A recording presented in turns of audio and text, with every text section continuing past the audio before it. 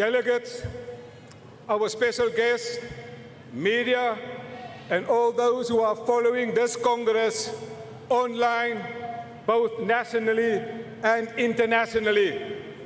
I'm also greeting our federal leader, John Steenhuisen, our chairperson of the Federal Council, Helen Zille, all our provincial leaders, provincial chairpersons, PECs, regional leaders, members of the federal executive, as well as members of the Federal Council, all structures and formations of the Democratic Alliance, all activists, all supporters around the world. A special welcome to our international guests and more than 500 local and international media, religious organizations, and traditional leaders, also DA abroad. Welcome to this Congress.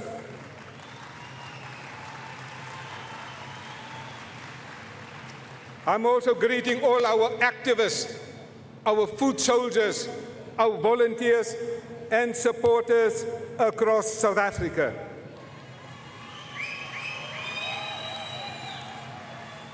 Every 3 years, members of the Democratic Alliance come together to take stock and to reflect and to map out the future of this party. At this Congress, we are meeting at a time when liberal democracy is globally under attack. We have invited our partners from the liberal parties around the world. They are present at this Congress. During times of uncertainty, we must return to our values and core principles.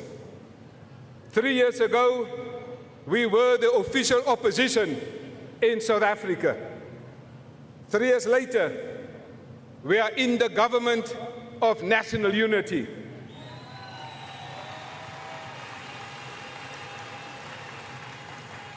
Delegates, South Africa, at this Congress, we will provide feedback on our performance in local government, in provincial government, and in the national government. As you will see, the DA is making a huge difference in the government of national unity. We are meeting here today at a time when many towns have no water and no electricity. This Congress is your platform to discuss policy resolutions. I want to thank the chairperson of the Policy Resolutions Committee, Mr. Matt Cuthbert, who has done an outstanding job.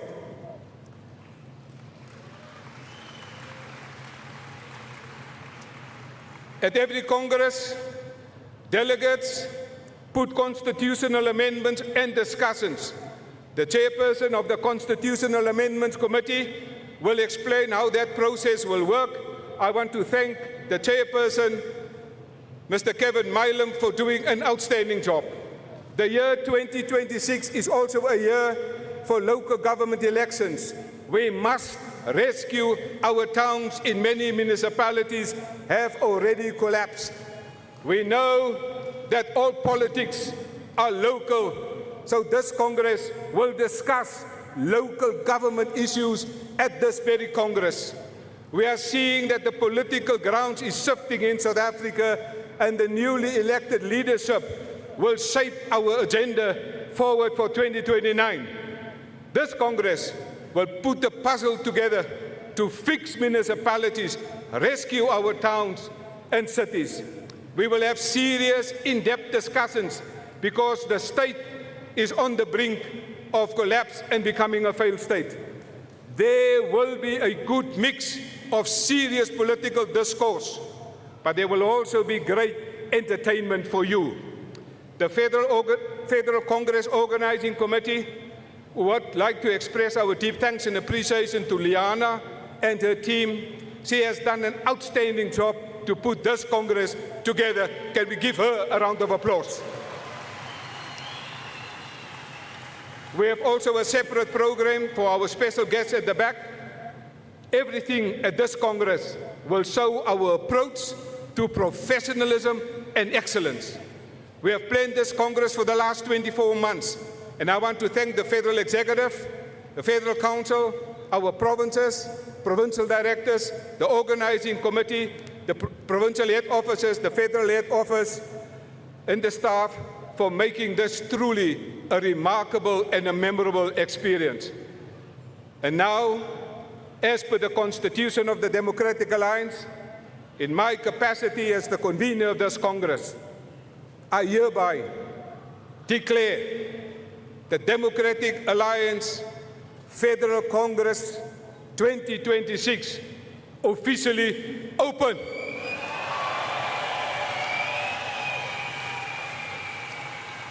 Delegates, it is your Congress. It is your Congress, and South Africa is watching.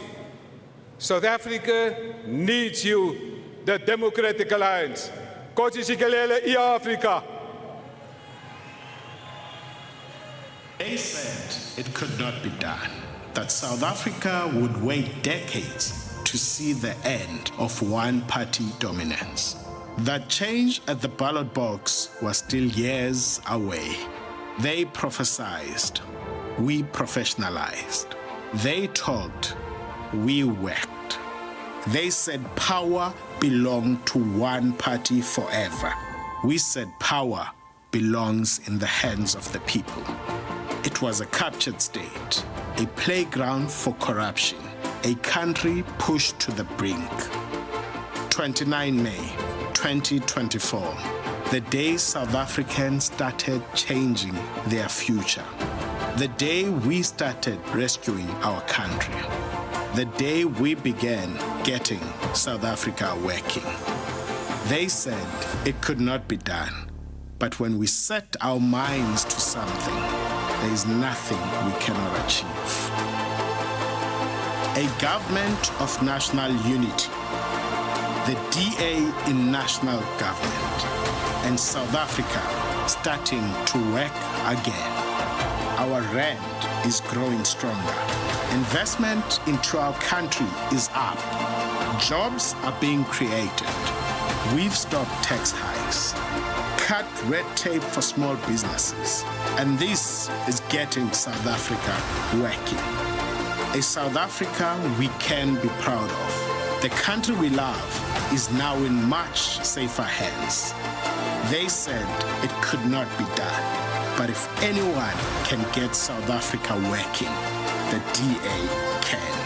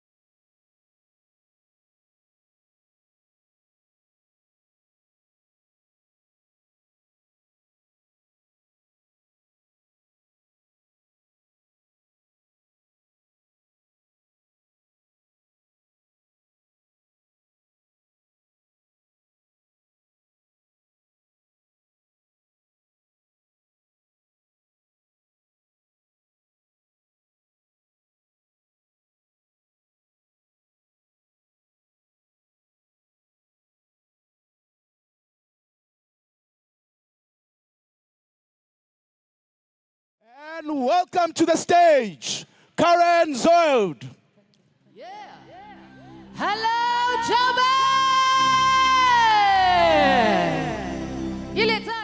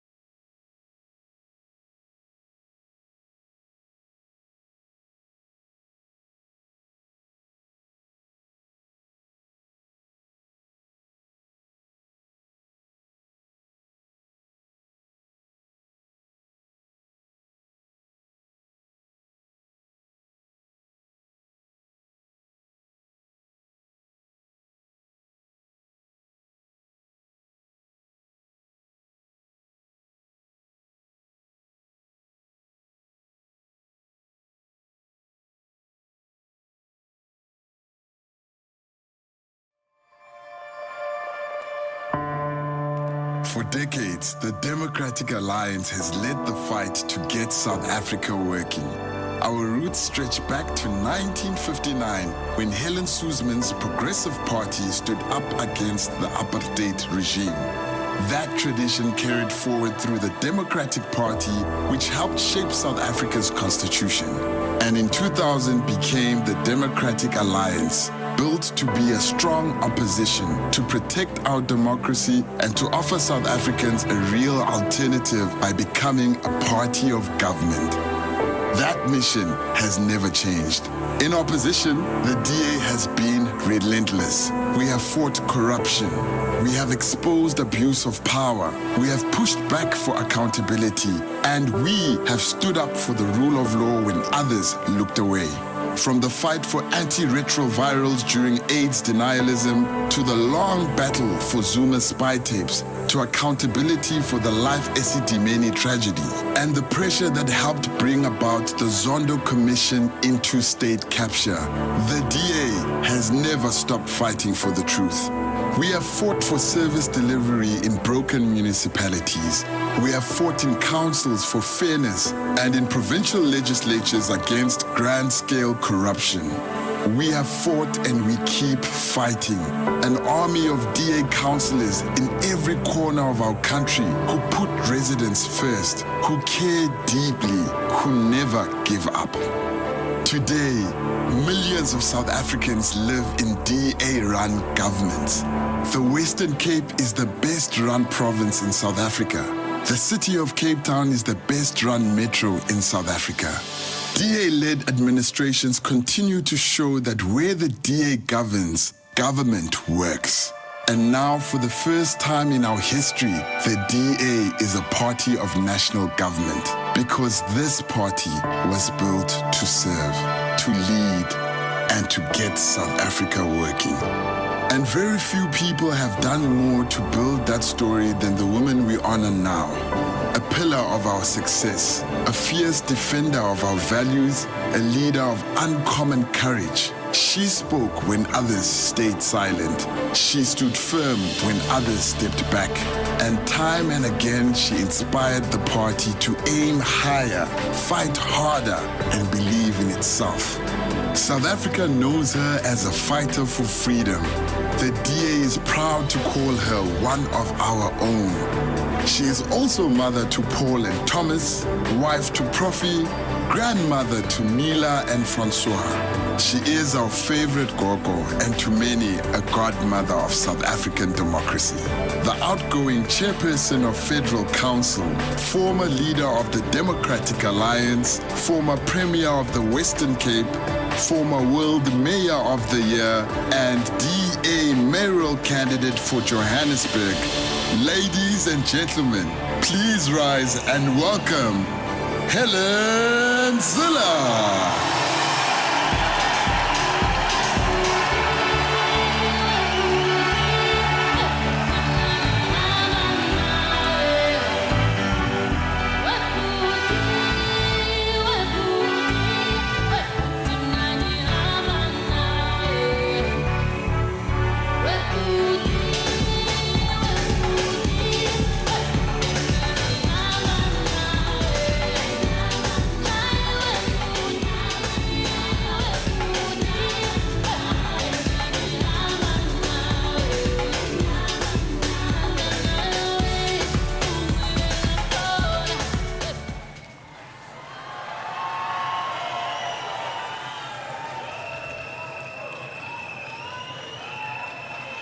My friends and delegates,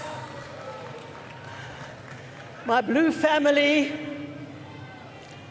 I wish I could dance now, but the people running this Congress are running like a Swiss train. And there isn't something on the run sheet that says I may dance now, because we might lose a minute. So we better get going and stick to the program and the time. What a vibe. What a fantastic moment. To see all the provinces in friendly competition and then pulling together like provincial sports teams, but when the books or Bafana Bafana play, we all come together. And that is the DA. We have just watched a powerful but very brief history of the Democratic Alliance, beginning with our founding Congress 26 years ago. But the values that we stand for are far older. We did not invent them. We inherited them. We took the baton from those who ran this race for liberal democracy before us, in fact, 67 years ago. To Congress delegates as young as you, 67 years may seem a long time. In political evolution, it is the blink of an eye.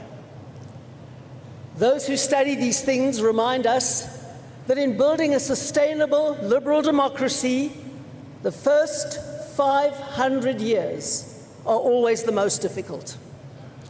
And yet, in just under 7 decades, we have made extraordinary progress. We have made extraordinary progress in soil that has never been fertile for liberal democracy.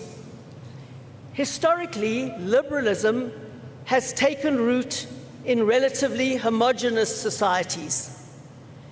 As those societies became more diverse, as so many are in our shrinking interconnected world, liberal democracy comes under pressure and is often the first casualty.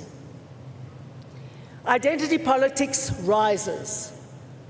Ethno-populism thrives. The principle of individual freedom under the law begins to wilt. Historians will one day ask this question: how did South Africa, of all countries, chart a different course? And the answer will be this: the Democratic Alliance. You. The answer will be to the question, why did South Africa, of all countries, chart a different course? The answer will be you, the Democratic Alliance. We have taken on two powerful racial nationalist traditions in our history. We defeated one of them at the end of the 20th century. We have prevented another from dominating our new landscape, acting as a powerful brake on the trend in liberated countries for the liberators to become the oppressors. And we have done this in an era when much of the world is beating an alarming retreat from liberal principles, and the moderate rules-based order itself is under threat. There is no shortage of parties in our country that want to pull us in that same direction. Hundreds will appear on the ballot in the next election. Many will seek to weaponize our diversity and to divide South Africans along racial lines. We reject that path.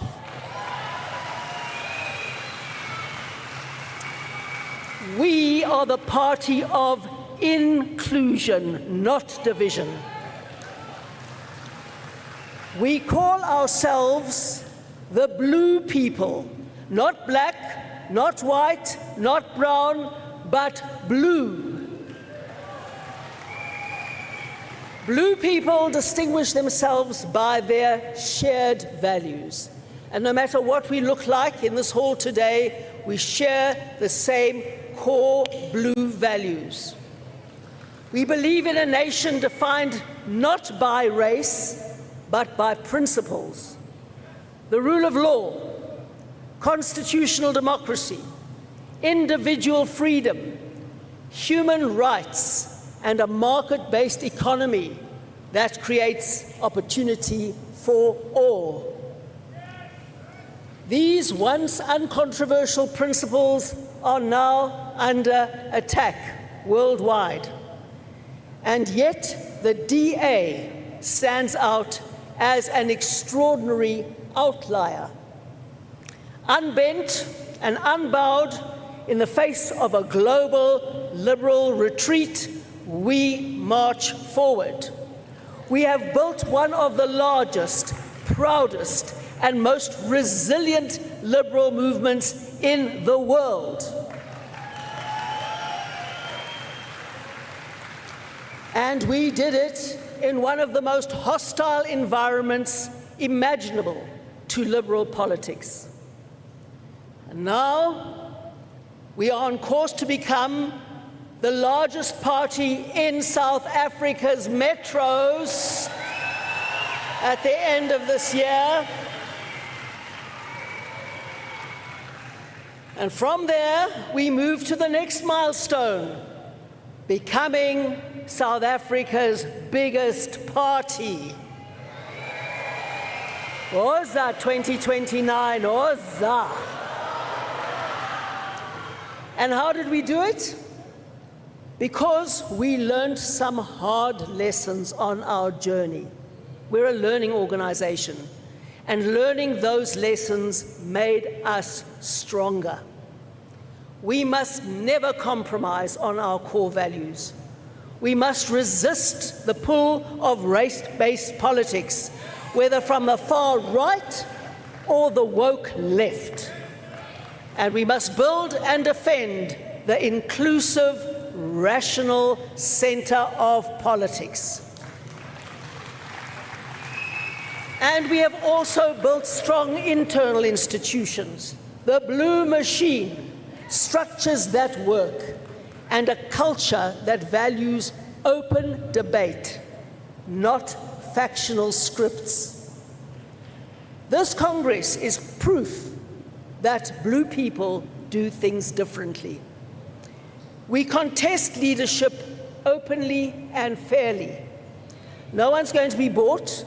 No money's going to exchange hands for a vote, not even a box of chocolates. So we contest openly and fairly. We elect leaders peacefully, without bribery, without coercion, without threats. We debate policy in good faith. And if you don't win an argument or an election in the DA, you are not punished. You are respected for putting yourself out there, as long as you do so with integrity.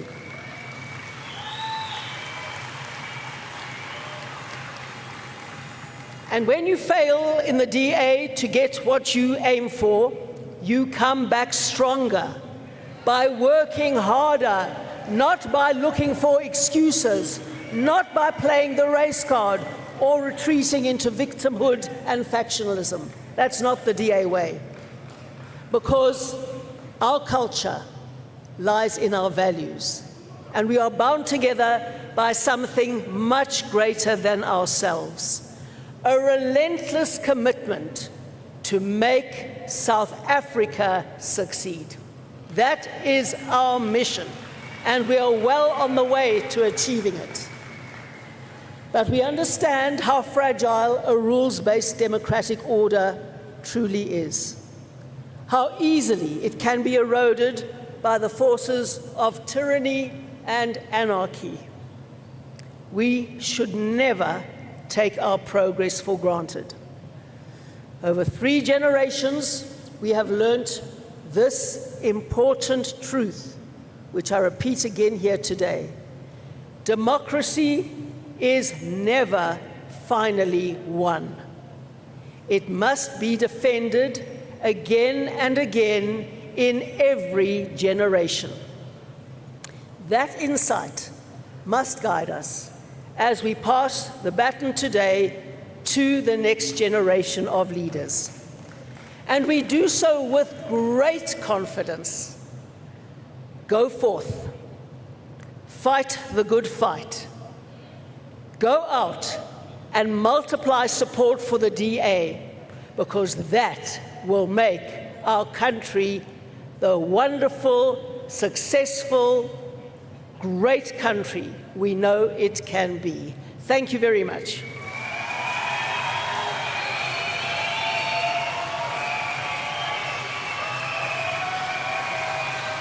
I truly love you guys.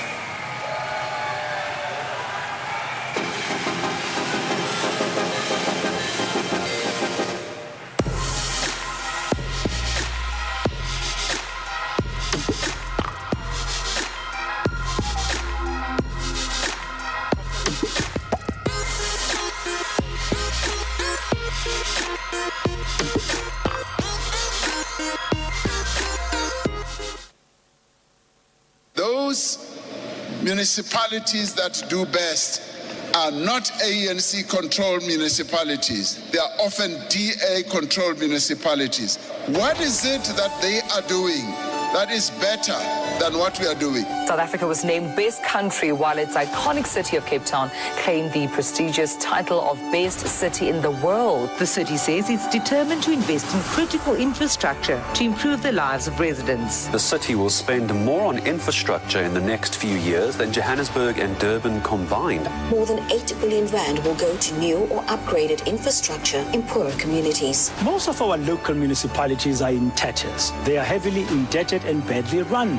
Midrand, local municipality in the Vaal, has been one of a very few exceptions in the country. The Midrand municipality is working on ditching power utility Eskom and replacing it with a private company instead. The municipality of Midrand has been ranked first in clean audits and satisfactory service delivery for years running. It has consistently outperformed most of the municipalities in the province and indeed municipalities around the country. The South African Local Government Association in KwaZulu-Natal has commended Umgeni municipality for what it said is effective use of the municipal infrastructure grant. In 6 months, it managed to spend the 24 million rands allocation on various projects such as roads, storm water, and finishing all the projects that had been poorly managed before. The Kocha municipality is fighting crime with the creation of a high-tech intelligence center that helps monitor CCTV cameras and license plate recognition. The Kocha municipality has also taken further steps to ensure public safety by launching an app for residents. In case of emergencies, the app directly links the user to the monitoring center.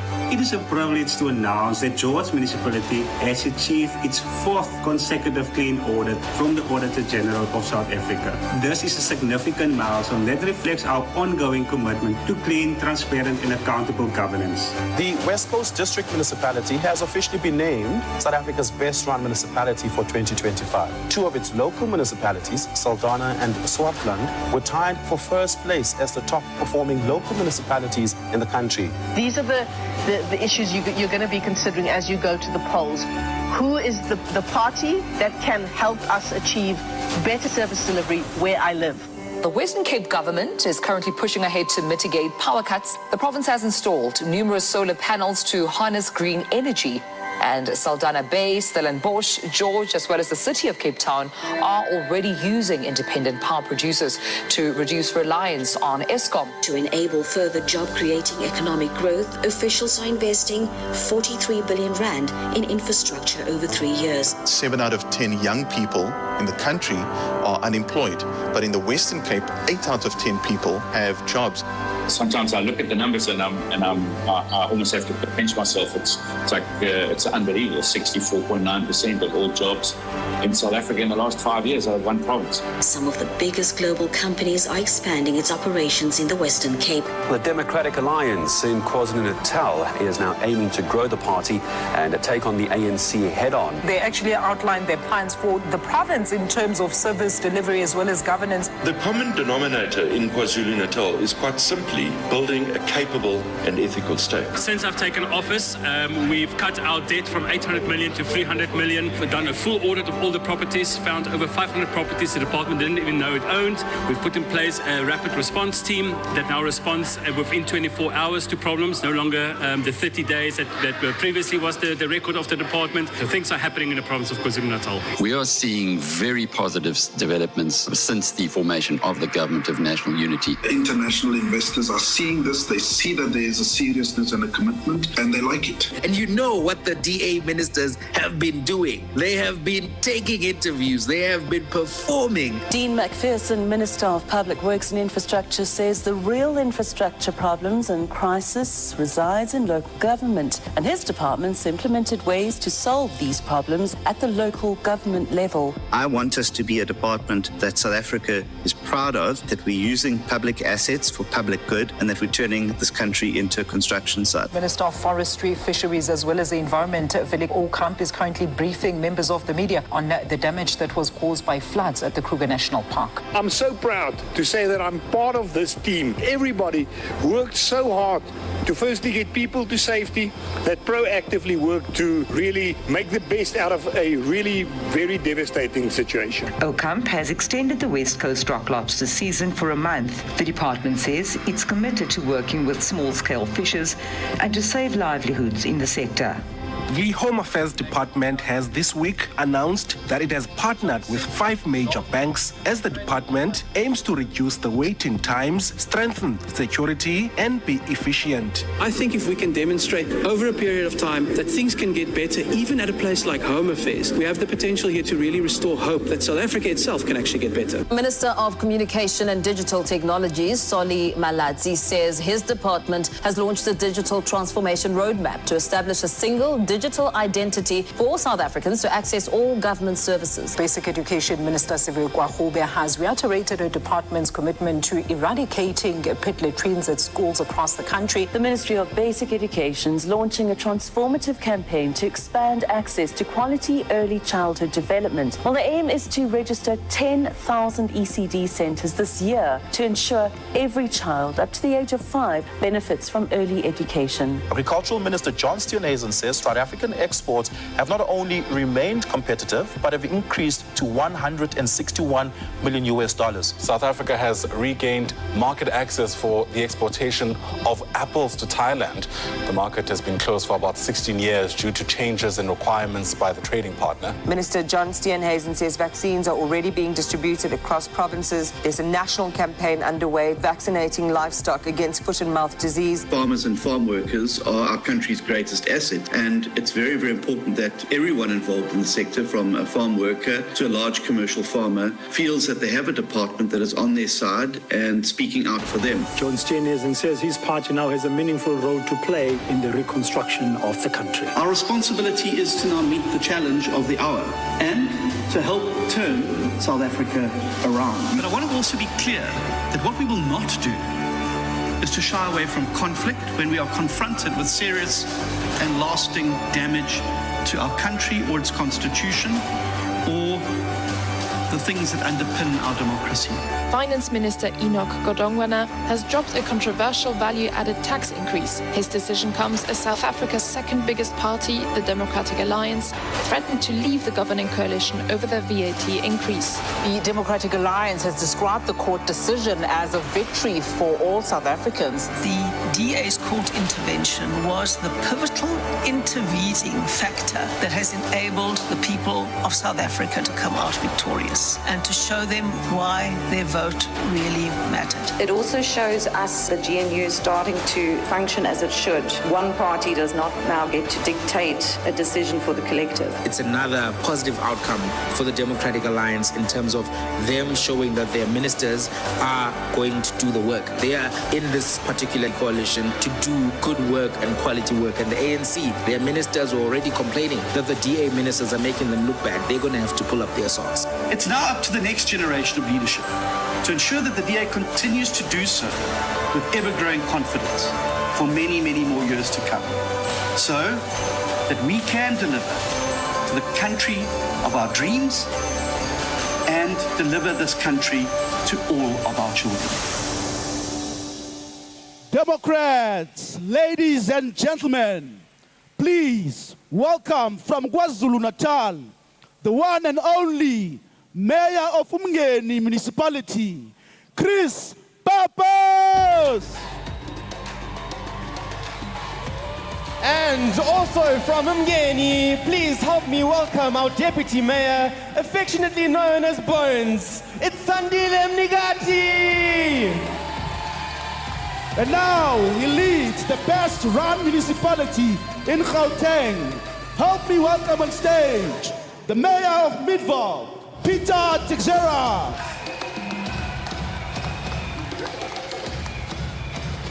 And all the way from the Eastern Cape, when he's not fighting literal fires, he's the Mayor of Kucha Municipality, Mr. Hatting Bornman.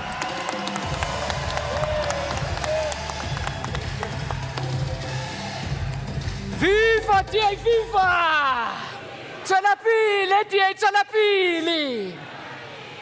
For almost 30 years in a place called Umgeni in KwaZulu-Natal, the cracks were showing. Finances under pressure, infrastructure deteriorating, the growing gap between what government was delivering and what the people deserved.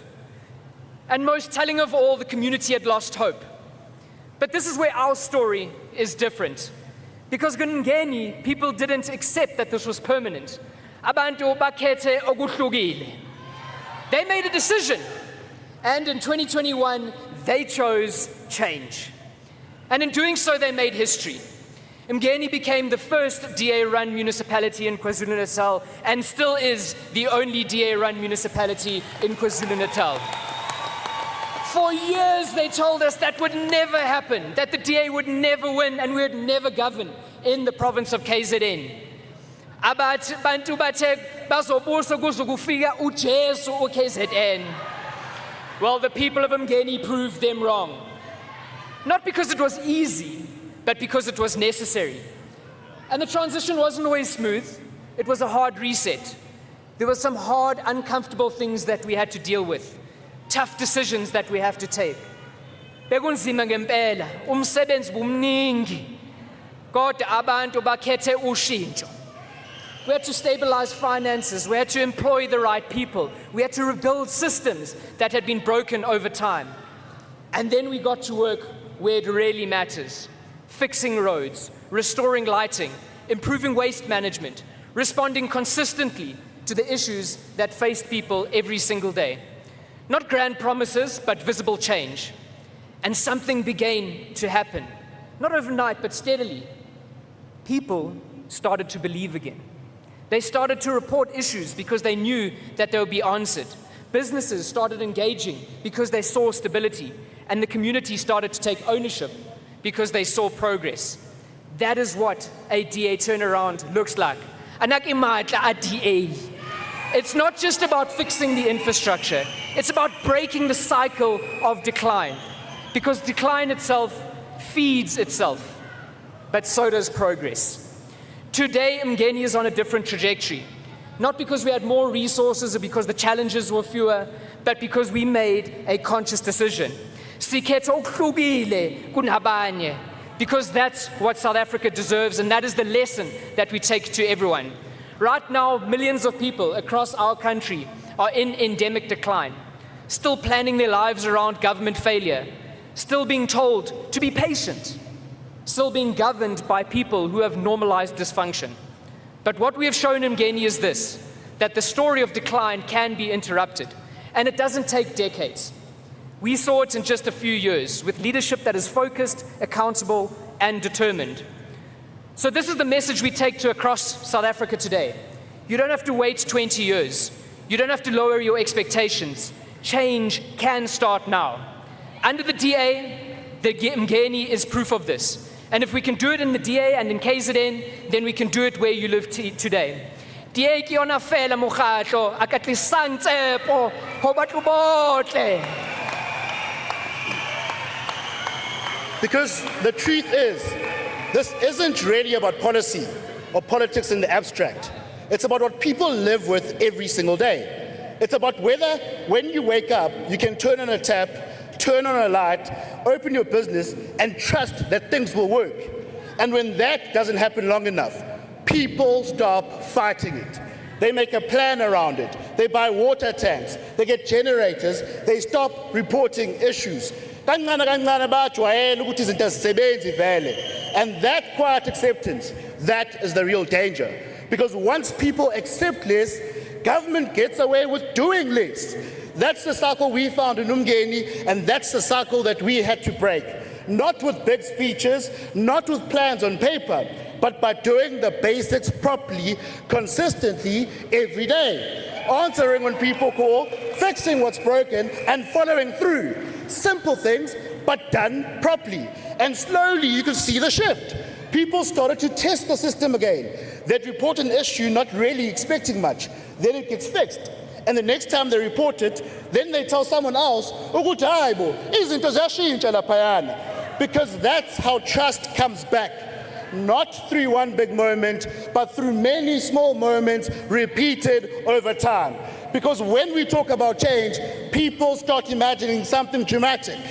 But in reality, it's built in the ordinary. It's the street light that stays on. It's a refuse truck that rocks up on time. It's the road that actually gets repaved. Those are the things that matter, because they tell people that someone is actually paying attention. Someone actually cares, and that the system is working. And once that starts to happen, expectations change. People stop asking if something will ever be fixed. They want to know when. And that's the story of the DA shift in Umgeni. That change does not need unlimited money, but a decision to do things differently and the discipline to stick to it. Because the gap between failure and success in local government is not as wide as many people think. It's about showing up, taking responsibility, being accountable, and following through. That's it. And if more places can get that right, even in the smallest of ways, we can start to see a country where people don't have to build their lives around dysfunction. A country where government does what it's supposed to be doing. Izinto zingasebenza. We've seen it. So the question is simple. Are you prepared to expect more and demand better? Because once people stop settling, everything changes. If we can do it in Umgeni, we can do it everywhere. Alala tie alala.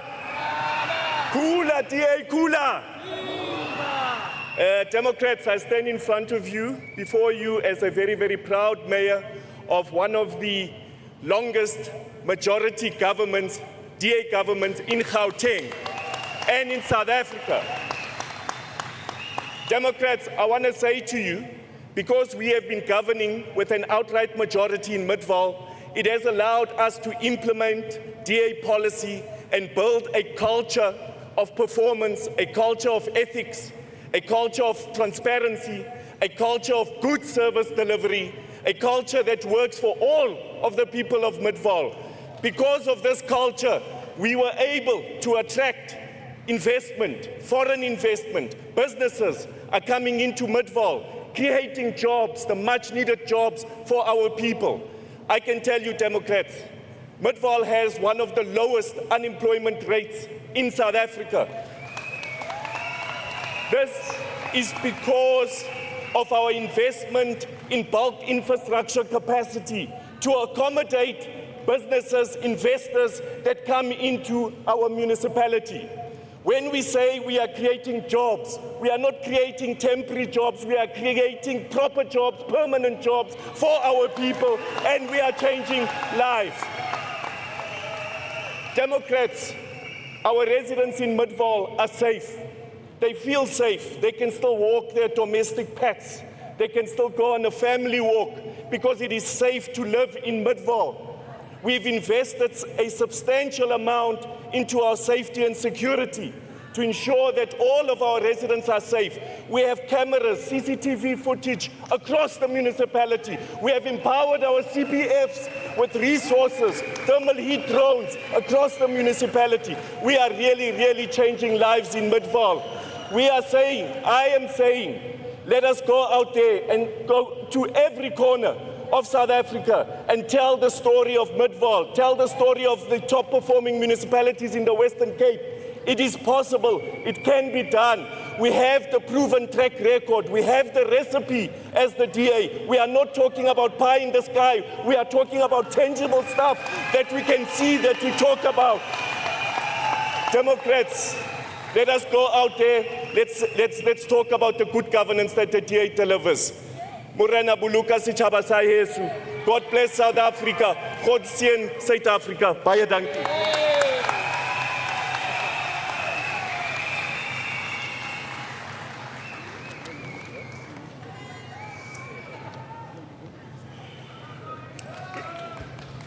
Imagine a sea of yellow boats, all leaking heavily and taking on huge amounts of water. People abandoning their boats because of the inevitable that is about to happen. Some boats are at the bottom of the ocean already, and survivors are bobbing aimlessly in small little lifeboats, unable to steer anywhere. These are the ANC-governed municipalities in the Eastern Cape that have collapsed under the weight of mismanagement, corruption, and neglect. But then you see these blue, huge sails pulled tight by the tailwind that is giving them momentum and purpose for their voyage. Those aboard have eyes that's filled with hope and a passion for the ocean they are sailing in. This blue boat of hope is the DA-run Kouga municipality, the lone DA municipality in the sinking Eastern Cape, for now at least. Kouga itself, just 2 terms ago, was sinking fast. Only 4% of the fleet was working. That's 12 vehicles to service 9 towns. Huge debt, dilapidated infrastructure, sewage running onto our beaches. I can go on and on. But then residents chose to put the DA in government, and things started to change. If you are sitting here today and thinking, my municipality will never rise from the pit that it is in under the ANC, let Kouga's story give you some hope. Kouga was ranked the worst municipality in the country just 10 years ago. Today we are the top municipality in the Eastern Cape. We appointed the best people. We made sure that we kept our finances stable. And today, Kouga looks much different. 98% of our fleet is operational every single day. We now have 2 consecutive clean audits. As we speak, 70% of our roads are being resealed in one go. We have just bought our first 5-megawatt battery energy storage system that will make electricity cheaper to our residents. Not through massive inflated tenders to cadres, but value for money. This is the DA difference, and we are not done yet. In a province where failure has become the norm, Kouga is proving that good governance is not only possible, it is achievable, sustainable, and replicable. And this is my message to Congress and to South Africans everywhere. Kouga is not an exception. Kouga is proof. Proof that where the DA governs, things work. Proof that broken municipalities can be fixed. Proof that progress is possible. Proof that the DA cares, not about ourselves, but about every single citizen that we serve. The DA has shown what it can do, not in theory, but in practice. And if we can fix Kouga, we can fix municipalities across this country. The DA is ready to govern. The DA is ready to deliver. And the DA is the only choice to get South Africa working. Vorentoe, DA, vorentoe. Forward, DA, forward.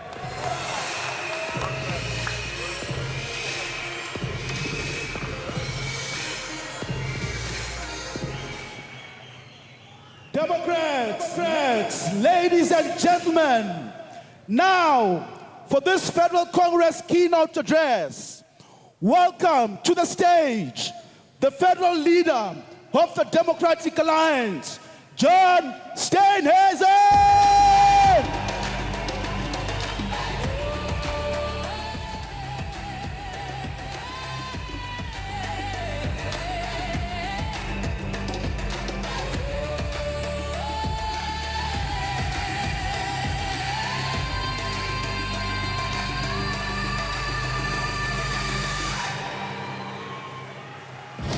Viva DA, viva!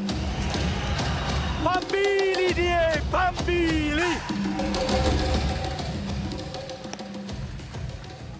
My fellow South Africans, my fellow Democrats, it is with a full heart, profound gratitude, and immense pride that I speak to you today for the final time as the federal leader of the Democratic Alliance.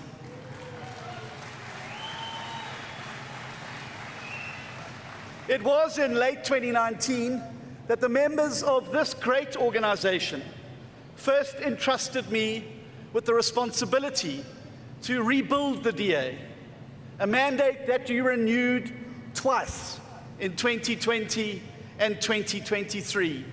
We've done so much together, friends. Thank you.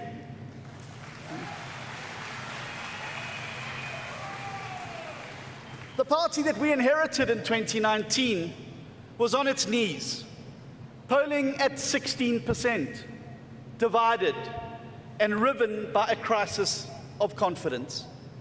The media confidently proclaimed the death of the DA. But together, the people in this room refused to accept decline as our destiny.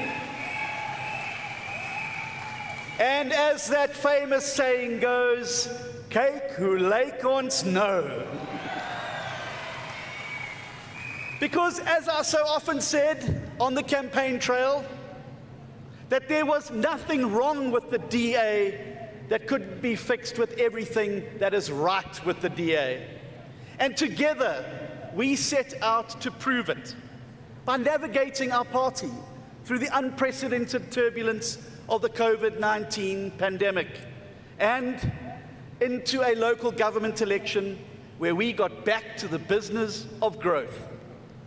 After we had stabilized the party, we met in this exact same venue on the 2nd of April, 2023, when we embarked on a mission that changed the history of the DA and the history of South Africa. On that day, we embarked collectively on our moonshot mission to transform our wonderful DA into a party of national government, fit for purpose in the new recently reality of coalition politics. And just 3 years later, our presence in this hall today is a living testament to the spectacular success of that mission.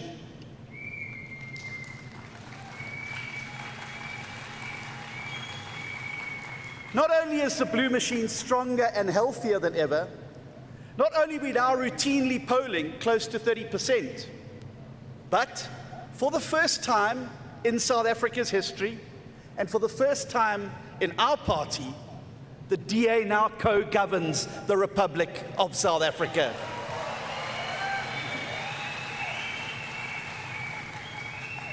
And that's what we pledged. That's what we pledged to the citizens of this wonderful country at our last Congress. And that is exactly what we've delivered. Democrats, it's important to reflect fully on the scale of what we have accomplished together. The DA traces its roots all the way back to 1959, when a small group of brave South Africans broke away from the United Party to form the Progressive Party. They stood alone in Parliament against the full force of apartheid. Helen Zille, for years, was often the only voice of conscience in that chamber. They were ridiculed, they were marginalized, they were threatened, but they never wavered for a moment in their belief that South Africa belonged to all who live in it. As recently as 1994, the DA's predecessor was still a party that enjoyed the support of just 1.7% of the population.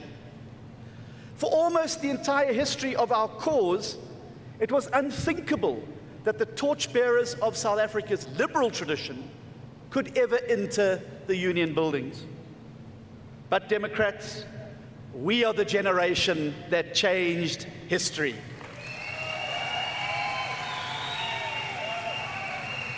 We took our moonshot and we achieved what had been unthinkable for decades.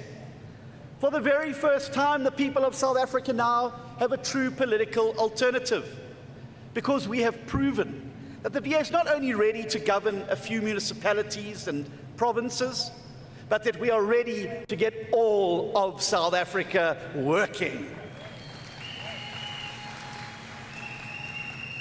Through our work in the Government of National Unity, we have proven that the DA delivers for all the people of South Africa, across urban and rural areas, in townships and in suburbs, in big cities and small dorpies. South Africans are experiencing the change that the DA has brought to the portfolios that we manage. In agriculture, we're opening up enormous new export markets. while systematically vaccinating our entire national herd against foot and mouth disease for the first time in our country's history. In home affairs, we're rebuilding the very foundation of the state, eradicating long queues and replacing paperwork and inefficiency with technological modernization at a scale never seen before. In basic education, we're safeguarding mother tongue education through regulations, while investing in the foundation phase learning and improving matric results. In public works and infrastructure, we're uprooting corruption and criminality while transforming dilapidated government-owned buildings into public assets that serve public good. In communications and digital technologies, we're working to unlock equity equivalence to drive innovation and enhance digital inclusion. And in forestry, fisheries, and environment, we have saved fishing communities from destitution by restoring their access to the sea while ensuring sustainable economic development. Above all, DA ministers, deputy ministers, and our parliamentary chairpersons are fighting every single day to drive the economic reforms that our country needs, to unlock private investment, and to grow the economy and create jobs. And that is why we steadfastly fought against a destructive proposal to increase VAT in last year's budget. It's why we pushed government to act quickly to reduce the fuel levy in the face of exploding fuel costs. It's why we took court action against the economically destructive Expropriation Act, which has led the President to admit in his court papers that the Act is indeed unconstitutional. And Democrats, it's now only a matter of time before the court strikes it down.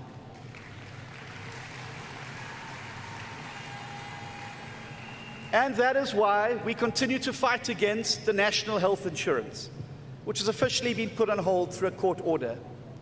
Every single day, in big ways and small, DA councillors, activists, MPs and MPLs are winning the battles against destructive policies in ways that were impossible before, because we now have a seat at the table. And the results speak for themselves. The clarity and urgency that the DA has brought to bear against the destructive policies in favor of economic reform has already led to South Africa's removal from the FATF grey list, our first credit ratings upgrade in 20 years, a doubling of economic growth, and the first signs of lower unemployment. Democrats, we've still got a long way to go to rescue South Africa, but for the first time in decades, our country is well and truly moving in the right direction.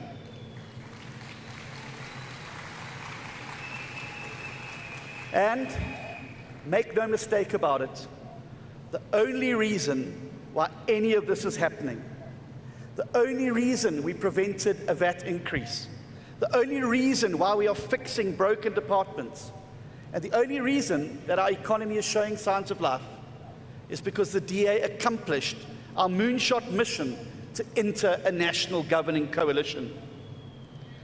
But the DA's work in national government also matters at another deeper level.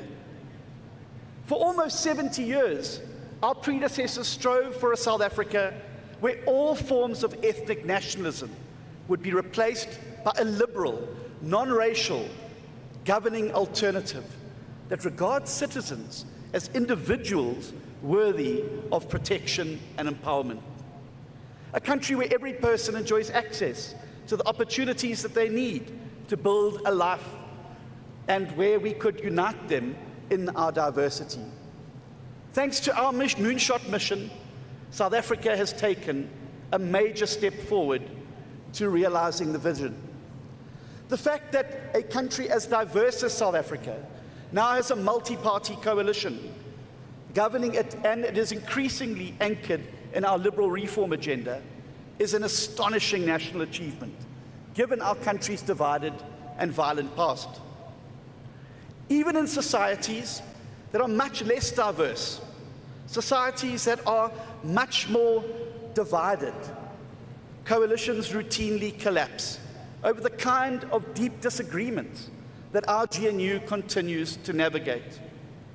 And that is profoundly important because it demonstrates beyond doubt that this country is capable of working together to pursue reform and growth.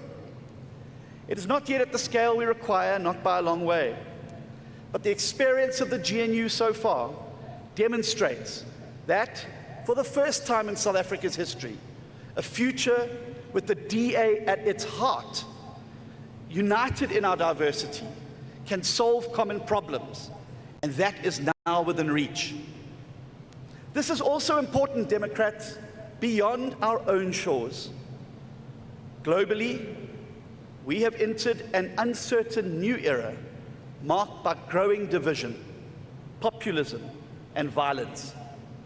We're living through a moment in time where the timeless liberal values that we hold dear, freedom, fairness, opportunity, and diversity, are coming under the most sustained assault since the end of the Second World War. Illiberalism, at home and abroad, is on the march, and its defining feature is a retreat into populist and ethnic nationalism based on the belief that diverse societies are just doomed to fail. This rising global tide of scapegoating, othering, and ethnic division strikes at the very heart of who we are and the DA's political project. Because our party's core belief, dating all the way back to 1959, is that a country as richly diverse as South Africa can be made to work for all of its people.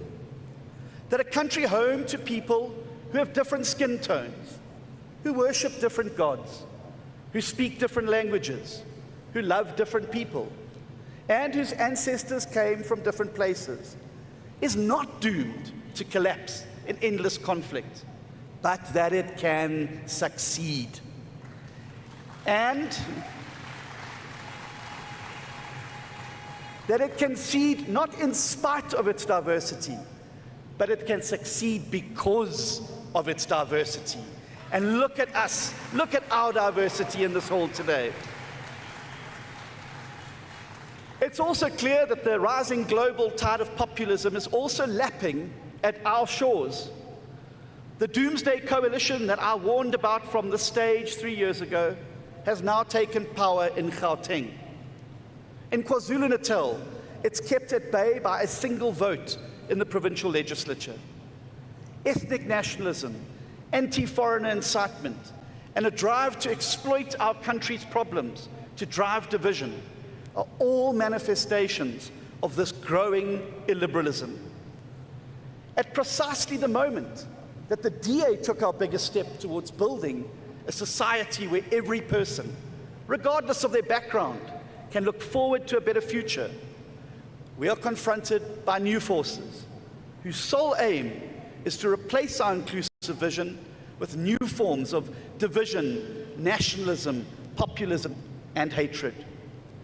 And it is an agenda that we must reject, and we must reject at all costs, because, Democrats, it is the antithesis of who we are and what our predecessors fought for. And instead, if this is where the world is going, then our job as the DA is to ensure that South Africa is an outlier. While many places around the globe have swung towards extremes, South Africa is one of the few countries that today has a more moderate government, a more inclusive government, and a more diverse government than we had 2 years ago. The formation of the GNU is precious, and it is historic, and an opportunity to unite those who want to build a better country across all those old dividing lines of race, class, language, and religion. It's an opportunity that we must seize and build upon. We, the people of South Africa, and our government of national unity, are now the torchbearers of the future, keeping the flame alive for a world where difference and diversity are harnessed instead of weaponized. Now, this is not naivety, it's practical, because it is only through the values and principles of the DA that South Africa can ensure a prosperous future for all of its people.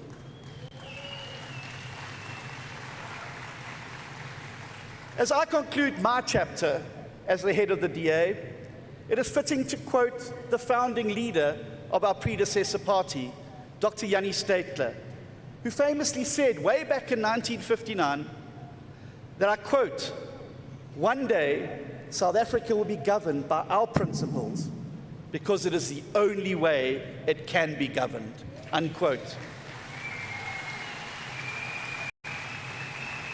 My fellow South Africans, that a party once consigned to irrelevance and ridicule now shapes the very destiny of South Africa is the legacy that I and we leave behind for the Democratic Alliance.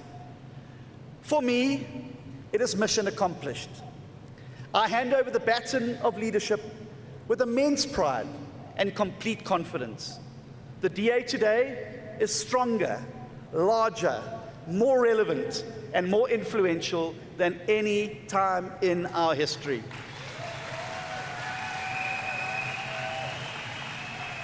We're no longer a regional party or a perpetual opposition. We are a national force for reform, a party in government that is already making South Africa better. And Democrats, the road ahead will have challenges. It always does. But the foundations that we have built together are solid. The values we defend are timeless.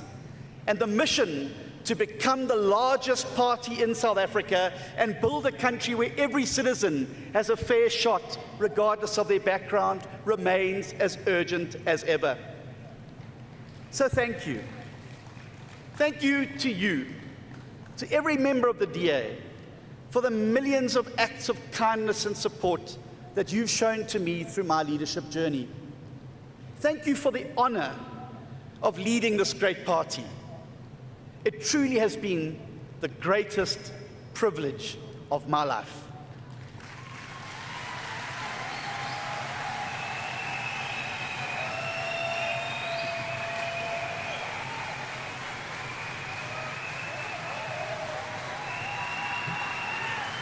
I want to say thank you.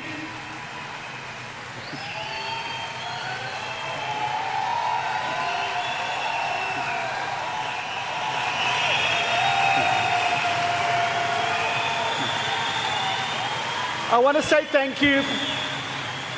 thank you to my incredible staff that works in the leader's office, who've crisscrossed this country with me tirelessly. To all of you, thank you. I couldn't have done it without you. And to my right arm, Una Christians, who's managed the admin in my office for so long. Thank you so much, Una. It's her 20th year of service to the DA today, 12 of which have been with me. And now the hard part. Thank you to my family.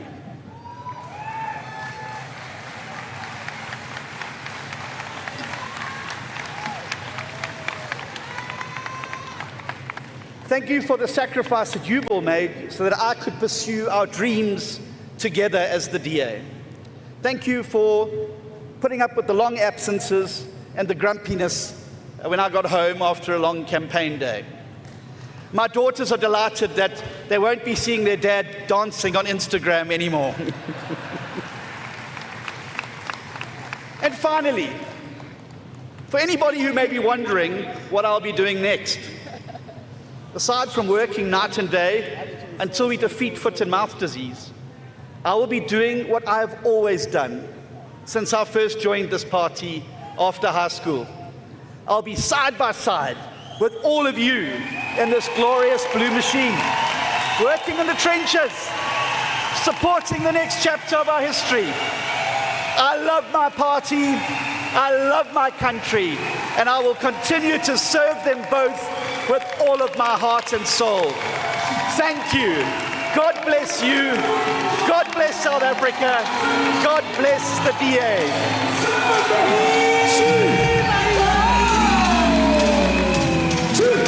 Yo, yo, yo, se você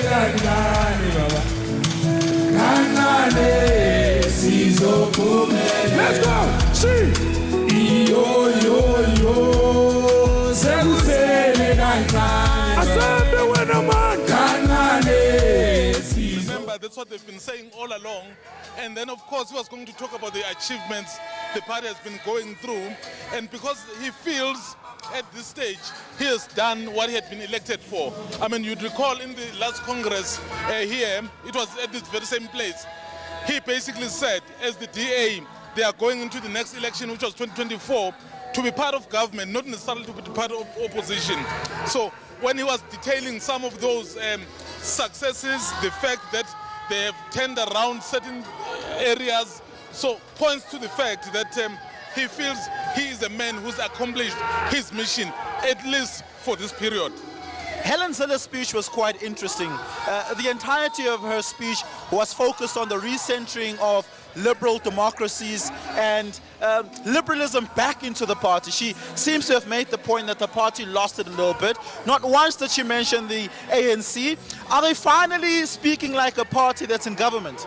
In fact, I think you and I also had this discussion informally or outside before cameras.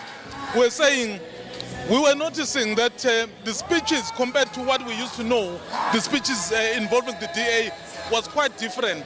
You can actually see that now this is the party in government.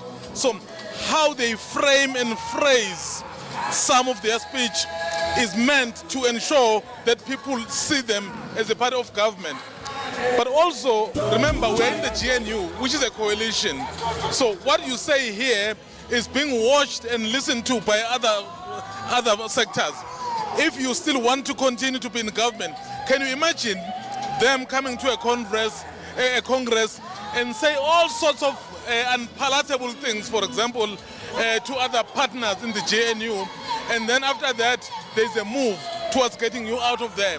So they were striking a very delicate balance to say, yes, we are a party in government, we are doing better, but we are not going to be going out bashing the ANC like we used to. So what we'll do, we'll basically highlight that before we got in, so there were difficulties. Now that we are in, we are turning things around. So it was a very cleverly calculated move. Very fascinatingly is that this conference is also a policy conference. It's not just an elective conference.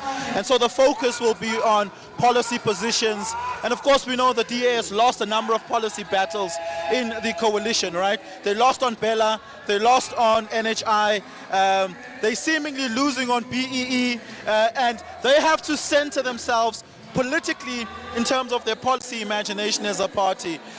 When you listen to Helen Zille, when you listen to John Steenhuisen, do you think that there's a consensus in this room of 2,000 people around what the key policy positions ought to be? The reality has sunk in, Oliver. The reality has sunk in that as part of government, we can't do things the way we want. We have to have compromises. That is why we have to revisit some of our policies, because if we go with our own policies as the DA, so they may not find favor with other partners in the coalition government or in the GNU government.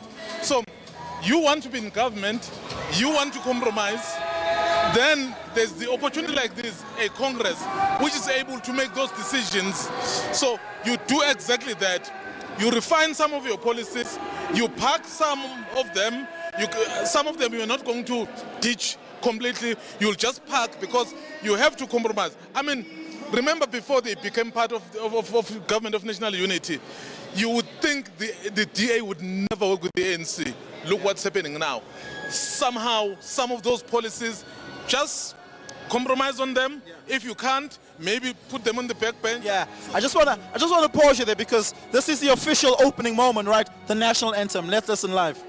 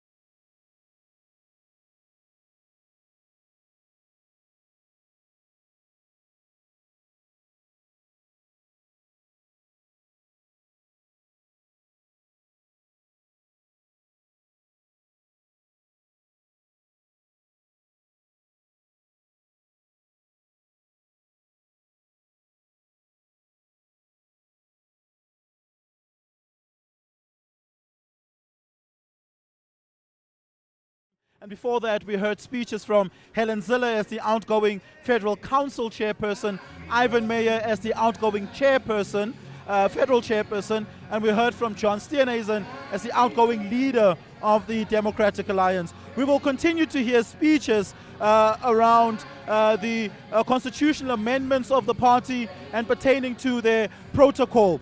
And then we will have the overall constitution vote, where they will vote on these constitutional amendments. Now, the voting for the new positions will only take place tomorrow. It will not be taking place today.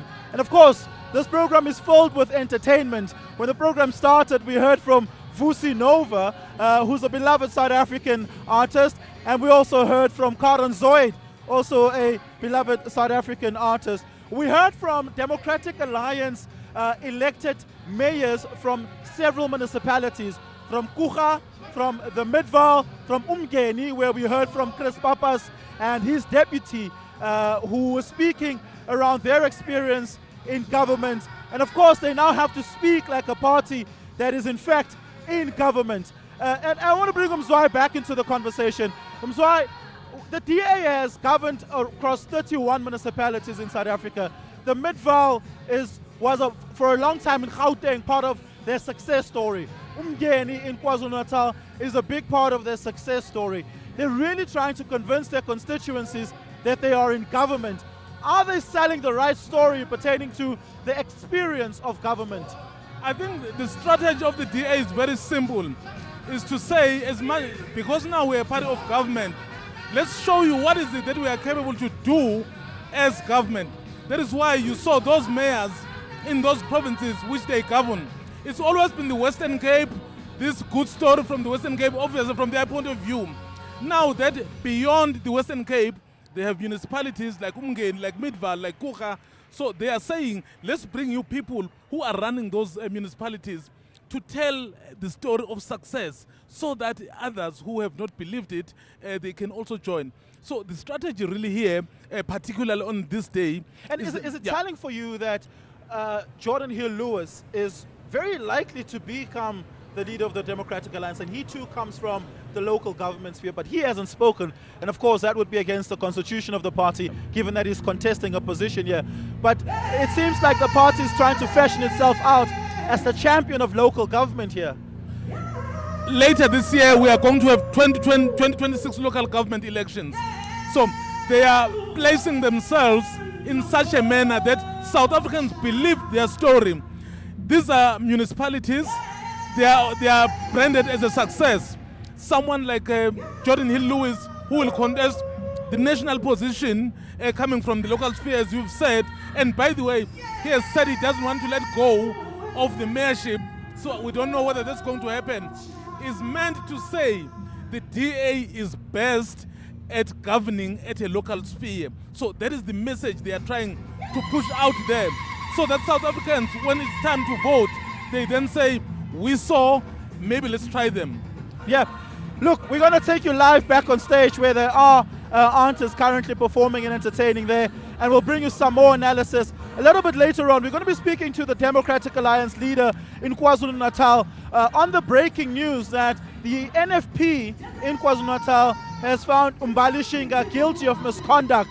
And of course, that might have some serious implications for the party in terms of how they negotiate their government position there. Umzwai, KZN has been precarious.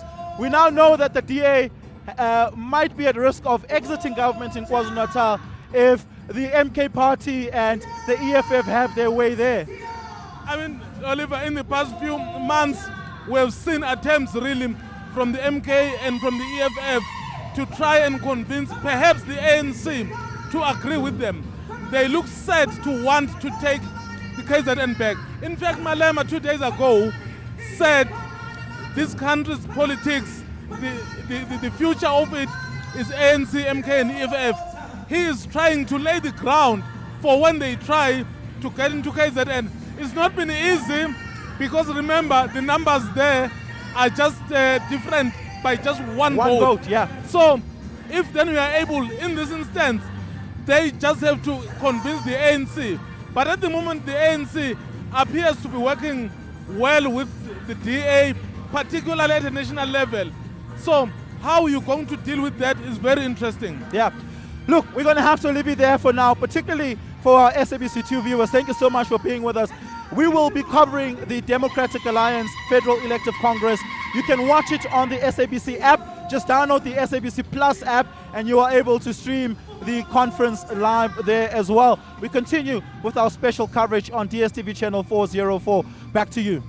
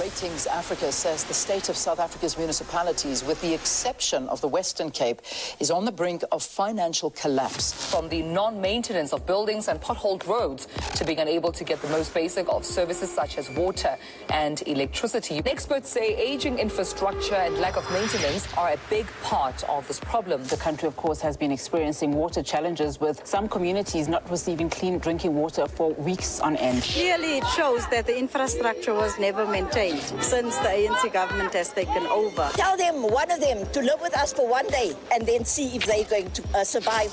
But we have to survive. Corruption is a massive problem in South Africa.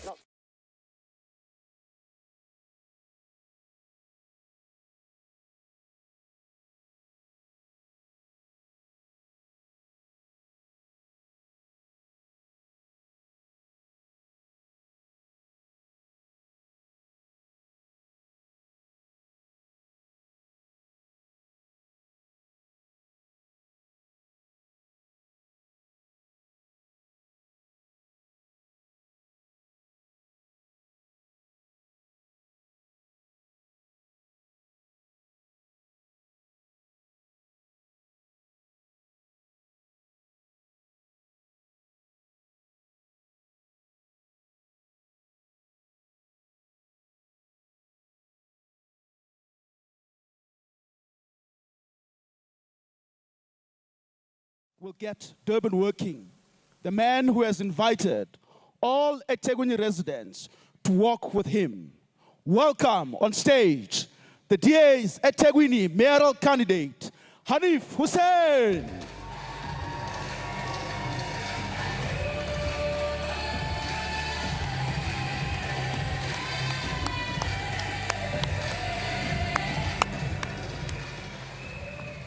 Yeah, fellow Democrats, friends, walk with me.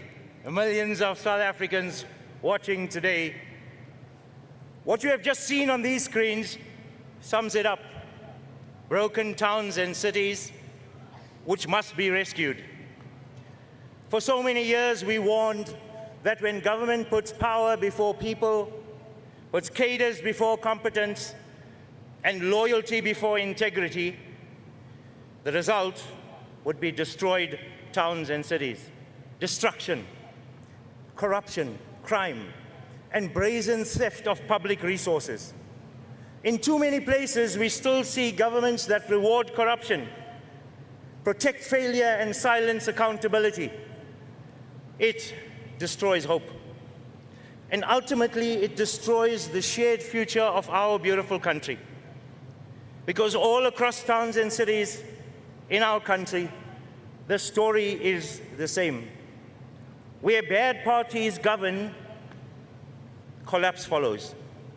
Where bad parties enter coalitions, chaos follows. And where they cling to power, corruption follows. I stand here today as the mayoral candidate for eThekwini. And so let's take a look at Durban. Communities there go without water for weeks on end. Almost 60% of the water is wasted, and residents have to pay more for less. A city that should be one of Africa's greatest economic hubs, brought to its knees. A municipality where billions are spent but basic services fail. Where infrastructure crumbles while contracts are inflated. Where shack communities are left in filth while the politically connected elites grow rich. And yet the architects of destruction spent 22 million rand on statues instead of fixing the pipes or building houses for the poor. They took a working city and they broke it. This is not incompetence alone. They deploy cadres, not because they are capable, but because they are loyal. They award tenders, not because they deliver, but because they donate. They protect failure because accountability threatens the entire network. And the result, a city that doesn't work, a government that doesn't care, and a people who are forced to suffer. And let us be absolutely clear, this is how cities are broken. Not by accident, but by design. And so by design, we can also unbreak them. By design, we can get them working again. Government failure is not a permanent feature. There is a cure. It is to remove the looters of opportunity, the thieves of dignity, the crooks with a political mandate. The ANC at a local level is nothing more than an organized corruption syndicate masquerading as a political party. But like every other syndicate, their days run out. And I'm not here just to tell you about the story of the rise and fall of the ANC, because, fellow Democrats, there is another much more important story to tell in our country. A story they don't want told. A story of what happens when government actually works. Where the DA governs, cities are cleaner, safer, and much better run. Where the DA governs, we create work. Because we have proven that cities that work create work. Where we lead, money is spent on the people, not stolen from them. We don't make excuses, we make progress. And that is the DA difference. The difference between a party that governs for itself and a party that governs for the people. So today we say enough. Enough of the decay of local governments like eThekwini. Enough of local governments that treat public money like private property. This is not just about politics. This is about the future of every South African who still believes that things can work. And they can. but only if we are prepared to fight for the change we want to see, to organize, to mobilize, to take this message into every community, every street, every home. And as the mayoral candidate for Durban, I stand on the shoulders of hard-working DA caucus with those councillors who fight every single day for our residents. But ladies and gentlemen, this is not easy work. It is relentless work. But the truth is simple. Our cities do not have to fail. Our people do not have to suffer. There is a better way, and we are living proof of that.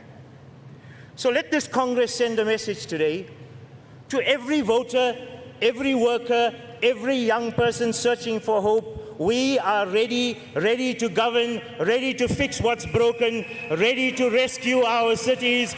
South Africa, the time is now. If we can stand together, we are going to be stronger together, and only the DA can bring change to our cities. We can and we will get your city working. Walk with us, South Africa. It's time to get South Africa working again. Thank you very much.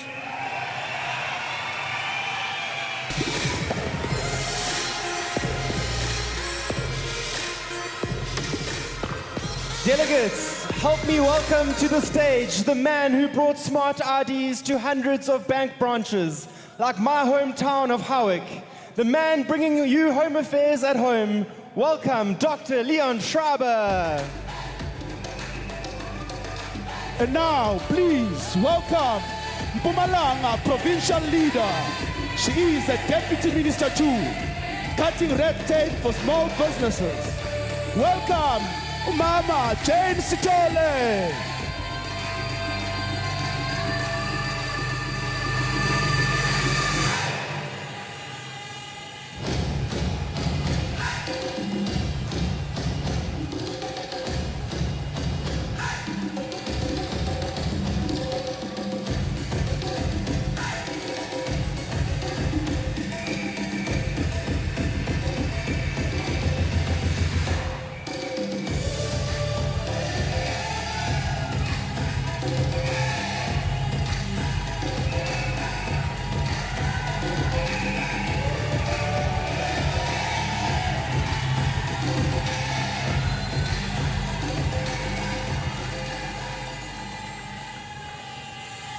Fellow Democrats, fellow South Africans, if I stood on this stage at our last Congress in 2023 and said the words Home Affairs to you, how would that have made you feel?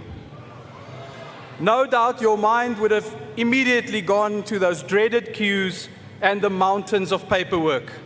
That is why when the DA stepped up to reform Home Affairs in the Government of National Unity, many people said it could not be done. They called it a poison chalice. But now, just 21 months later, the words Home Affairs already conjures up a very different feeling. Where once there was only despair, there is now hope because of the DA's work in the GNU. Our new digital partnership model has already brought paperless smart ID applications to 110 bank branches across the country in just 1 month since it was launched. No bookings, no queues, and no physical documents required. The entire process is done through fingerprint and facial recognition within just 5 minutes.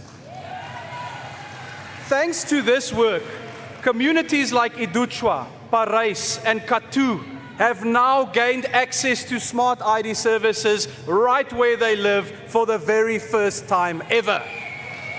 And Democrats, we are just getting started. We're expanding this world-class service to no fewer than 1,000 bank branches across the length and breadth of this country. And we will also shortly enable first-time smart ID applications and passport applications, as well as secure courier delivery. What that means is that instead of forcing you to stand in a long queue just to collect your own ID and passport at a faraway Home Affairs office, we are bringing your enabling documents right to your own doorstep. This is our vision to deliver Home Affairs at home in action. We are also building a cutting-edge digital ID system that will make your enabling documents accessible in digital format on your smartphone. Just like you already do with online banking, all of your information will be available at your fingertips, secured through biometric technology. And we are rebuilding with focus South Africa's immigration system from the ground up. Over the past 2 years, we have already deported nearly 110,000 illegal immigrants, an increase of 46% compared to 2023. The drones and body cameras deployed by the Border Management Authority have prevented hundreds of thousands more attempted illegal entries. Through the electronic travel authorization, we are using machine learning and biometric technology to drive tourism and economic growth and to bring an end to visa corruption and inefficiency once and for all. All of this work will be supported through the revised white paper on citizenship, immigration, and refugee protection that Cabinet has just approved. My fellow South Africans, the DA's work in the GNU across the 6 portfolios we manage proves that this party can fix what is seemingly unfixable. What we are doing is state building out of the ashes of state capture. So if you live in a broken municipality, and if you thought that your community's problems were unfixable, then I am here to deliver a message of hope to you. For the first time in our country's democracy, there is a party that has demonstrated at municipal, at provincial, and now at national level that it can fix the problems that others created and have long since given up on. That party is the Democratic Alliance. In the upcoming local government elections, if you want someone to fix your municipality, just like we are busy fixing home affairs, then there is only one thing to do: vote DA. Thank you.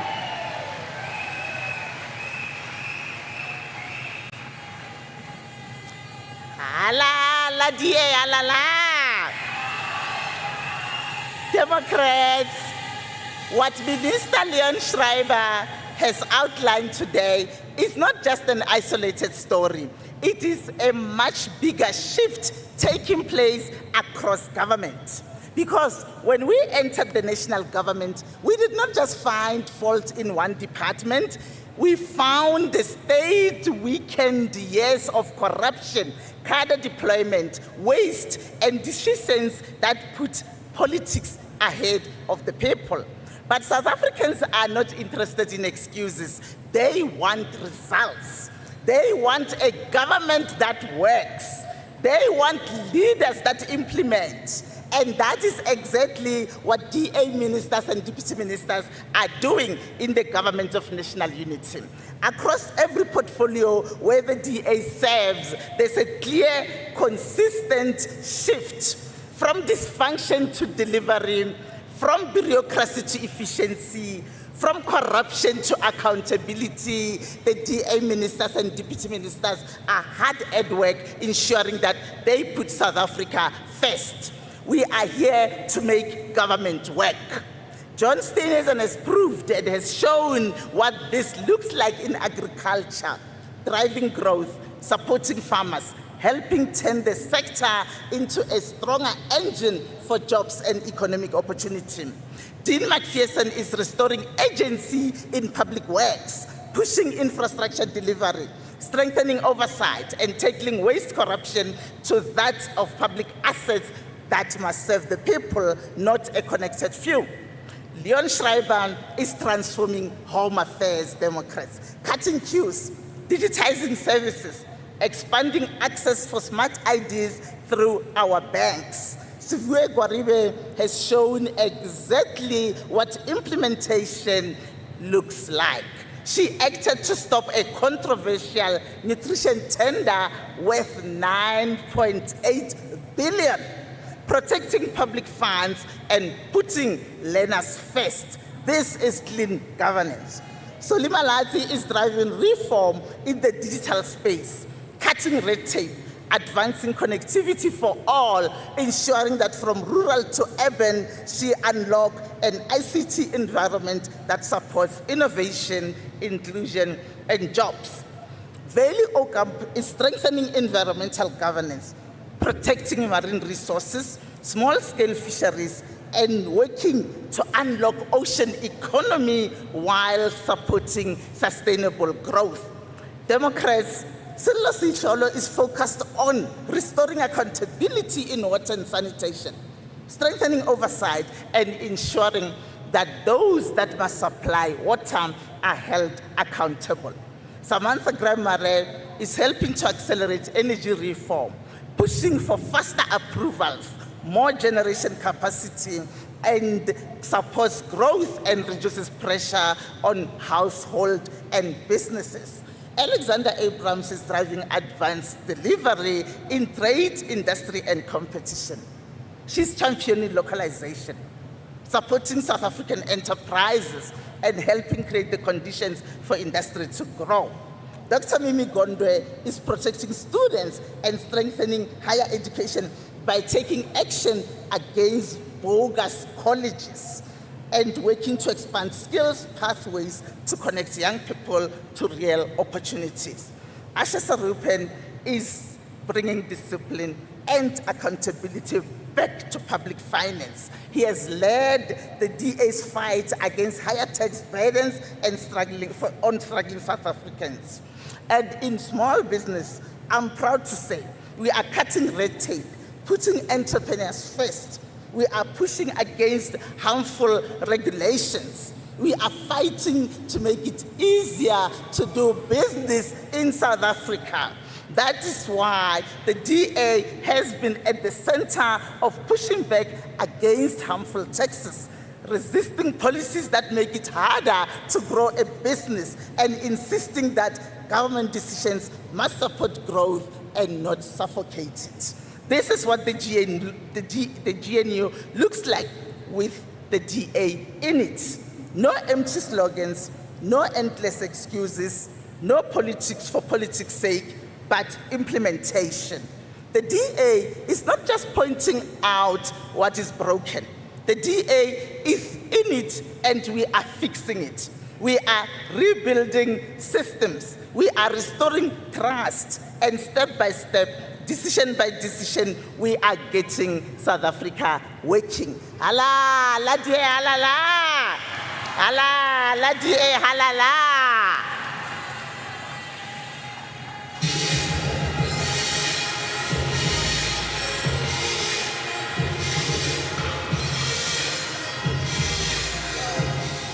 And now, delegates, welcome South Africa's best premier, the man who leads the Western Cape government from strength to strength.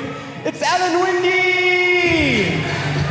And welcome to the stage, the provincial leader of the Democratic Alliance in the Western Cape, Tasha Simmons!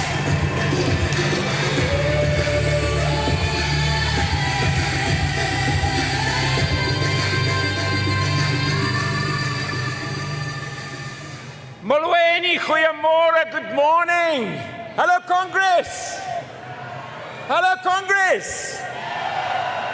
Jeepers, the feeling in this room is electric. I've never felt so much optimism and hope at a Congress, and those of you watching from around the country, from Mzansi, I wish you could feel the energy. If you're not on the blue wave, now's the time to get on the blue wave. For me, yes, for me, it is an honor to be here at such a pivotal moment in South Africa's history.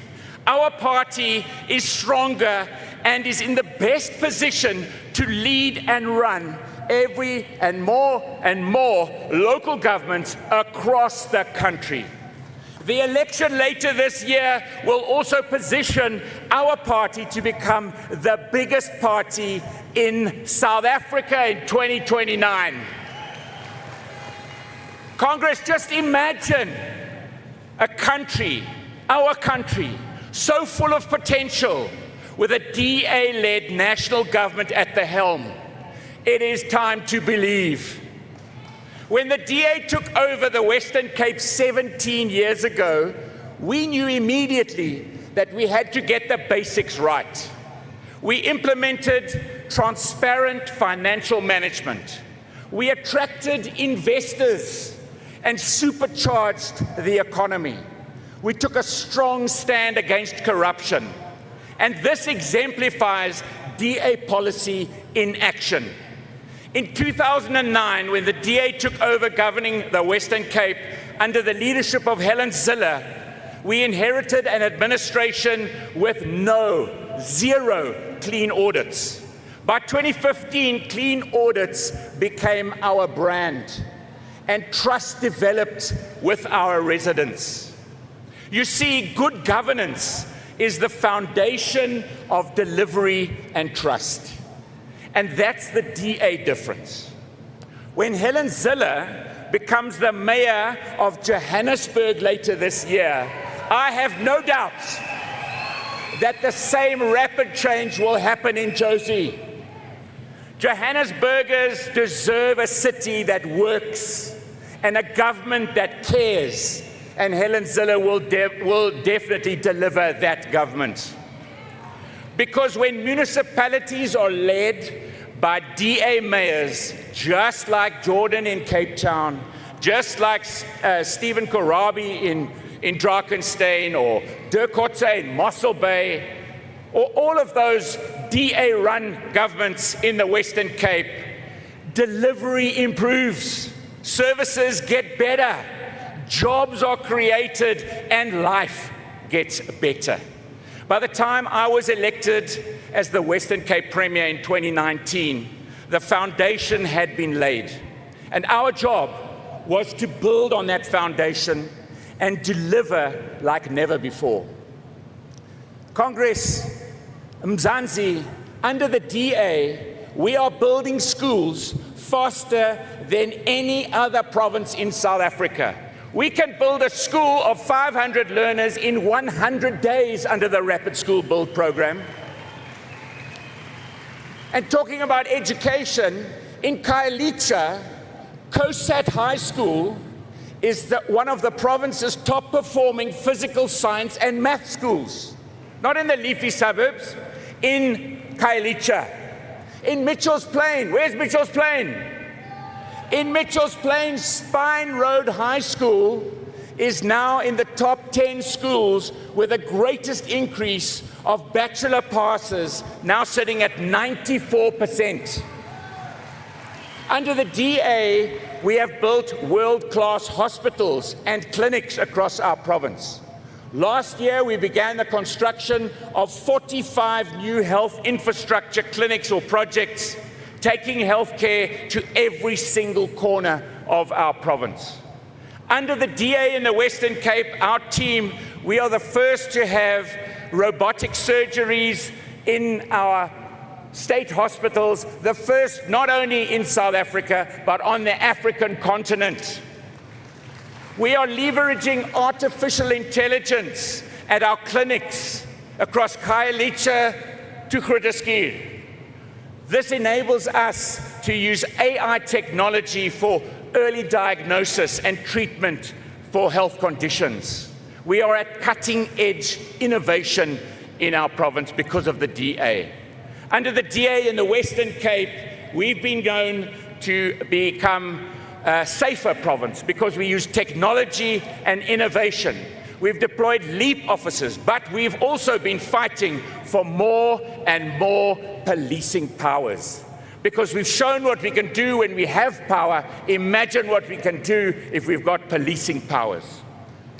But Congress, under the DA, housing delivery outstrips any other metro in South Africa, with Cape Town delivering 200,000 homes in the last 5 years. But the most important for me is how a job changes your life. Under the DA, real jobs created. 400,000 of the new jobs in South Africa in the last 5 years, 360,000 come from one province, the Western Cape. That means for every 10 jobs created in South Africa in the last 5 years, 9 of them come from the Western Cape. And this is not just in the middle of the CBDs. If I think about the call center jobs, most of them come from Mitchell's Plain, Khayelitsha, Langa, and Delft. We stand, Democrats, at a watershed moment in South Africa's history. We must not accept anything other than absolute integrity and commitment. That has been what we have done in the Western Cape in order to be able to deliver DA policy.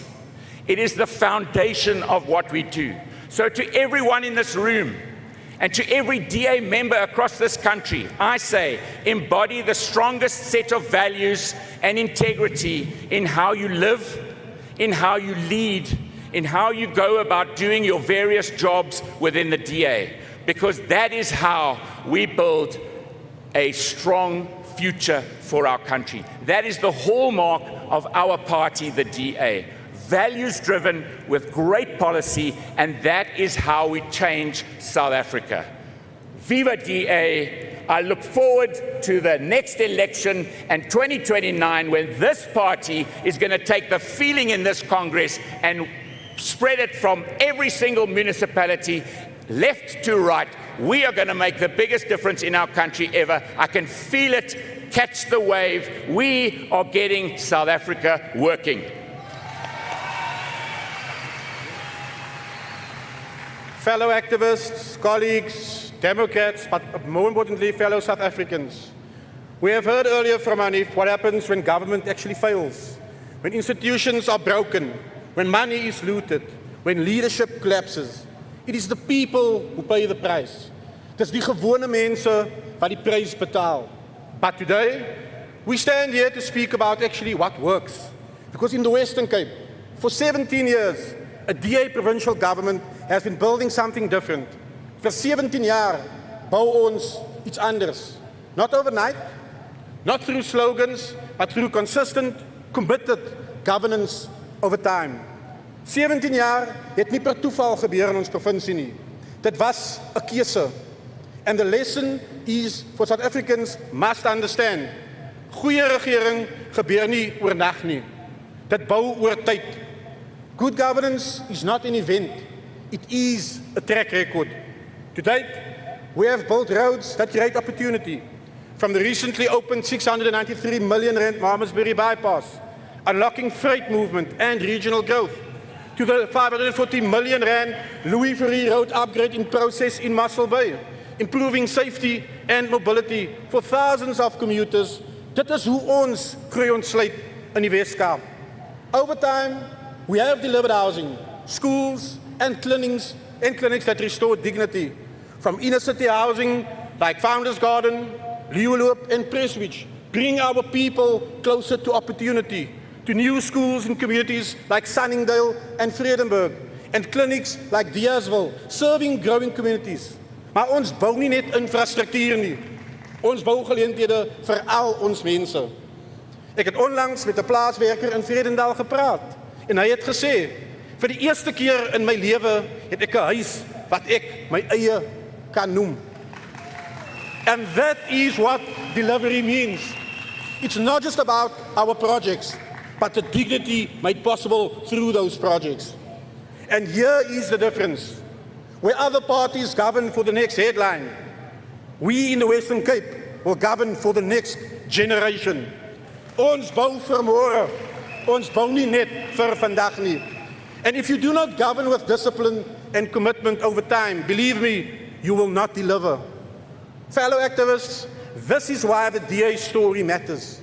Because it is not a promise, it is proof. Dit is nie beloftes nie, dis bewys.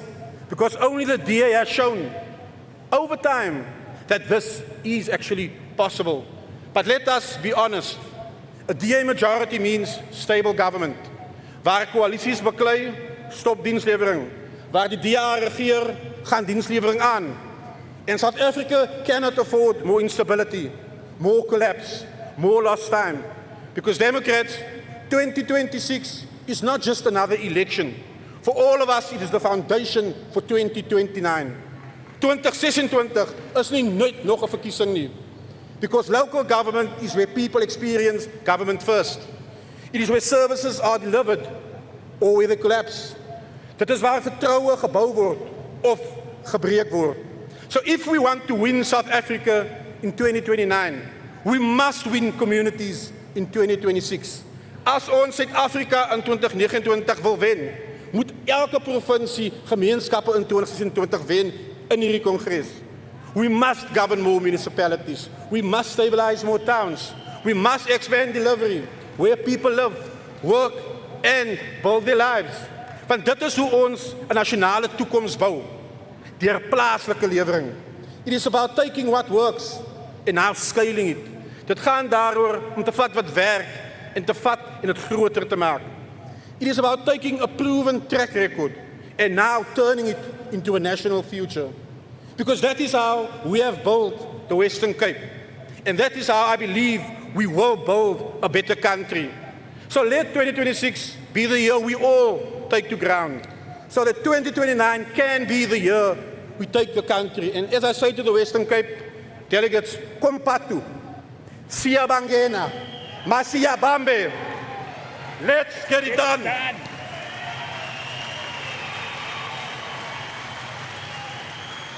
Still at on the floor of the DA's Federal Elective Congress here at the Gallagher estate.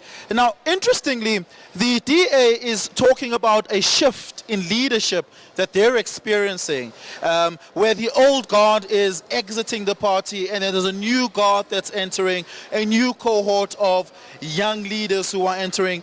When we've been told about John Steenhuisen, the mayor of the city of Cape Town, we were told that he's a young candidate, that he brings new energy into the party and that he's able to reinvigorate the party in ways that perhaps appeals to younger voters and new voters in interesting ways. Now, another young person in the party who's actually also a member of cabinet is 36-year-old Siviwe Gwagube, who is standing for the position of Deputy Federal Chairperson, and she joins us now. Siviwe, this is a very interesting moment for the DA. It's its first elective Congress, Federal Elective Congress as a party in national government, and that means that you as a candidate standing here are not just being judged and tested on your performance in the party, but also your performance in government, which not all the candidates you're competing against have had an opportunity to perform in government.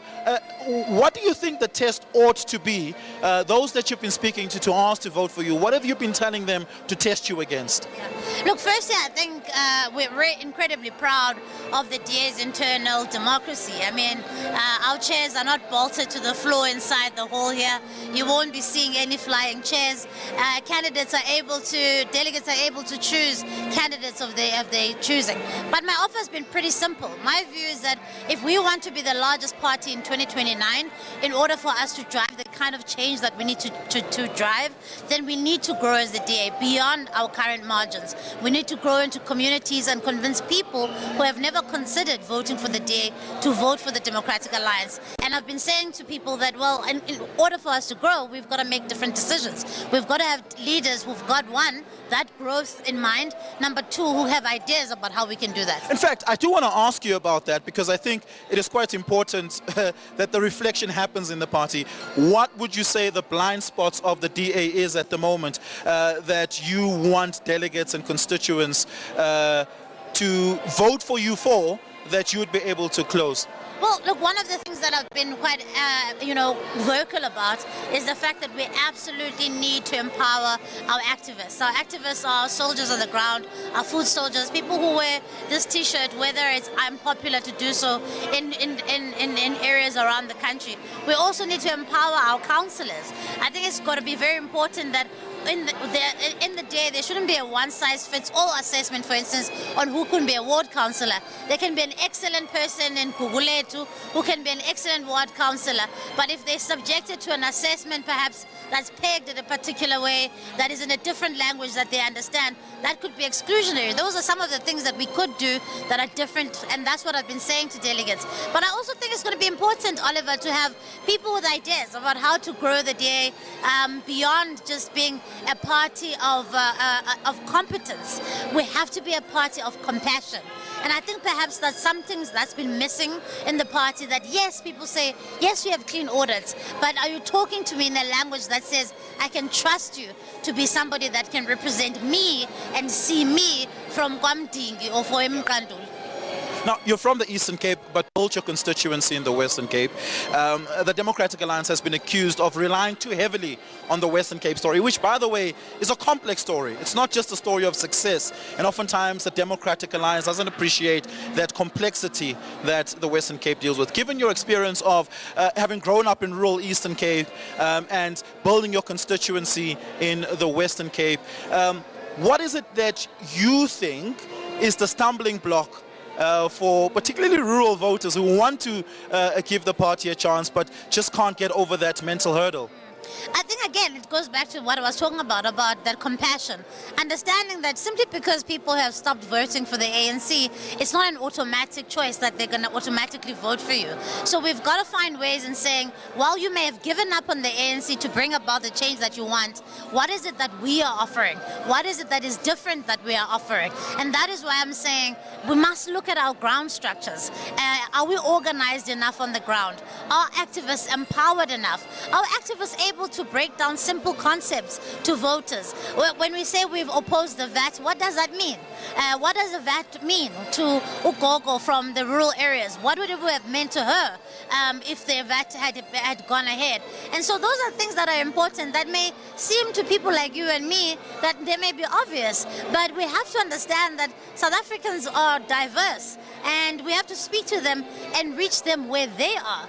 And I think that's the conversation in the party that we need to have at a leadership level, but also at our ground structure level. The theme for this Congress unofficially has been out with the old, in with the new. The old guard are retiring away from the party. People like Ellen Wendy, who's been at the party for 25 years, opted not to contest, and he has extensive government experience in the Western Cape. Helen Zille is looking to go back into local government politics. John Steenhuisen will figure out what he's going to do after this. He's quite indecisive, it seems. But a lot of the senior, older leaders, with the maybe exception of Ivan Meyer, seems to be moving on, and those contesting are relatively either new or young. Are you afraid that the shift in the party might be so abrupt that it loses its core base, as we saw under Musima Amane, when a lot of the what are considered Afrikaans conservative voters of the party went to the Freedom Front Plus or didn't vote for the DA and just opted not to vote at all?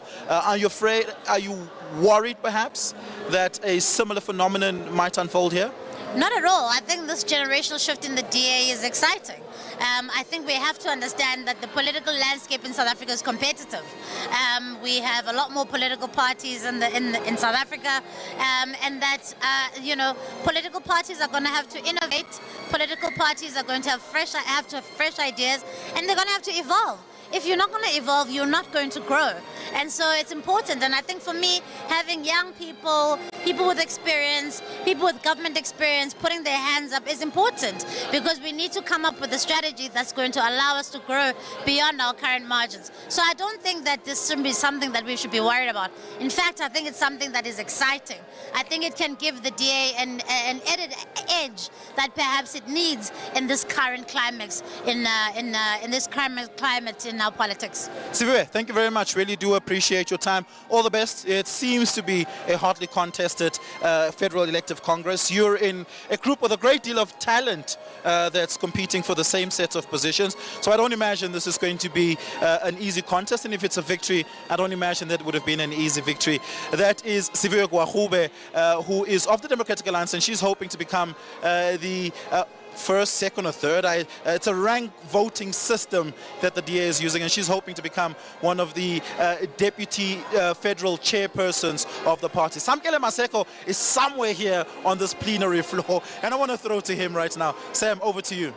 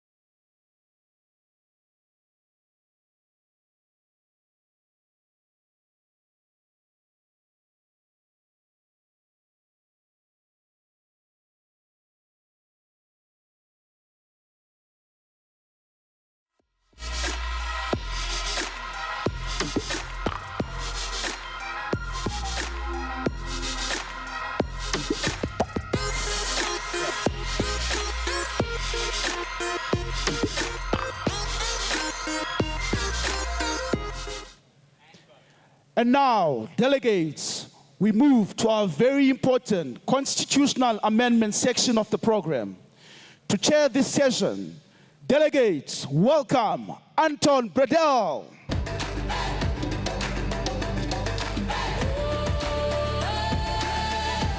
And to lead us through each amendment, the Chair of the Constitutional Amendment Committee, Kevin Marlin.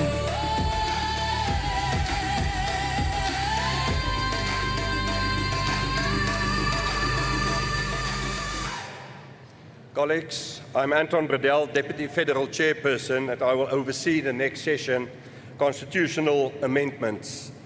Kevin Milam, our Chairperson of the Constitutional Amendment Committee, will chair this session, so I hand over to Kevin. Thank you. Thank you, Anton. Democrats, a serious political party needs a forum with the broadest internal legitimacy and broadest internal democracy in order to make major decisions. Our Constitution says that Federal Congress is the party's supreme policy-making and governing body when it is in session. It is therefore the appropriate place where the party renews its mandate, elects leadership, and adopts major decisions on policy, organization, finance, and discipline. Our Constitution is our internal rulebook. It determines who has authority, how leaders are elected, how decisions are made, how policy is adopted, how discipline and accountability operate.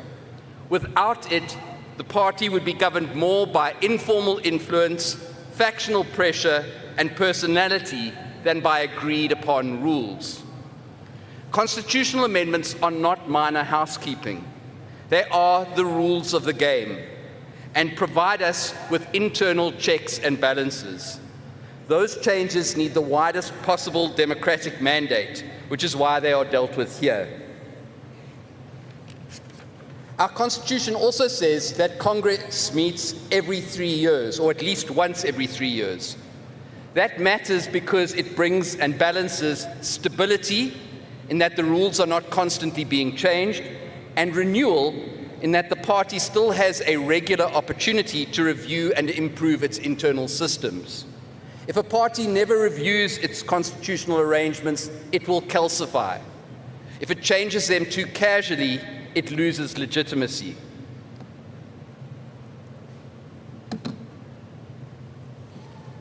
An undertaking of this nature is not possible without a lot of support. The Constitutional Review Committee put in long hours to ensure that this is a smooth and effective process, and my heartfelt thanks goes out to the people listed on the screen. As you will note, they come from across the entire country and represent MPs, MPLs, councillors, and non-public representatives.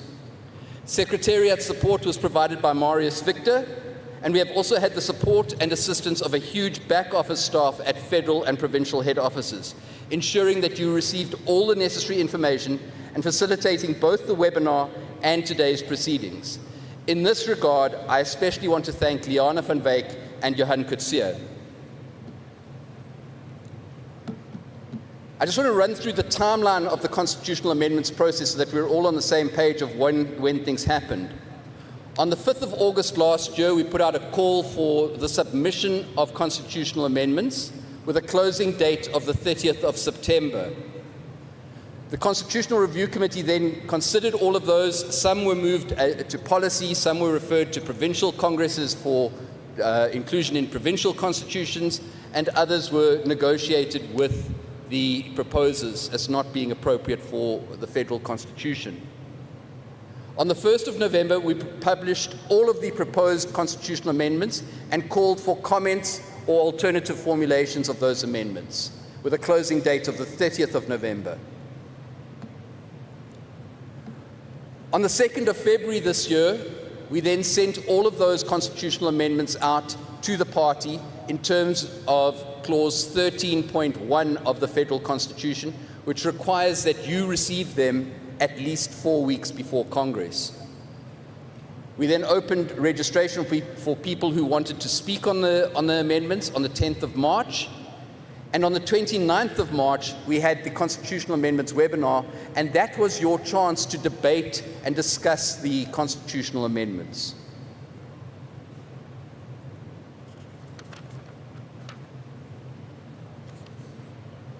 So after the submissions, there were 83 amendments proposed, and a first pass review, as I said, identified several that were policy resolutions or better decided by Federal Council. Others were better situated in provincial constitutions than in the Federal Constitution. So after that review, it brought us down to 65 amendments. We then invited those comments and alternative formulations. In the process, several more proposed amendments were either withdrawn or consolidated, and the final number distributed to the party on 2 February was 58 amendments and alternative formulations. Subsequent to that, a number of amendments were withdrawn, and the final number that will be considered today is 54 amendments.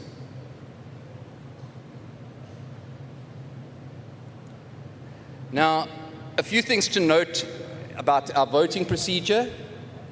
First of all, we will not be discussing any of the amendments today. That opportunity was at the webinar on the 29th of March, and it was extensively communicated via Congress circulars. So all we do today is vote. Our accounts will be audited by our external auditors, and today they are Brian van der Greep from Griffin Auditors in the Western Cape and Frans Bunzai of PKF Constantia Valley Auditors. When I put up the slides with the constitutional amendments, you will notice in the bottom right-hand corner of each slide the Constitutional Review Committee recommendation for the amendment. Whether you should support, which is a green tick, oppose, which is a red cross, or whether the committee is neutral, and we've put an orange no entry sign there. This is just a recommendation. The final decision is yours. We include these because many amendments have consequences that are unseen if you read them in isolation. But again, the decision of Congress, in other words, you, the voting delegates, is what matters. I will read out each amendment in full.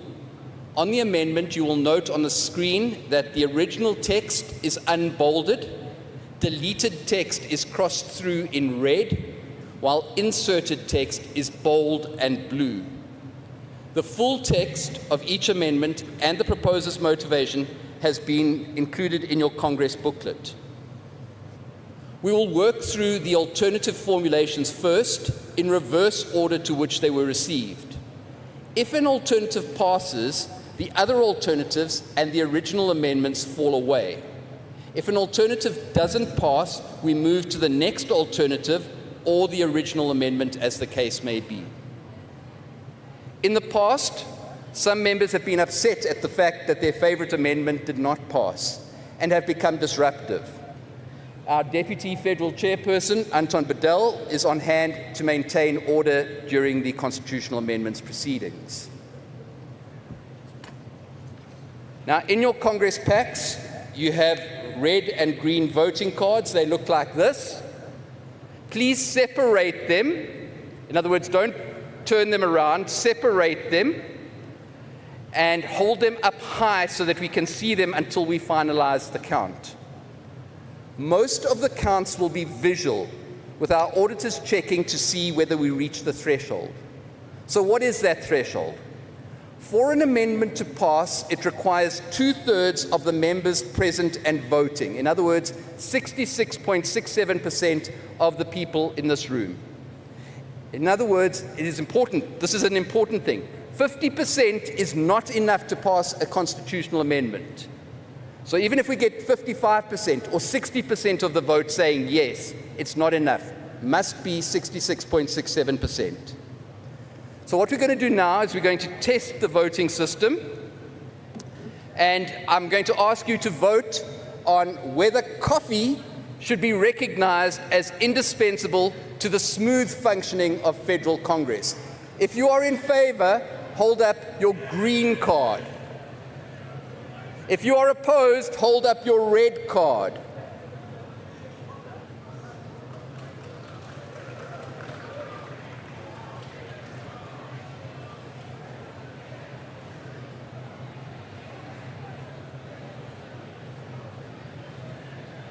It seems that Congress is very much in favor of coffee being indispensable to the smooth functioning of federal Congress. Somehow, I'm not surprised.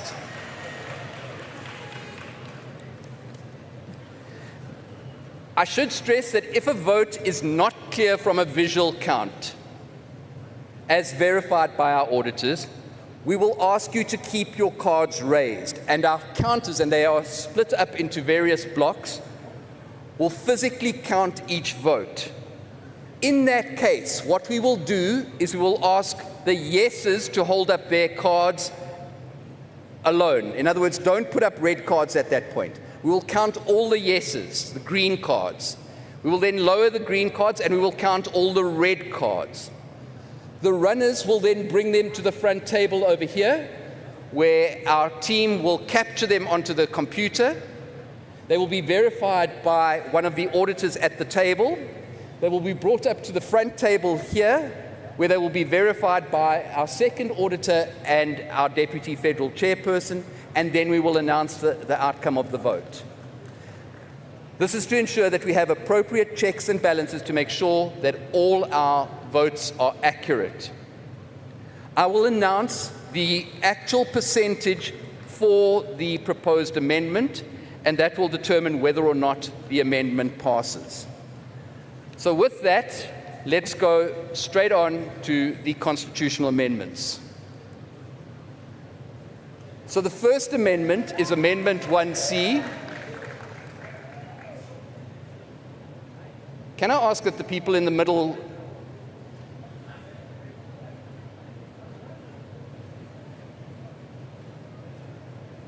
we have a group in the middle that are disrupting. Can I ask that this group please move away?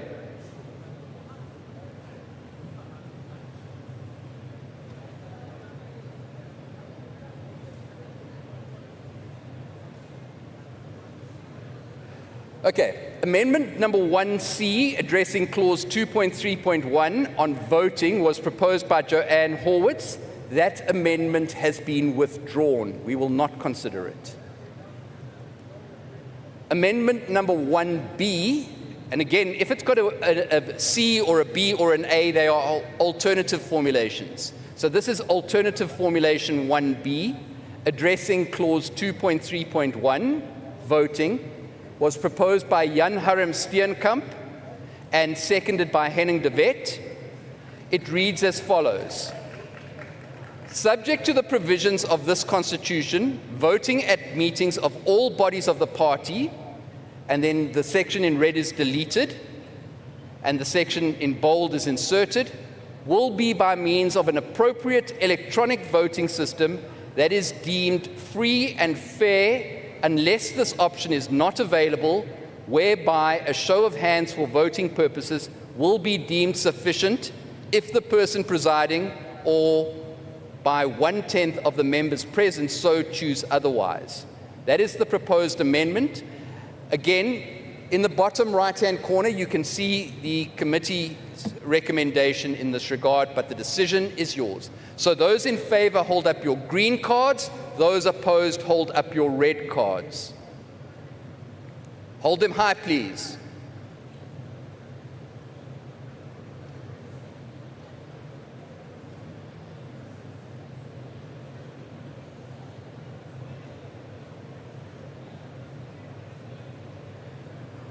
Amendment 1B does not meet the threshold, so it does not pass. Amendment 1A, alternative amendment 1A, also addressed clause 2.3.1 voting, was proposed by Isa van Aert. There was no seconder for this, and so we will not be considering that one. We now go on to original amendment 1. This again addresses clause 2.3.1 voting, and it was proposed by Zwelakile Alfred Lewani and seconded by Tiny Samuel Mbalula. And they proposed deleting the entirety of 2.3.1, which requires that voting be by a show of hands unless a secret ballot is required by the party. All those in favor, please raise your green cards. All those opposed, your red cards.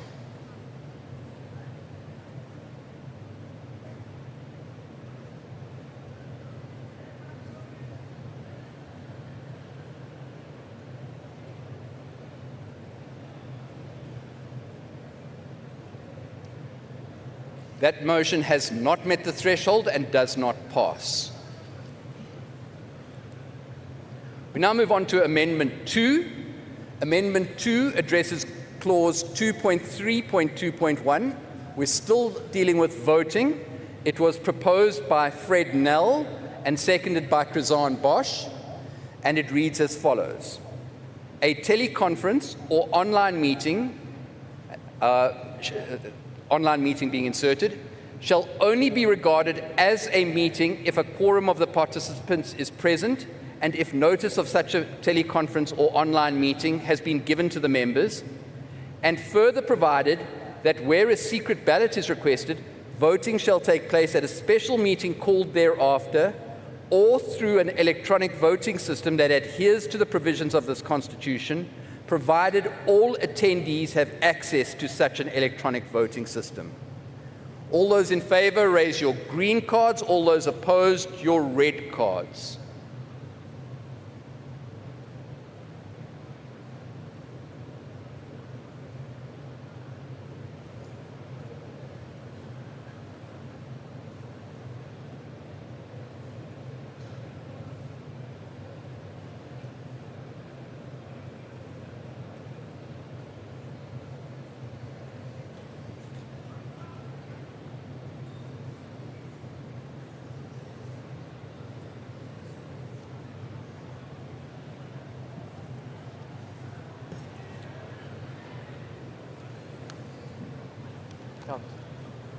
Okay, we're going to go to a count on this one. So can I ask that those holding up your red cards take them down? Only those holding up green cards, keep them up. Counters, will you please count the blocks of green cards? And when you are ready, we will switch to the reds.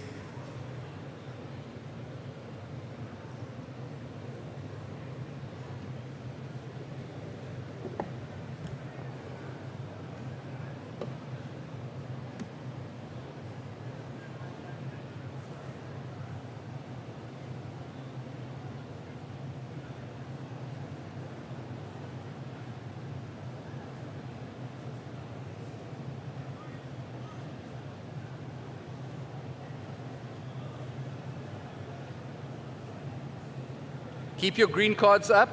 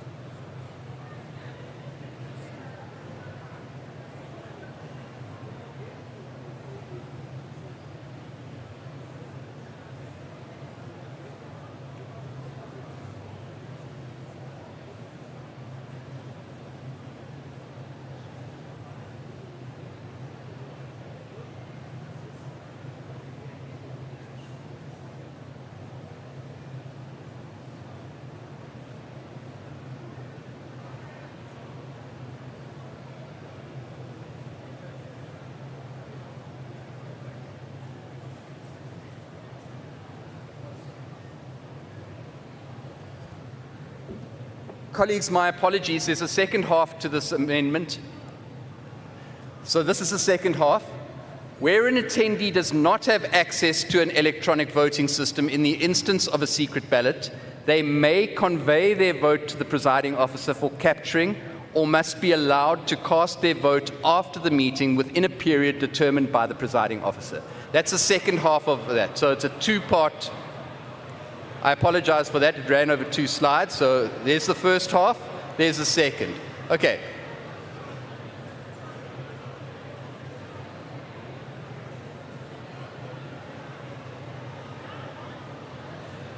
Counters, are we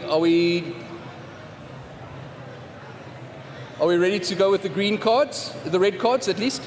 Okay. So now can all those with red cards please hold them up high?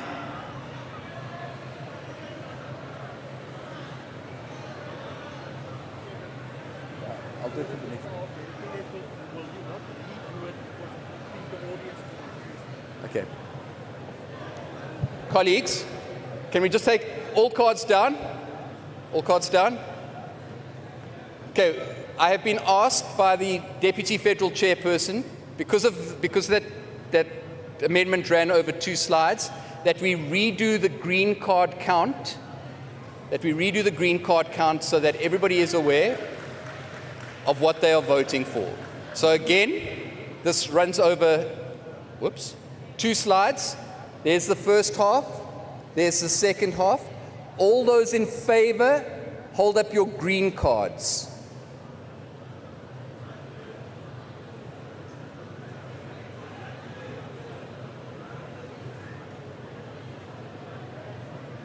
Okay. Now all those against. Okay, that changes the perception quite radically. Thank you very much.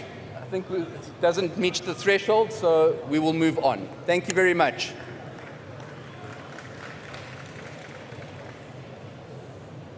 Colleagues, going forward when we go to a physical count, if we move from a visual to a physical, what we will do is we will only count the green cards, because that tells us whether or not we've met the threshold. Okay. Amendment number 3 deals with standards of conduct of party members, clause 2.5.2. It is proposed by Glynis Breitenbach and seconded by Werner Horn. It reads as follows. All party members, including public representatives, submit to the right of the party to terminate their membership, to remove them from office in any executive or legislative sphere of government or office within the party, or to be moved to a position deemed to be suitable by the party on the grounds of incapacity. And then there's a section that's been deleted in red, in terms of processes and procedures prescribed by Federal Council. I have been asked to read out the committee recommendations, so I will do so. In this regard, the committee recommends that you support this amendment. All those in favor, please raise your green cards. All those opposed, your red cards. And you can raise both at this point.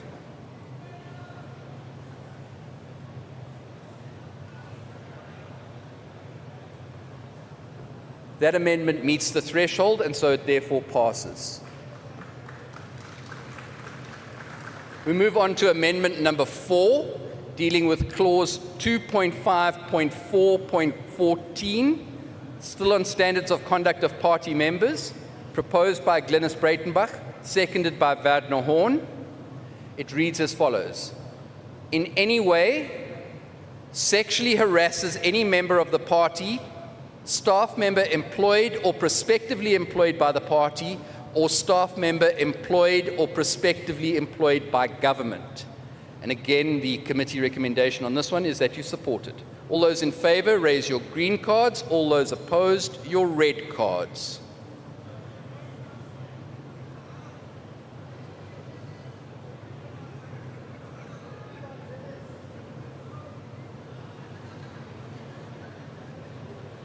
That amendment meets the threshold and so therefore passes. Amendment number 5, we're still on standards of conduct of party members. This now deals with clause 2.5.4.15, proposed by Glynis Breitenbach, seconded by Werner Horn. Reads as follows.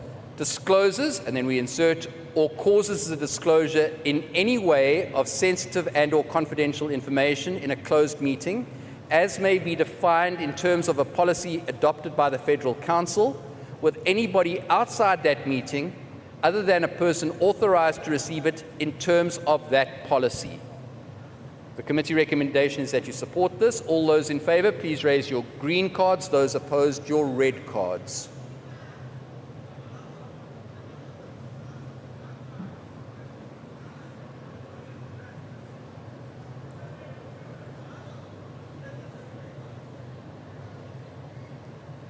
That amendment meets the threshold and so is passed. Amendment number 6, dealing with clause 2.5.4.18. This is a new insertion on standards of conduct of party members, proposed by Glynis Breitenbach and seconded by Werner Horn. It reads as follows. In any way intimidates, harasses, and or seeks to exert undue influence over any member of the party or staff member deemed to be employed by the party or staff member employed or prospectively employed by government. The committee recommendation on this is that you support. Those in favour, please raise your green cards. Those opposed, your red cards.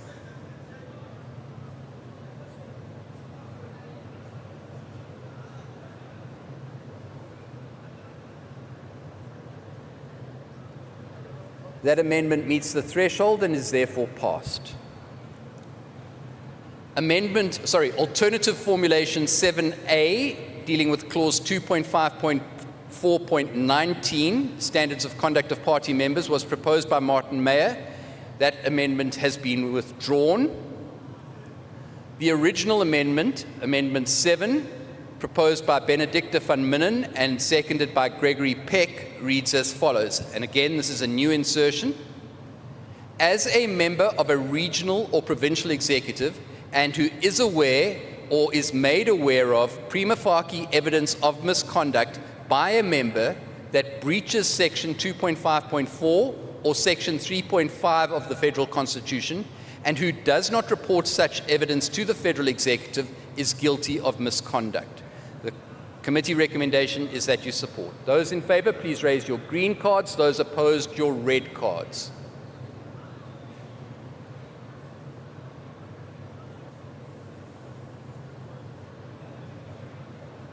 That amendment meets the threshold and so is carried. Amendment number 8, dealing with clause 2.5.6, dealing with standards of conduct of party members, proposed by Natasha Mazzoni and seconded by Darren Bergman, has been withdrawn at the request of the proposer. So we will move on to Amendment 9. Amendment 9A, alternative formulation addressing clause 2.5.6, proposed by Carl Sebastian Steenhuisen. That alternative formulation has been withdrawn. So we now go to the original Amendment 9, dealing with clause 2.5.6, proposed by Nonhlanhla Sefumba and seconded by Beverly Jacobs. It is an insertion, and it reads as follows. All public representatives of the party shall be subject to an annual performance review. The review shall be conducted by the relevant constituency committee in consultation with the provincial executive. The review shall include, but not be limited to, performance indicators relating to constituency work and community engagement, attendance and participation in caucus and legislative activities, responsiveness to constituents' concerns, and compliance with party policy and constitutional obligations. The outcomes of the performance review shall be reported to the Federal Council and may form the basis for corrective measures, mentoring, or disciplinary action where necessary. Public representatives shall have a right to appeal review outcomes to Federal Council. The recommendation of the Constitutional Review Committee is not to support this amendment. I now put it to the House. All those in favour, raise your red cards. All those in favour, raise your green cards. Those opposed, raise your red cards.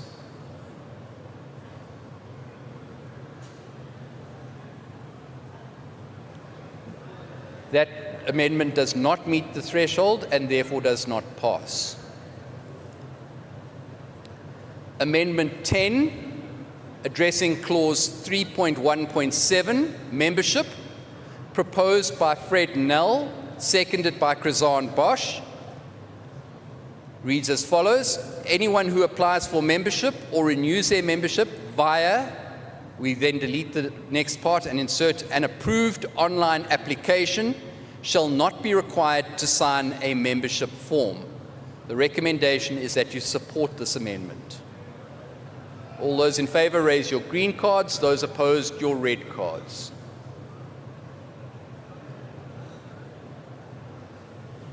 There is overwhelming support for that amendment, so it is carried. Amendment 11, addressing clause 3.2.1, and this deals with refusal of membership, again proposed by Fred Nell and seconded by Krizan Bosch. The proposed amendment is as follows. A regional or provincial executive may itself, or at the recommendation of a branch or constituency, refuse to accept the application for membership of any person other than a public representative who joined the party in terms of section 3.1.1 within 60 days of the payment of the membership subscription fee by such a person, and then we delete the next section, and it says, in a manner prescribed by this Constitution. The recommendation is that you do not support this amendment. All those in favor, please raise your red cards. Those against, I get this wrong. Those in favor, raise your green cards. Those against, raise your red cards. It's been a long day.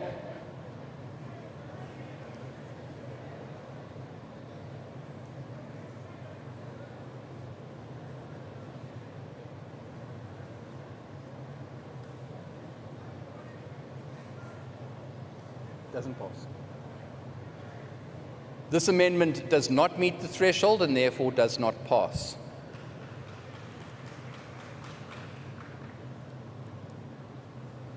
Amendment 12, addressing clause 3.2.2, dealing with refusal of membership, proposed by Glynis Breitenbach, seconded by Werner Horn.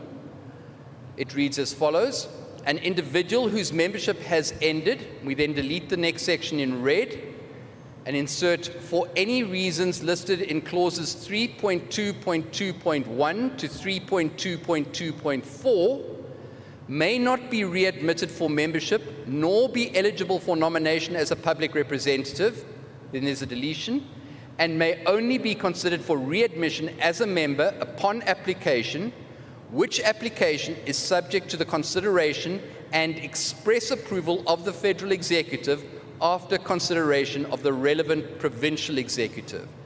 The recommendation is that this be supported. Those in favor, raise your green cards. Those opposed, your red cards.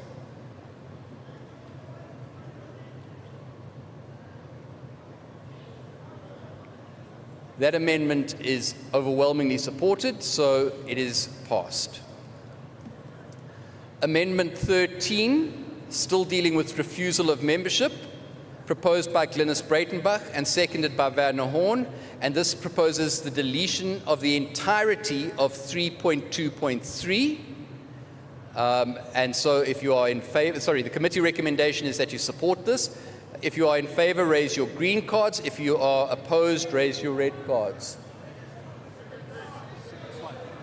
Sorry, second half of the slide. I apologize. Sorry, cards down. Sorry. Okay. So deleting the first part of 3.2.3 and going on to the second half, which is now the new 3.2.3. It reads as follows. In the event that any person deemed to be perpetually inadmissible for membership in terms of 3.2.2.1 to 3.2.2.4 submits, without following the procedure and obtaining the permission set out in section 3.2.2, that's the amendment that you've just approved, a membership application form to the party or applies for membership online, such admission and or application shall be null and void, even if administratively processed and ostensibly approved. The committee recommendation is that you support this. All those in favor, raise your green cards. Those opposed, your red cards.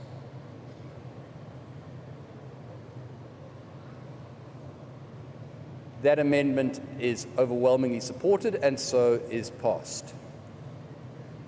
Amendment 14, dealing with clause 3.4. This deals with dual membership. It is proposed by Paul Kotze and seconded by Jan-Hendrik Cronje, and they are proposing the deletion of the entire clause dealing with dual membership. The committee is neutral on this one, and so I put it to the vote. Those in favor, raise your green cards. Those opposed, raise your red cards.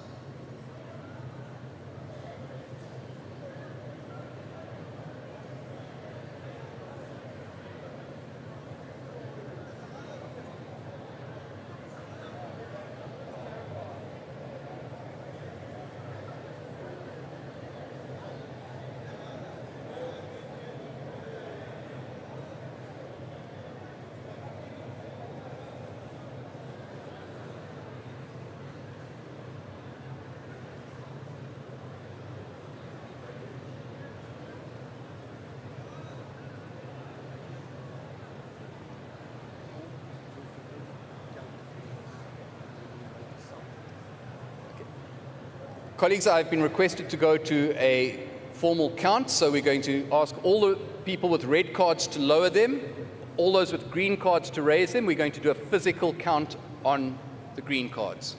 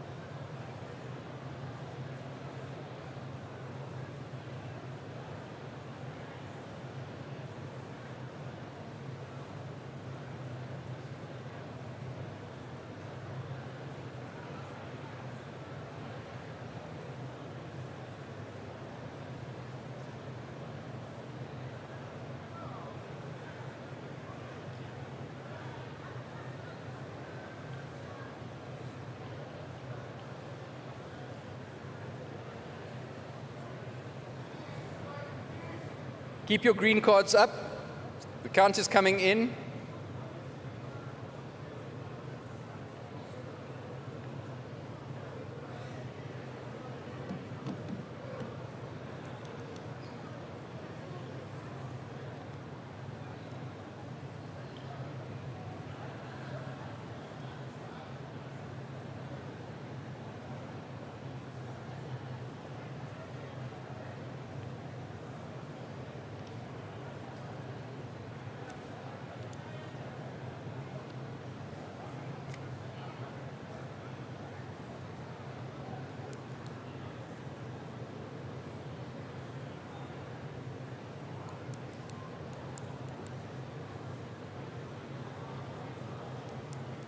Johan, have you got your numbers? All right, thank you. We're just adding up the numbers.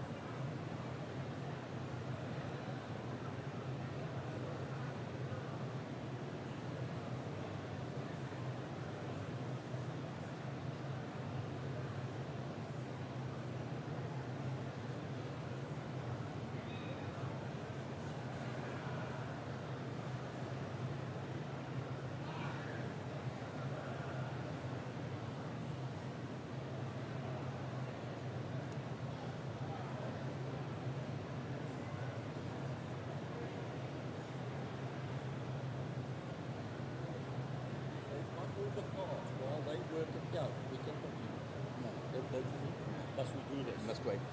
Yeah.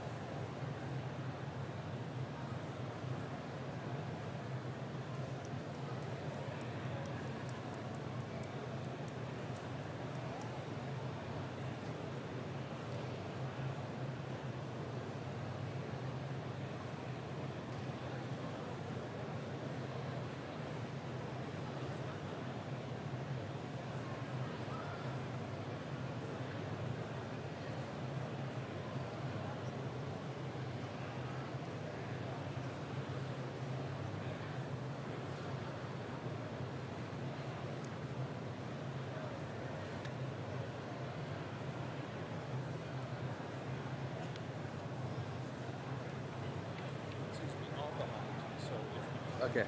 Okay.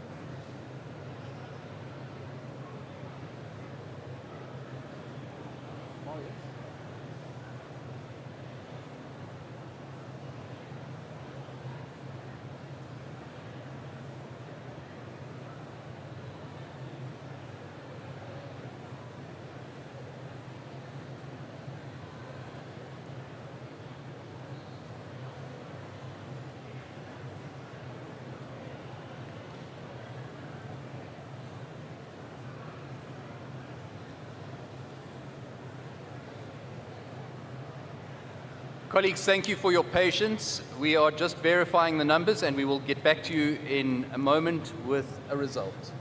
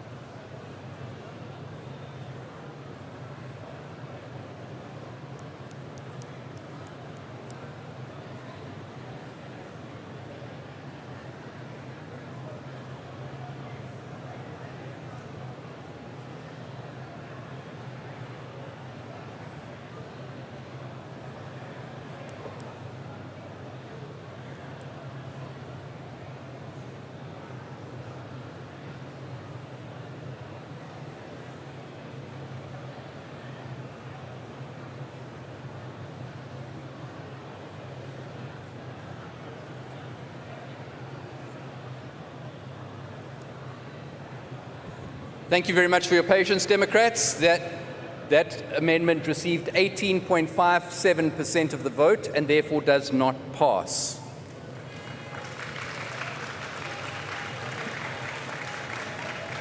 Amendment number 15, addressing clause 3.5.1.13, cessation of membership, proposed by Glynis Breitenbach, seconded by Wagner Horn, has been withdrawn.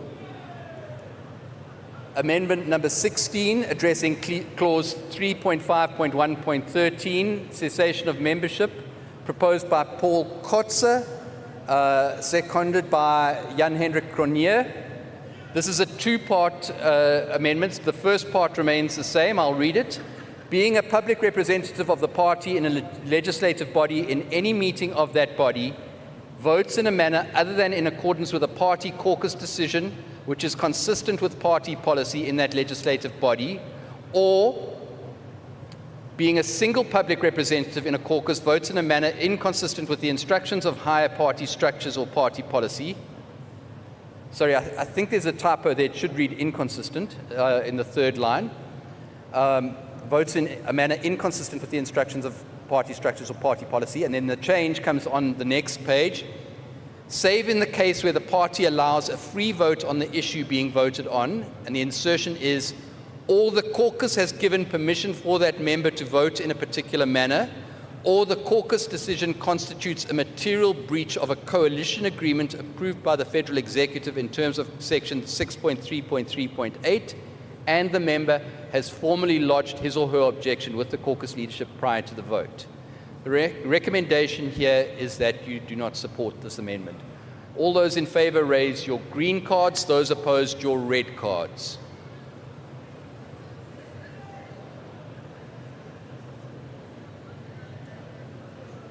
This amendment does not reach the required threshold and therefore is not supported. Amendment 17, dealing with cessation of membership, clause 3.5.1.15, proposed by Glynis Breitenbach, seconded by Wagner Horn, reads as follows: being a public representative of the party in a legislative body, in any meeting of that legislative body, is absent from or leaves the meeting at a time when a vote is to be taken without obtaining permission from the relevant caucus leadership on a matter that has been agreed by the caucus, in a situation in which leaving the meeting prevents the decision from being taken, or which causes or results in a decision being taken that is contrary to the agreed caucus position. The committee recommendation is that you support this amendment. All those in favor, raise your green cards. Those opposed, your red cards.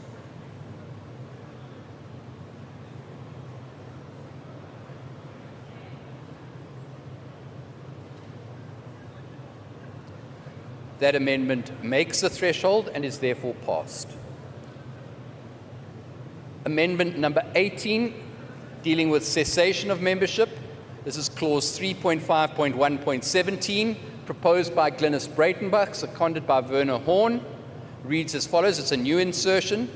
Being a public representative of the party in a legislative body, promotes and or argues a position in a meeting of that legislative body that is contrary to a decision of the relevant party caucus decision. The recommendation here is that you support it. Those in favor, raise your green cards. Those opposed, your red cards.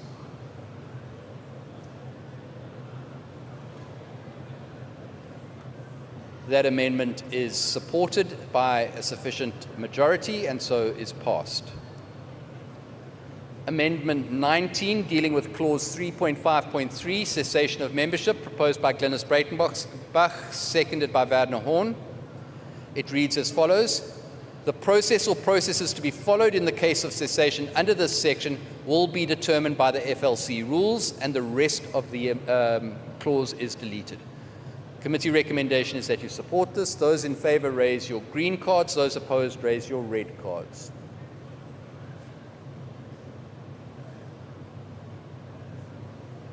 That amendment reaches the threshold and so is passed. Amendment 20, dealing with clause 3.5.4, still cessation of membership, again proposed by Glynis Breitenbach and seconded by Wagner Horn. It's a new insertion. Any legal challenge relating to the outcome of cessation processes concluded in terms of the FLC rules must be adjudicated by means of compulsory arbitration prior to approaching a court for relief. The recommendation is that you support. Those in favor, raise your green cards. Those opposed, your red cards.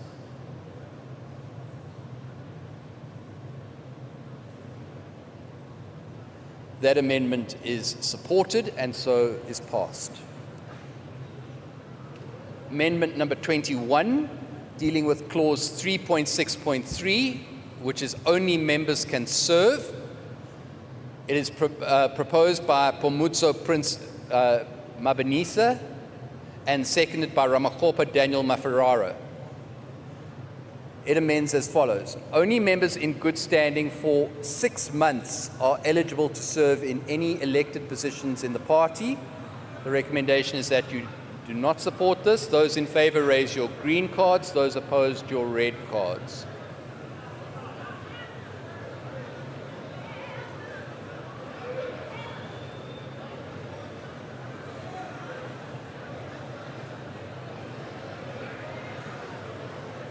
That amendment does not reach the threshold and is therefore not passed.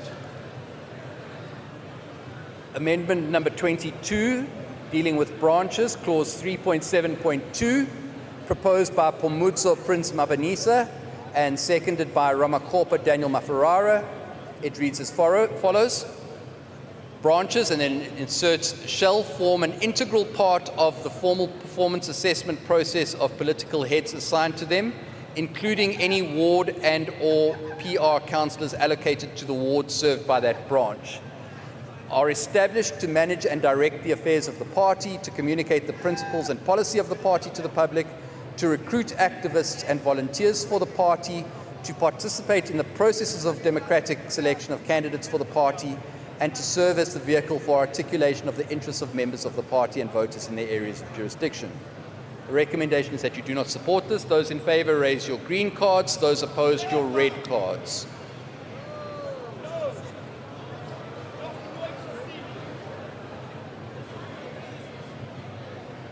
That amendment does not reach the threshold and is therefore not passed. Amendment number 23, dealing with clause 3.11.2, branches, specifically the formation of branches, and it is proposed by Fred Nell, seconded by Krazan Bosch. It reads as follows. A branch may only be formed if the provincial executive, or where applicable the regional executive, certifies that there are at least 25 members within the area of jurisdiction of the branch, and the insertion is in terms of a procedure approved by the Federal Council. The Constitutional Review Committee is neutral on this matter. All those in favour raise your green cards. All those opposed, your red cards.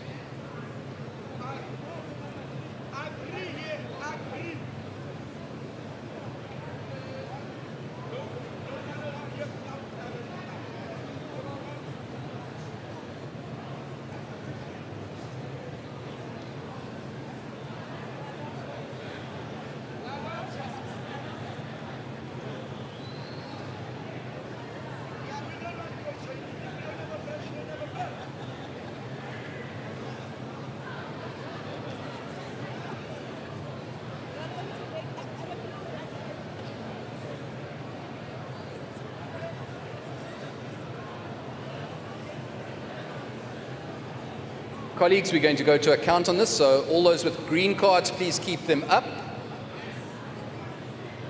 Please keep them up. The green cards, only the green cards.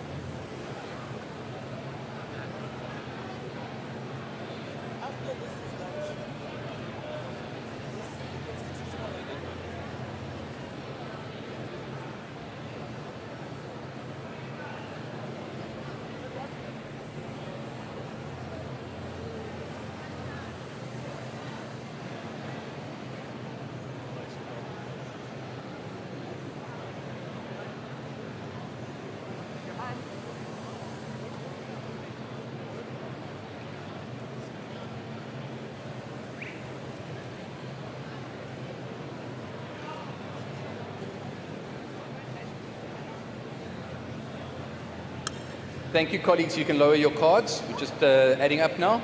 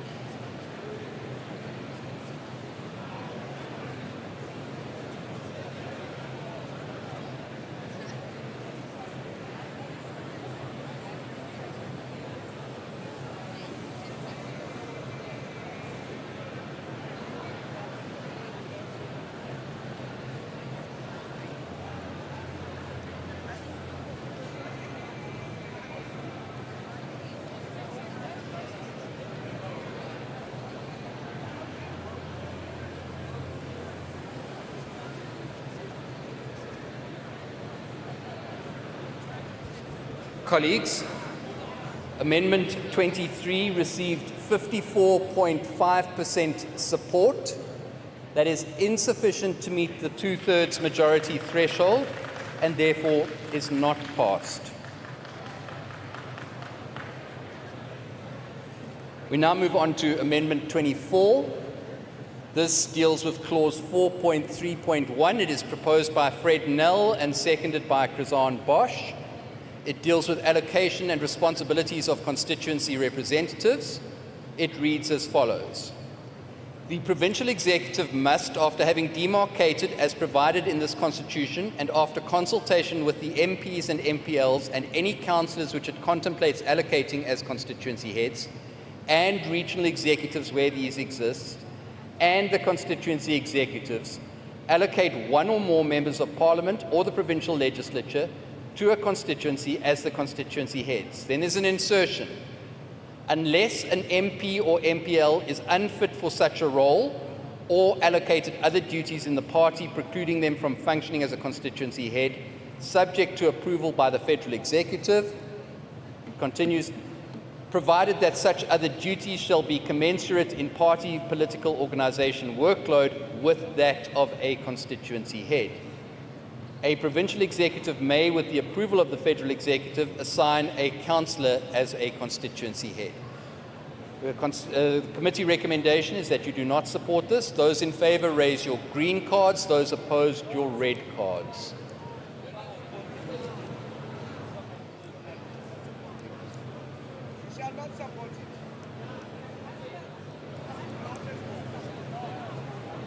That amendment is not supported, so it does not pass. We move on to Amendment 25. This deals with provincial constitutions, Clause 5.1.5. It is proposed by Glynis Breitenbach and seconded by Wagner Horn. It reads as follows. Provinces must, within 6 months after the acceptance of any amendments to the federal constitution which conflict with their provincial constitutions, amend their provincial constitutions to bring them in line with the federal constitution, provided that if no provincial congress takes place within that period, the province must implement the changes by way of rules adopted by the provincial council. We're deleting or provincial executive, which rules shall have the status and effect of constitutional imperatives. Then there's a slight amendment to the next part of that clause, and that's the insertion of the word any. Any amendments to the federal constitution shall take effect immediately after they are passed, regardless of whether the provincial constitutions have been amended, unless a special dispensation is granted by the federal executive on the basis that it is impossible in the particular circumstances. The recommendation of the committee is that you support this. Those in favour raise your green cards. Those opposed, your red cards.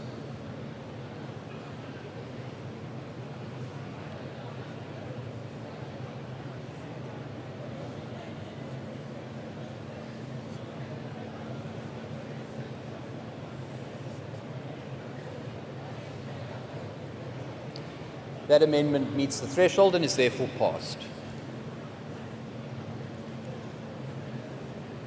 Amendment 26, dealing with Clause 5.1.7, Provincial Constitutions, proposed by Glynis Breitenbach, seconded by Wagner Horn, is a new insertion. It reads as follows. Any amendment to a provincial constitution only takes effect upon the completion of the certification process provided for in terms of Clause 5.1.6 and the subsequent ratification thereof by the Federal Executive or Federal Council, whichever of these bodies meets soonest following the completion of the certification process. The recommendation is that this be supported. All those in favour raise your green cards. All those opposed, your red cards.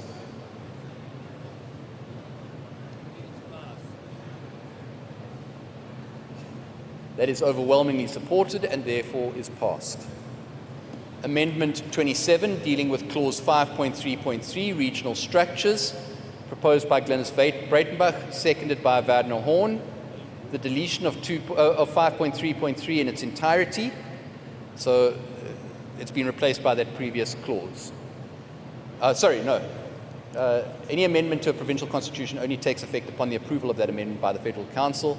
That has been deleted in its entirety. The recommendation is that this be supported. All those in favour, your green cards. Those opposed, your red cards.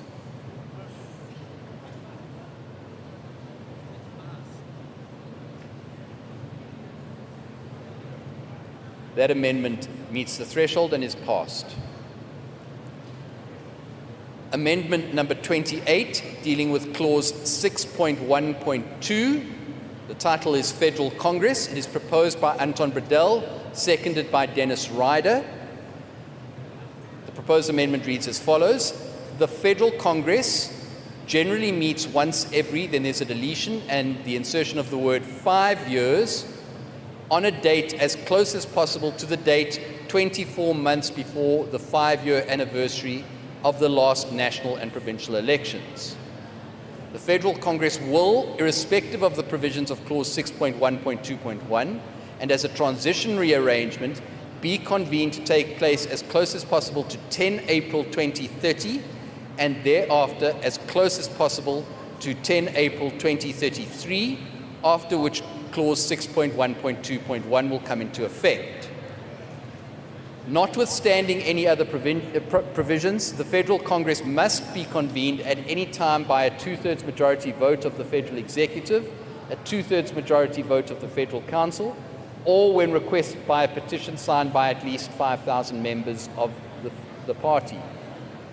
And then insertion, all provincial congresses must be convened to take place in the period 6 months before the Federal Congress. The recommendation on this is that we are neutral. All those in favour raise your green cards. All those opposed your red cards.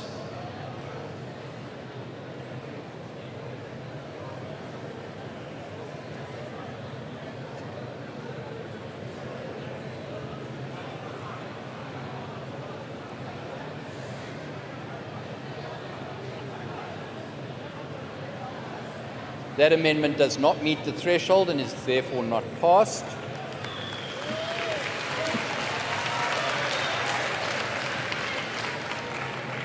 Amendment number 29, dealing with clause 6.1.3.7, Federal Congress, proposed by Pogiso Mtemunye and seconded by Offense Madzebatala. It reads as follows. Any co-opted members of the Federal Executive without voting rights unless they have voting rights in another capacity. The recommendation is that this not be supported. All those in favour raise your green cards. All those opposed your red cards.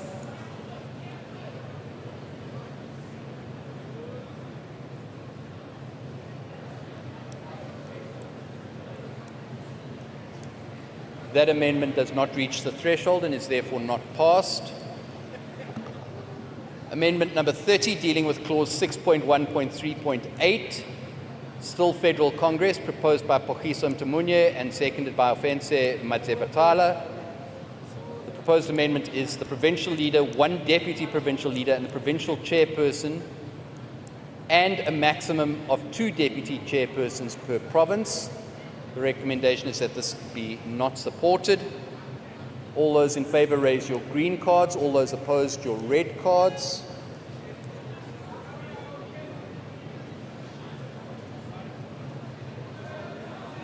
That amendment does not meet the threshold and is therefore not supported.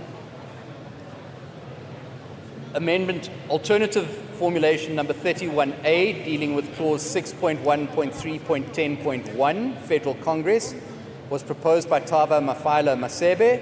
There was no seconder for this, and so that amendment does not proceed. The original clause, amendment number 31, dealing with clause 6.1.3.10.1, Federal Congress, proposed by Pogiso Mtemunye and seconded by Ridwan Smith. It reads as follows. Local government councillors equal to, and then there's a deletion and the insertion of the word 6 times the number of members of parliament and the provincial legislatures in the country, allocated to the provinces on the basis of proportion of votes obtained by the party in that province in the last election of a national nature. The recommendation is that this not be supported. All those in favour raise your green cards. All those opposed your red cards.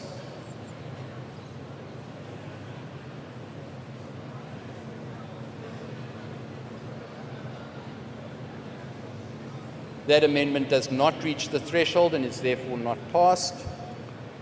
Amendment 32, dealing with clause 6.1.3.10.2.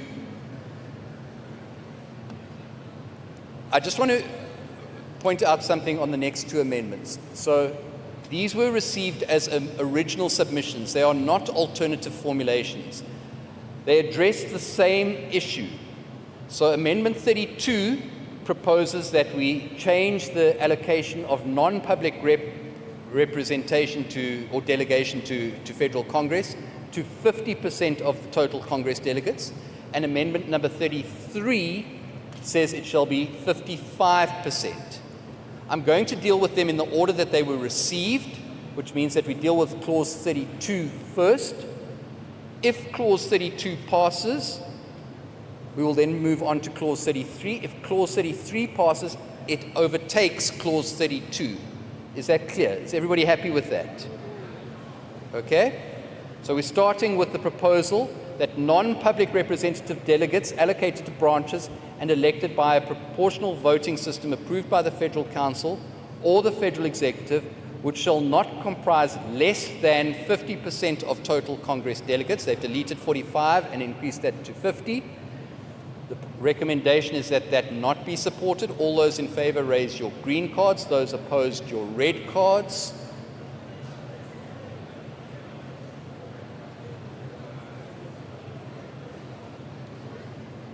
That amendment does not receive sufficient votes to meet the threshold and is therefore not passed.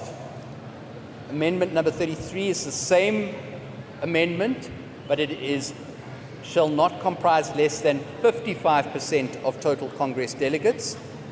The recommendation is that you do not support this. All those in favor raise your green cards. Those opposed, your red cards.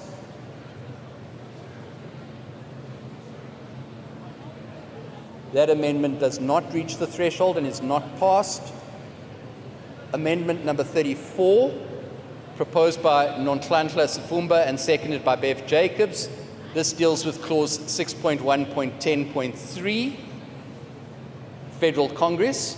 The proposed amendment is as follows. It's an insertion. Of the delegates referred to in 6.1.3.10.2, at least 10% shall be members under the age of 31 years at the date of election to ensure meaningful representation of youth voices in the highest policy-making body of the party. The recommendation is that this not be supported. All those in favor raise your green cards. Those opposed, your red cards. That amendment is not supported at a sufficient majority, so therefore is not passed.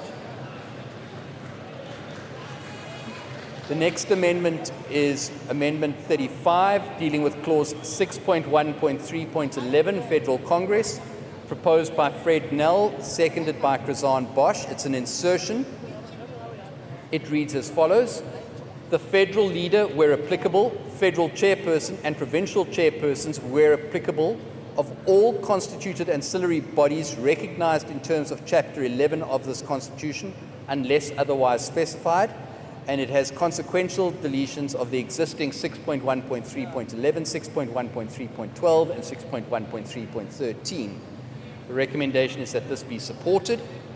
All those in favor raise your green cards. Those opposed, your red cards.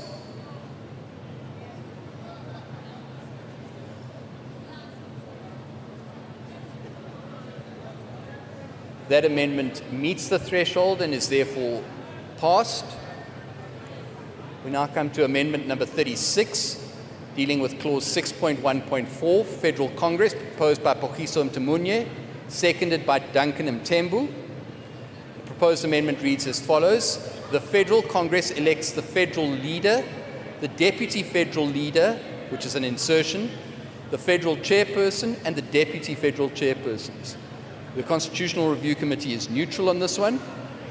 All those in favor raise your green cards. Those opposed, your red cards.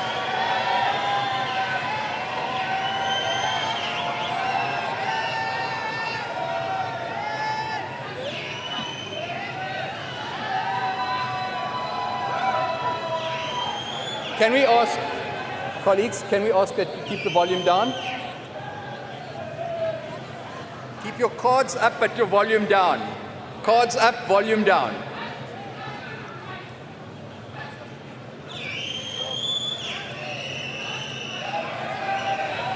Sorry, can we keep the volume down? KZN, keep the volume down. Okay, we're going to go to a count on this one. We are going to go to a count. So all those in favor, hold your green cards up. Everybody else, put your cards down. Green cards up, red cards down.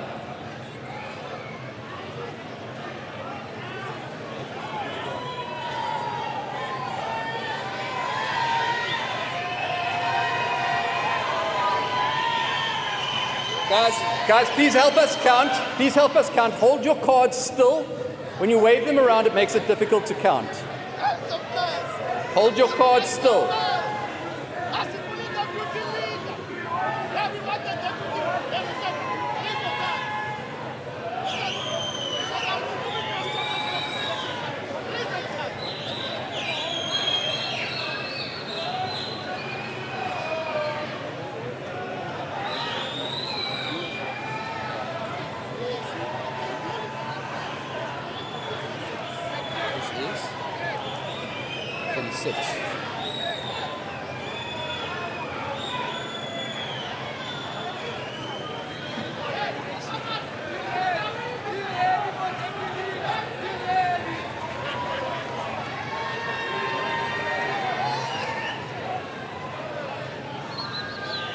Keep your cards raised and hold them still, please.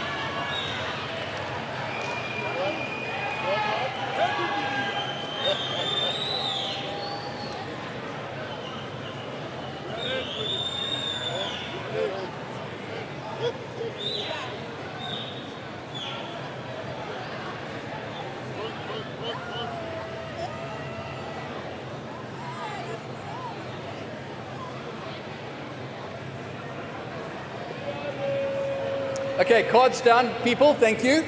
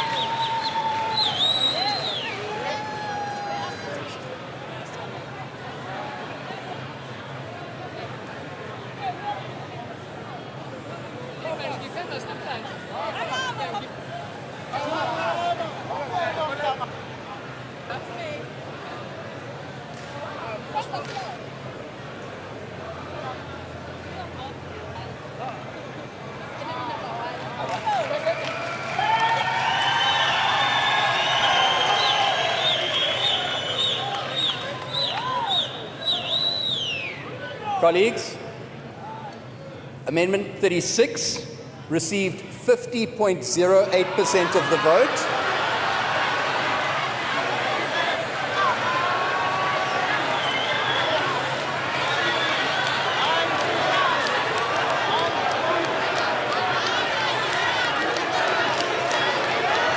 There is no revote.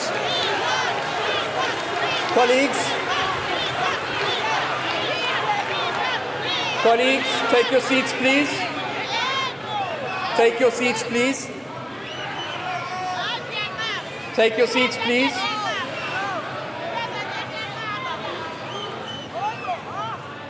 There is no provision for a revote, and so we will not be doing a revote.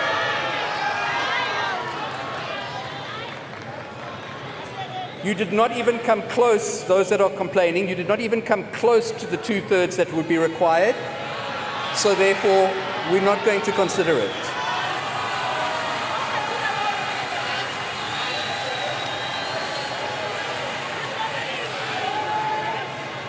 We now move on to amendment number 37.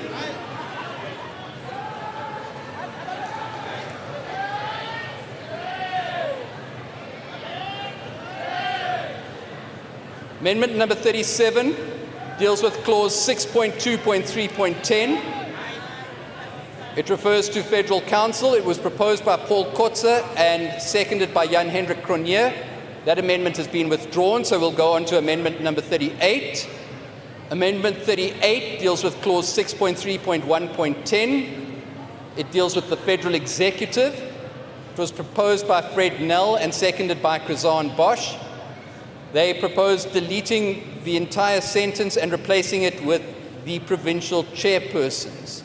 The recommendation of the Constitutional Review Committee is that this not be supported. Can I have all those in favour show us your green cards, those opposed your red cards?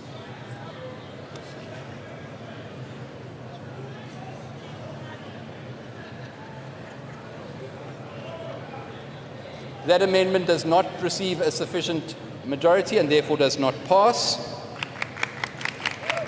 We move on to amendment number 39, dealing with clause 6.3.1.15, again dealing with the Federal Executive and proposed by Fred Nell and seconded by Krizan Bosch. The proposed amendment reads as follows: the Chief Executive Officer, and then it inserts or Chief Operating Officer in their absence without voting rights. Can I have those in favour show me your green card? Sorry, the committee recommendation is that this be supported. Those in favour show us your green cards. Those opposed your red cards.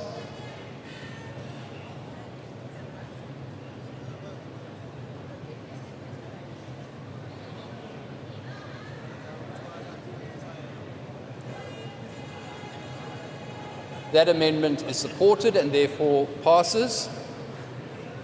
Amendment 40, dealing with clause 6.3.1.16, still on the Federal Executive, proposed by Fred Nell, seconded by Krizan Bosch. They propose amending it to read as follows: up to, and then they're deleting the word 6 and replacing it with 4 members co-opted by a 2/3 majority of the Federal Executive by secret ballot. The recommendation is that this be supported. All those in favour raise your green cards. All those opposed your red cards.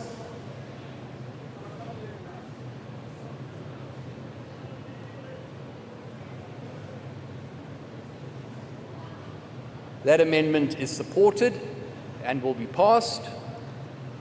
Amendment number 41, dealing with clause 6.3.8, still on the Federal Executive, proposed by Fred Nell and seconded by Krizan Bosch.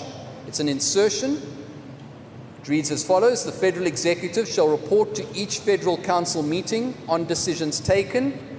The committee is neutral on this matter. All those in favour raise your green cards. All those opposed your red cards.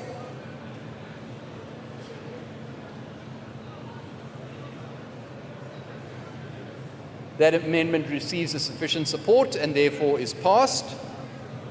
Amendment number 42, dealing with clause 6.4, the National Management Committee, proposed by J.P. Smith, seconded by Solly Malatsi.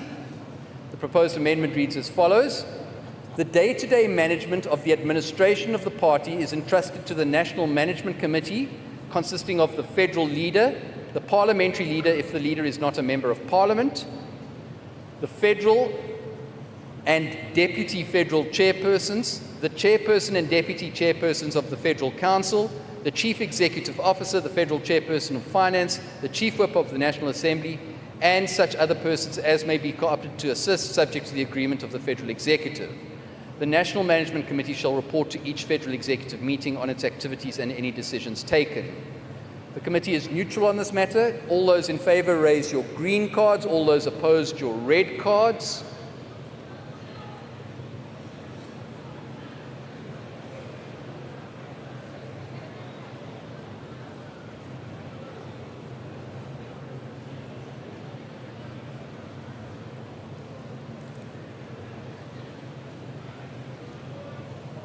That amendment does not receive sufficient support and therefore is not passed. Amendment number 43, dealing with clause 7.2.5.3. The title is the Federal Chairperson. It is proposed by J.P. Smith and seconded by Dr. Ivan Mayer. It's an insertion, and it reads as follows. With the support of the Deputy Federal Chairpersons, takes responsibility for internal cohesion, dispute resolution, and mediation where requested by FedEx. Committee recommendation is that this not be supported. All those in favor raise your green cards. All those opposed raise your red cards.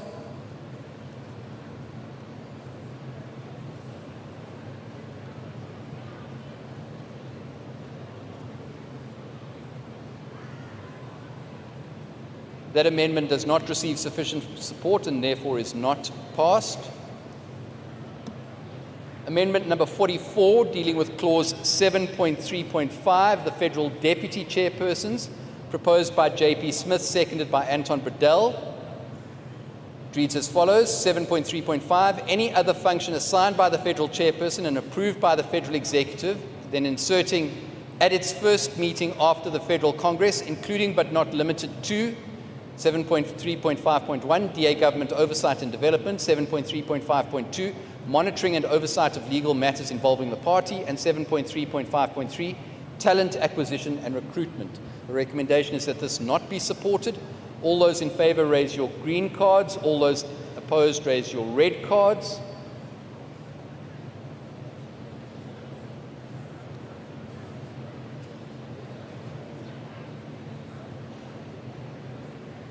That amendment is not supported sufficiently and therefore is not passed.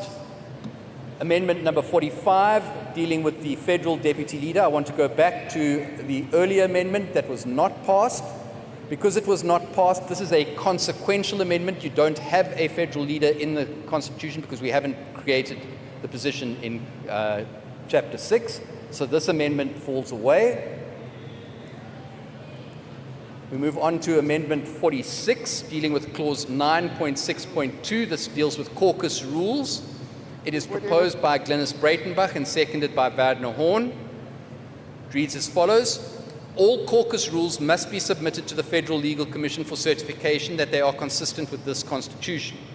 They must thereafter be submitted to the Federal Executive, that's an insertion, or Federal Council for approval, depending on which entity meets soonest following the completion of the certification process, whereafter they shall take effect. The recommendation is that this be supported. All those in favor raise your green cards. All those opposed your red cards. That amendment has received sufficient support and therefore is passed. Amendment 47, dealing with Clause 10.2.1, the powers and functions of the FLC, proposed by Glynis Breitenbach, seconded by Werner Horn. The Federal Legal Commission has all powers as are necessary to exercise its functions in terms of this Constitution justly and expeditiously, and must, if so, instructed. So they've taken out the section in red there. The recommendation is that this be supported. All those in favor raise your green cards. All those opposed your red cards.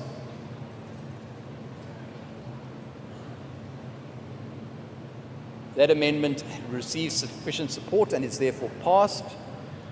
Amendment number 48, dealing with Clause 10.2.1.9.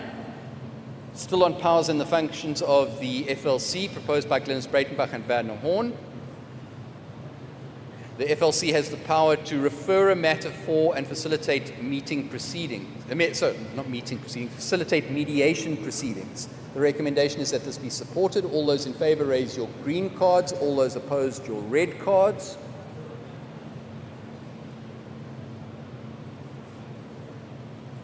That amendment is sufficiently supported and therefore passes. Amendment 49, dealing with clause 10.2.2, still on powers and functions of the FLC, proposed by Glenys Breitenbach and seconded by Werner Horn.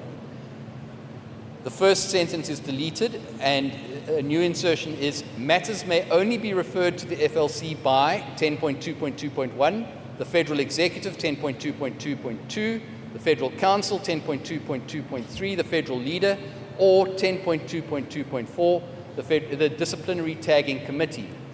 Following which referral, the Federal Legal Commission shall deal with it according to the FLC rules, provided that in the absence of a provision in the FLC rules dealing with a matter, the FLC will follow a process to enable the findings of facts to advise the Disciplinary Tagging Committee for consideration that is consistent with natural justice, and only the Disciplinary Tagging Committee is authorized to refer matters for disciplinary action. The recommendation is that this be supported. All those in favor raise your green cards. All those opposed your red.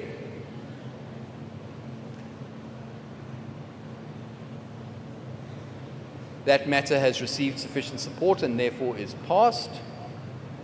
Amendment 50, dealing with clause 10.6.2.4 and 10.6.2.5, procedures applicable to disciplinary hearings, proposed by Glenys Breitenbach and seconded by Werner Horn. These are both insertions, and it reads as follows: whether the complaint shall be referred for processes relating to incapacity, or if additional information is required to make a determination in terms of 10.6.2.1 and 10.6.2.2, whether a matter must be referred for the undertaking of a factual investigation.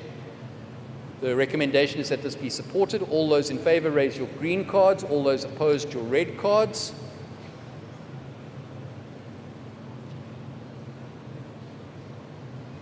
That matter has received sufficient support and therefore passes.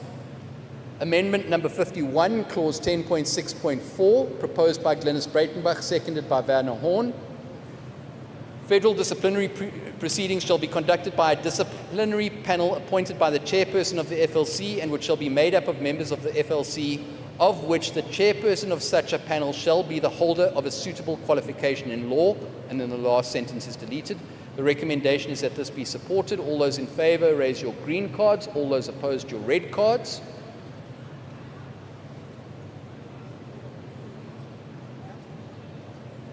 That amendment is supported sufficiently and therefore passes. Amendment number 52, dealing with clause 10.6.9, procedures applicable to disciplinary hearings, proposed.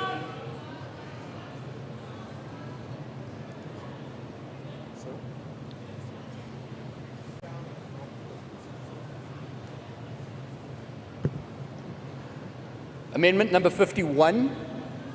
Can you not hear? Okay. We have a problem with the sound in this speaker here. Is that better? Has it been resolved?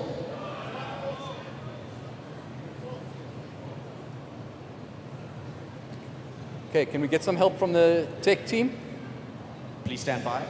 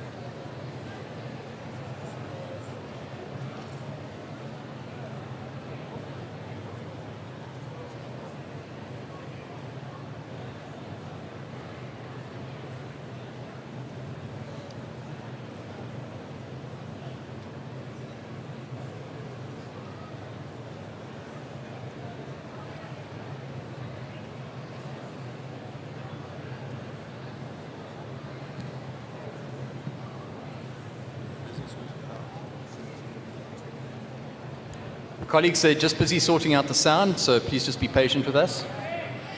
Seems like it's resolved, so we'll move on. Okay, Amendment 51, dealing with Clause 10.6.4. This is procedures applicable to disciplinary hearings, proposed by Glenis Breitenbach, seconded by Werner Horn. Federal disciplinary proceedings shall be conducted. Is the sound off again?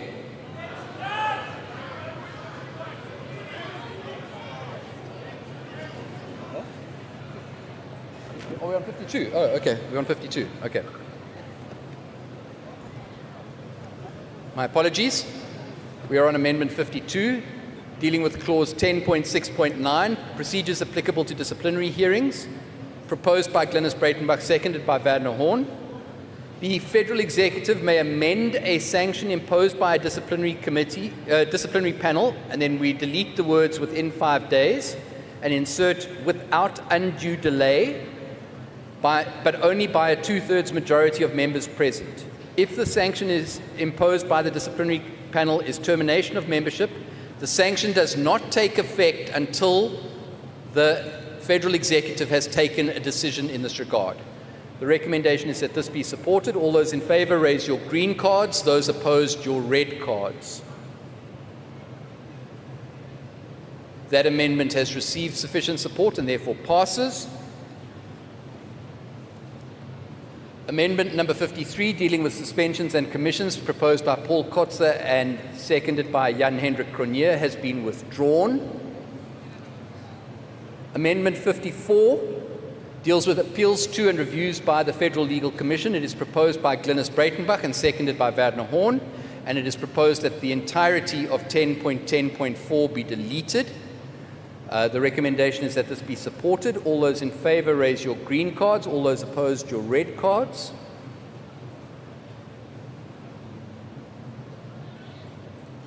That amendment receives sufficient support and therefore passes. Amendment number 55 is reporting to Federal Council. It is Clause 10.12, proposed by Glenis Breitenbach and seconded by Werner Horn. The proposal is that the entirety of 10.12 be deleted. The recommendation is that this be supported. All those in favour raise your green cards. All those opposed raise your red cards.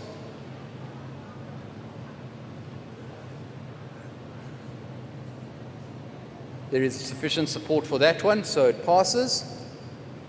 Amendment number 56, dealing with ancillary organisations. This is clauses 11.6 and 11.7, proposed by Glenis Breitenbach and seconded by Werner Horn. And these are insertions, where an ancillary organisation enjoys representation to any structure of the party, such representation shall be dependent on that ancillary organisation being validly constituted. Any ancillary structure representative to a higher structure of the party ex officio is automatically vacated from that structure when their term of office in that ancillary has expired. The recommendation is that this be supported. All those in favour raise your green cards. All those opposed raise your red cards. That amendment is supported sufficiently and therefore passes. Amendment number 57, dealing with clause 12.2.2, agreement with other parties, proposed by Paul Kotze, seconded by Jan-Hendrik Cronje. This deals with coalition agreements. 12.2.2.1, any agreement to form a coalition government at a local, district or provincial sphere of government must be approved by a majority of the Federal Executive following a recommendation from the relevant provincial executive. 12.2.2.2, any agreement to form a coalition government in the national sphere of government must be approved by a majority of the Federal Council following a recommendation from the Federal Executive. 12.2.2.3, all coalition agreements must be made public and be based on a signed written document that explicitly outlines the principles of the agreement, key policy priorities, and governance protocols. And 12.2.2.4, a DA member appointed as a mayor, premier, or to an executive position in a coalition government is bound by the terms of the approved coalition agreement. Any material breach of the agreement by said office bearer may be grounds for misconduct proceedings under section 2.5.4. The committee is neutral on this matter, and so I put it to the vote. All those in favor raise your green cards. All those opposed, your red cards.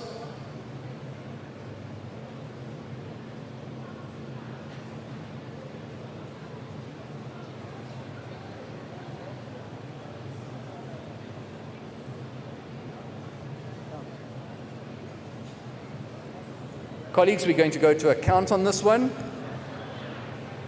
All those in favor, hold up your red cards, please. Everybody else, put your cards down. Sorry, hold up your green cards. All those in favor, hold up your green cards.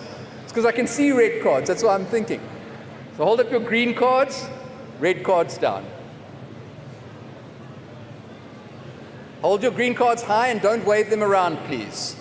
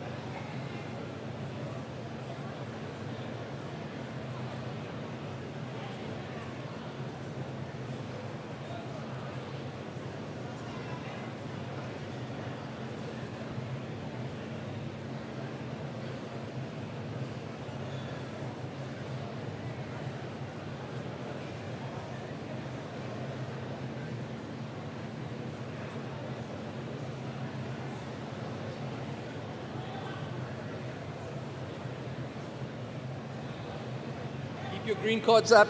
Green cards up.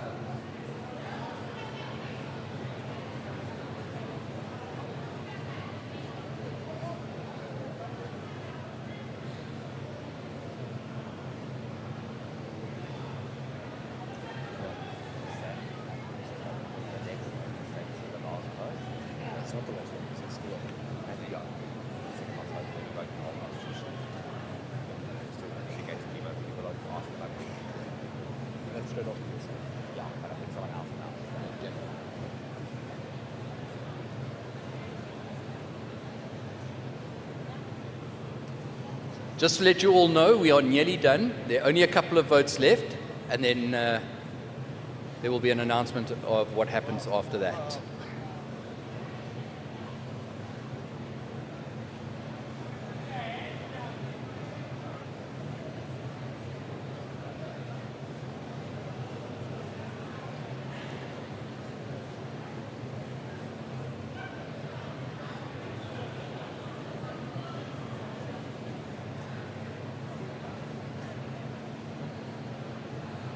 Thank you. You can put your cards down.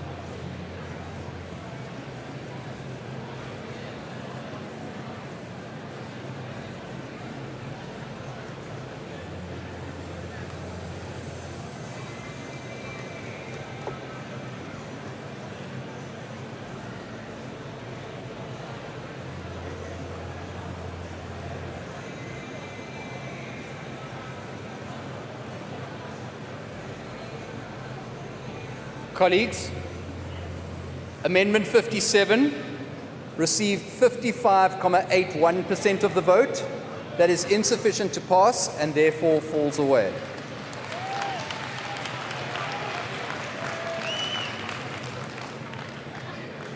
Amendment 58, dealing with Clause 13.5, definitions, proposed by Werner Horn, seconded by Marius Victor. This is the definition of good standing, and it reads as follows. Good standing means that at the time of nomination, selection, and election, the member will truthfully declare all details that may be required by the Federal Executive, and that he or she has been a member for at least 30 days, and that he or she is not in arrears with any monies owing to the party arising from whatever cause, excluding where proof is submitted of the arrears being the result of party administrative negligence or problems. The fact that the party may have entered into a payment arrangement for any arrears shall not render the person in good standing. And then there's an insertion.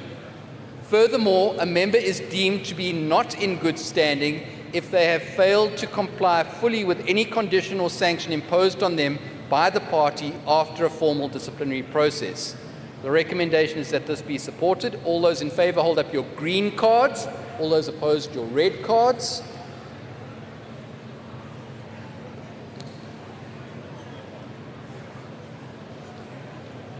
That amendment has received sufficient support and therefore passes.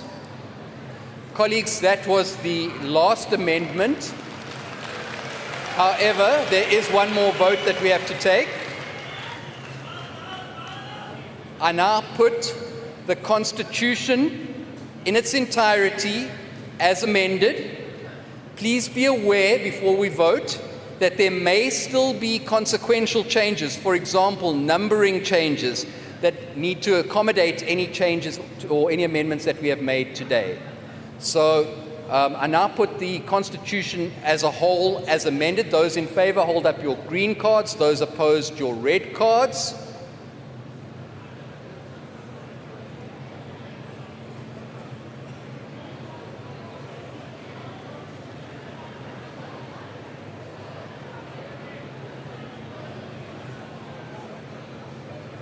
That amendment has received, that has received sufficient support and therefore passes.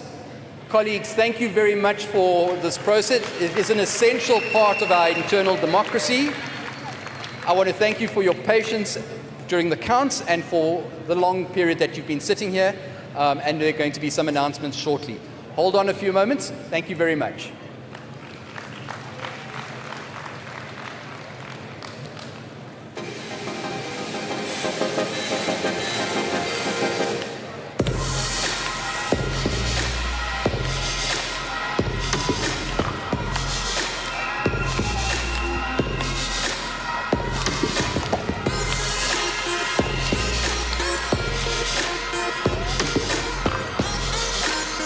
Delegates, please welcome back to the stage your MCs.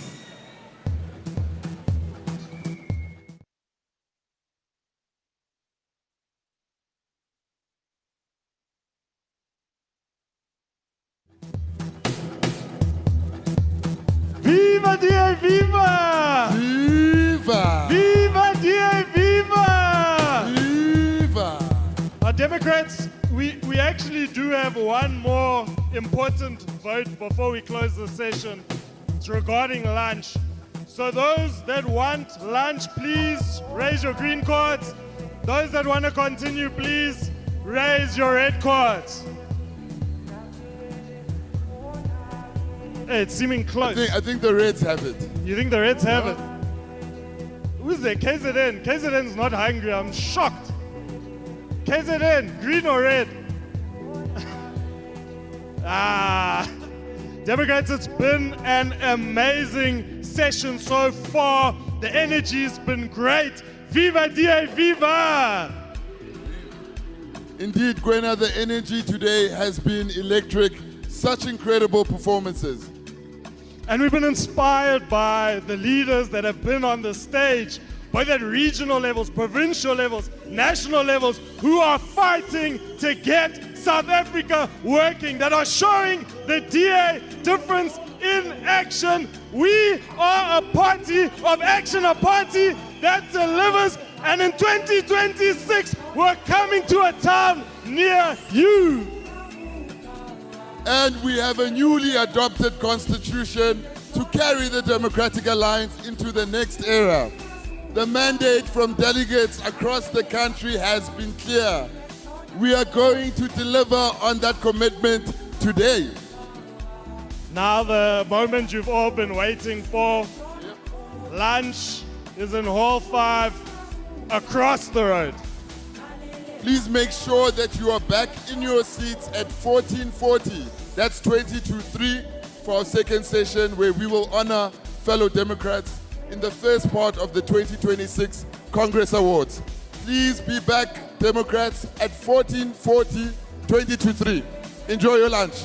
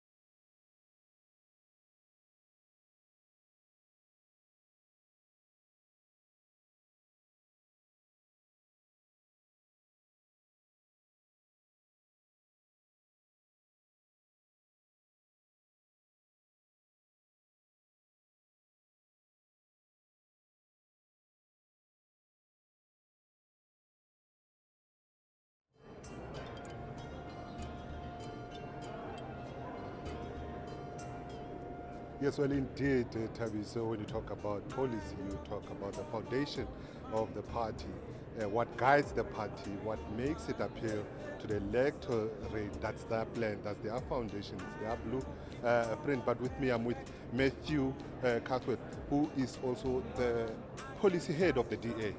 I guess amongst another aspect that you guys are going to be dealing with are those proposals that with regards to policies. Talk to us a little bit more with regards to that.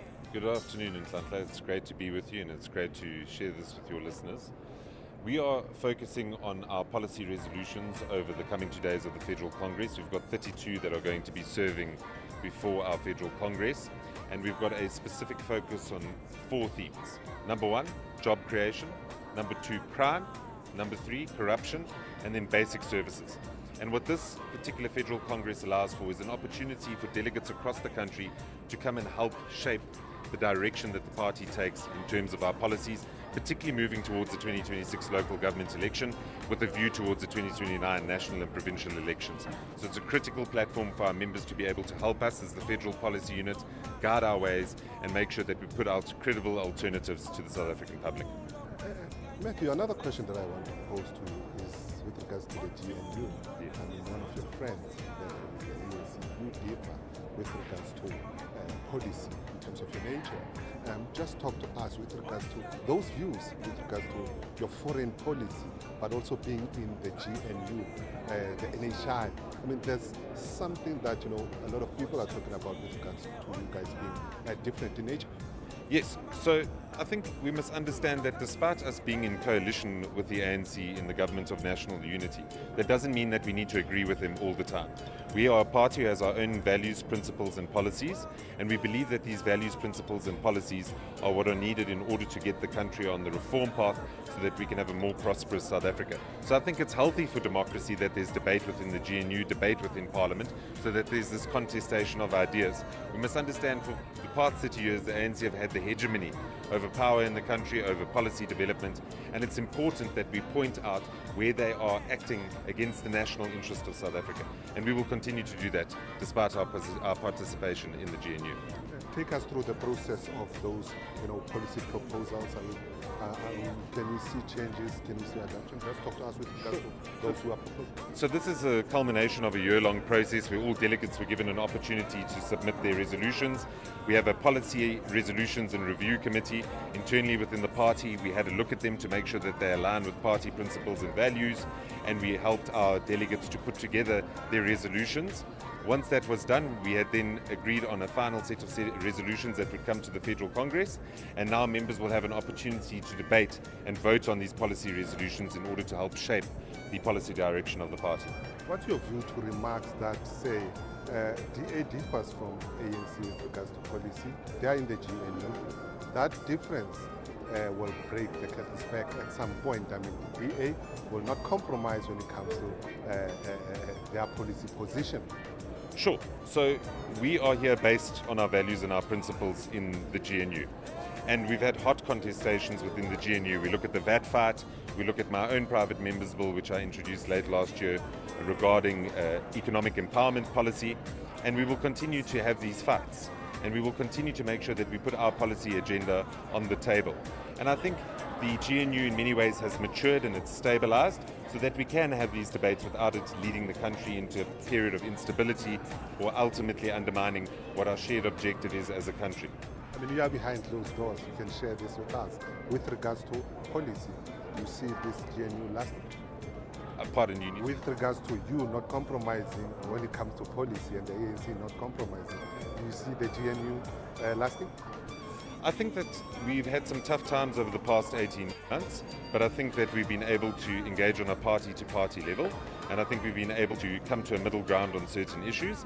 But I do think it's important that we continue to advocate for our policies so that we are able to get reform. Otherwise, we would simply be the lapdogs of the ANC and allow them to dictate policy to us. We are a partner in the GNU, and we will act as a partner in the GNU.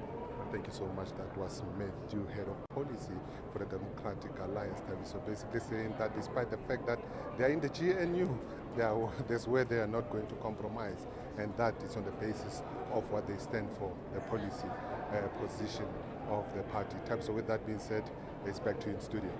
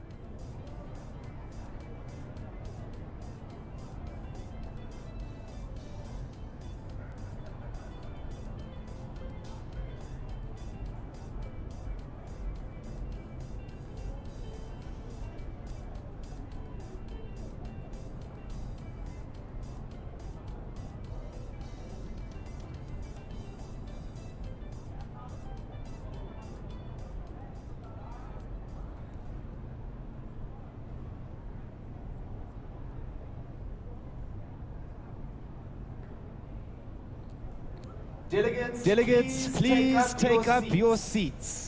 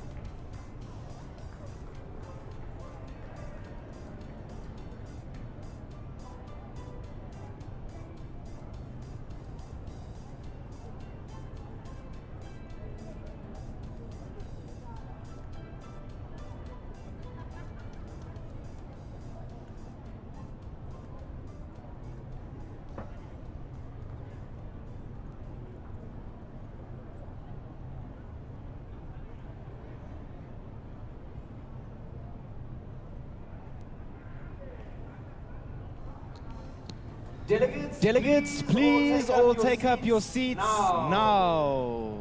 We are about to begin.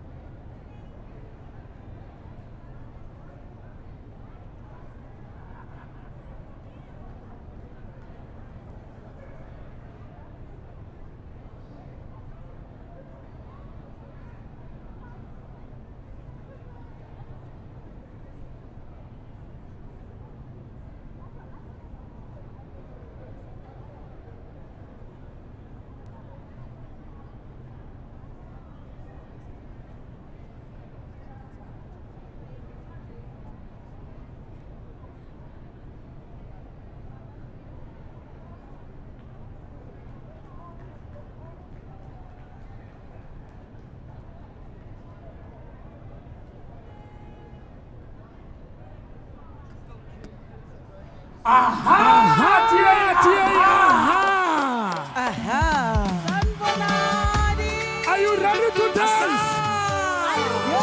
Are you ready to dance, delegate? If you know, come up the dance.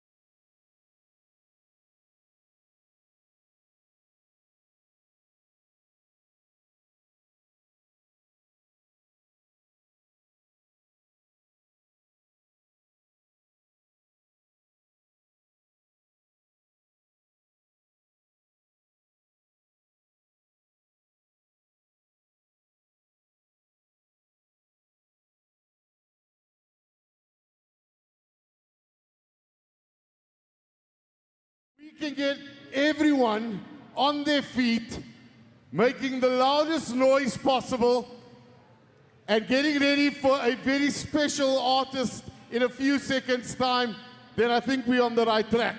Yes. So from the front to the back, the left to the right, even the journalists at the back as well, let's all stand to our feet and make the loudest noise ever, because we're getting South Africa working. Yes! Make some noise! Yes! Yes! There's no such thing. Just wait, I want to see. Let's start with my side, and we do your side, and we see who's the loudest. Which side's the loudest? I'm gonna go this side. I'm cool with that, but just remember there's no such thing as a free lunch. So they've got to sing for their lunch here, eh? Okay, side Nasli, are you ready? Let's make some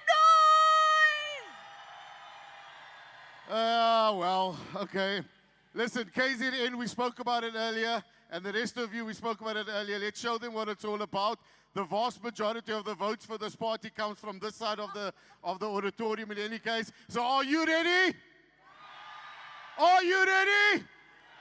Are you ready? Then make some noise! Kwena, what do you think? You know what? I still like watching unity and action in this party. So for the last time, left side, right side, let's make some noise. Yeah!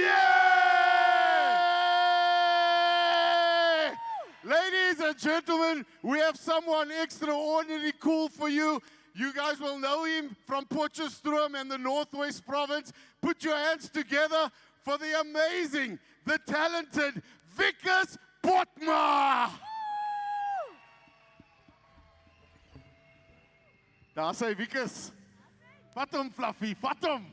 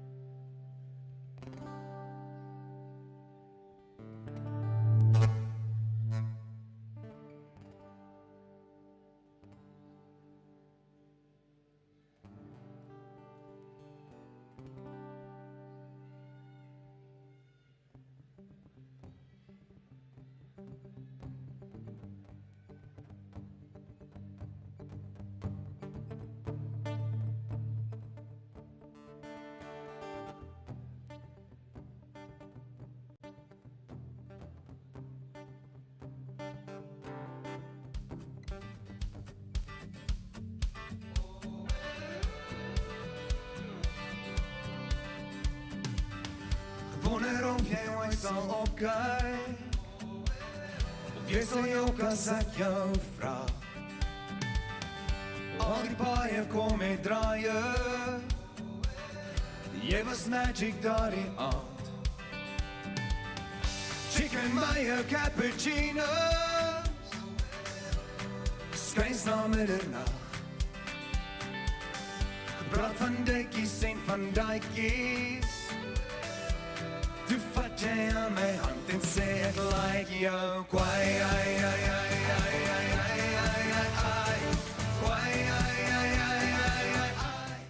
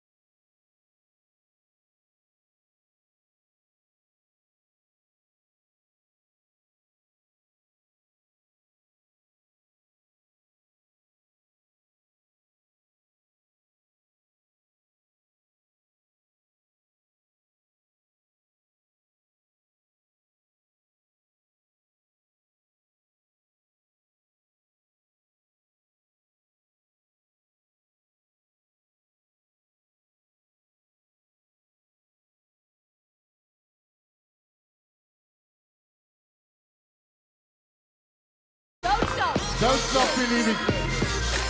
Whatever you do, don't stop believing, bud. Jeez, I think you guys are copying my outfit, yes? No. We're not copying you. You copying You're copying us. my outfit. All three of you are copying my outfit. No, you copied mine. No, I got mine first. I don't know, maybe we should ask them who looks best in blue. I'll win. The blue team, yeah. All right, Democrats, I can hear you. In the province of extreme conviction, resilient in all communities, the home of struggle heroes and the service to the country, the home of legends. Should we go? Please rise, ladies and gentlemen, and welcome the flag of Eastern Cape.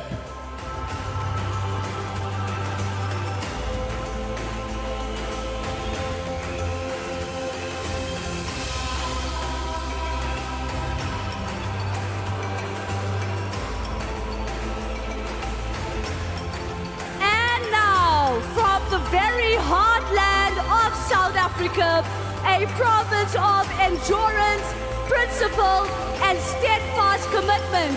Let us welcome with pride the flag of the Free State.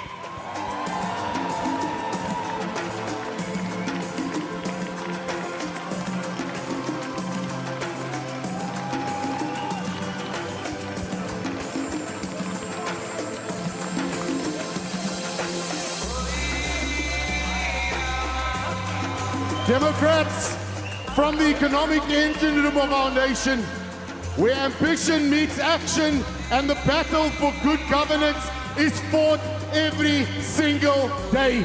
Democrats, join me in welcoming the flag of Gauteng!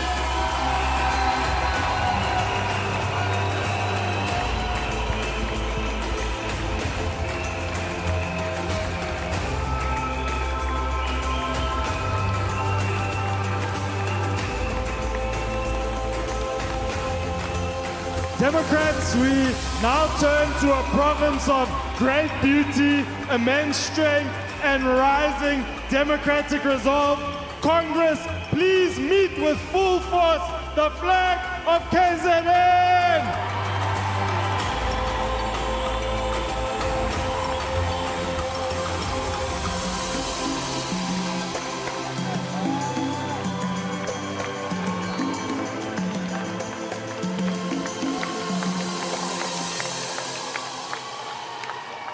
From the north of our country, rich in heritage, culture, biodiversity, and an unshakable spirit, Democrats, let us welcome the proud flag of Limpopo!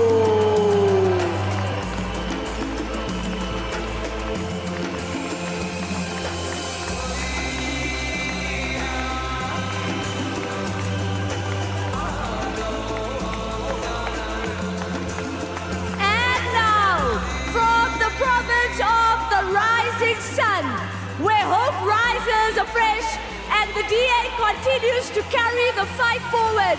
Please welcome the flag of Mpumalanga!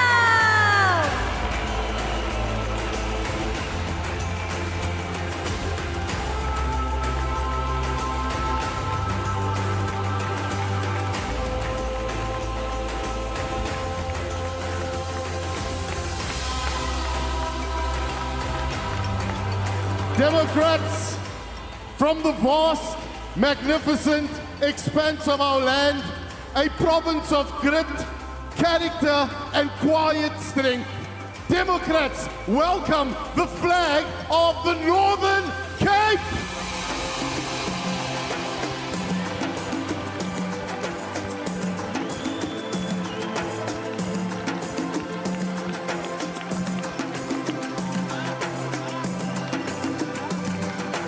Congress, from a province of energy, determination, and growing democratic momentum, agriculture, and amazing sunsets shining brightly. Please rise to welcome the flag of the Northwest!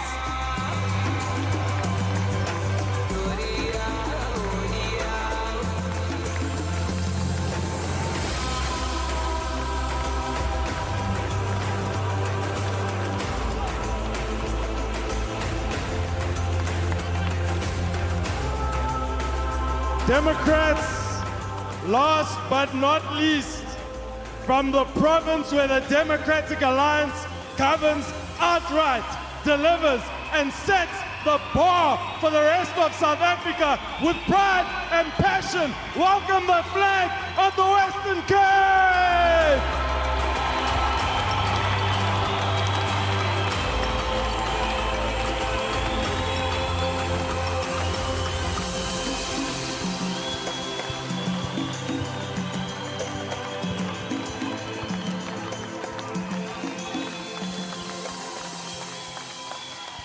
And there you have it, Democrats, the flags from all 9 provinces representing our beautiful country. Let's make some noise for South Africa! I could hear you the whole time, I just couldn't speak to you.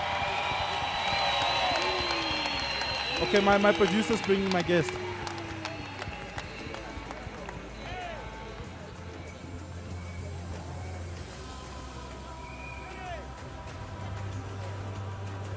Okay.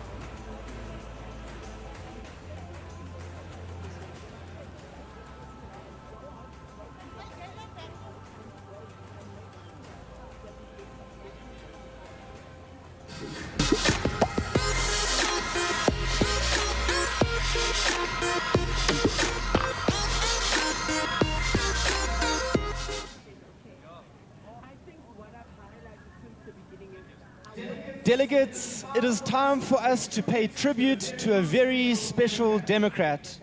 And to do so, please welcome to the stage our KZN Provincial Chairperson, Dean McPherson.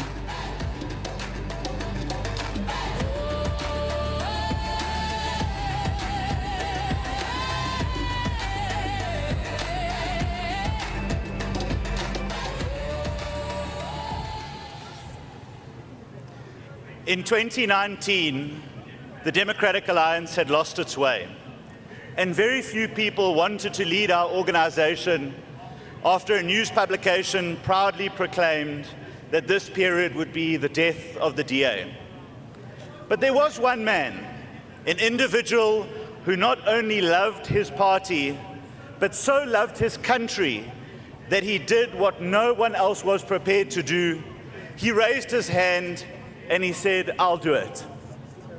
The real judgment on leadership is not whether you are prepared to lead when the times are good and there are no problems.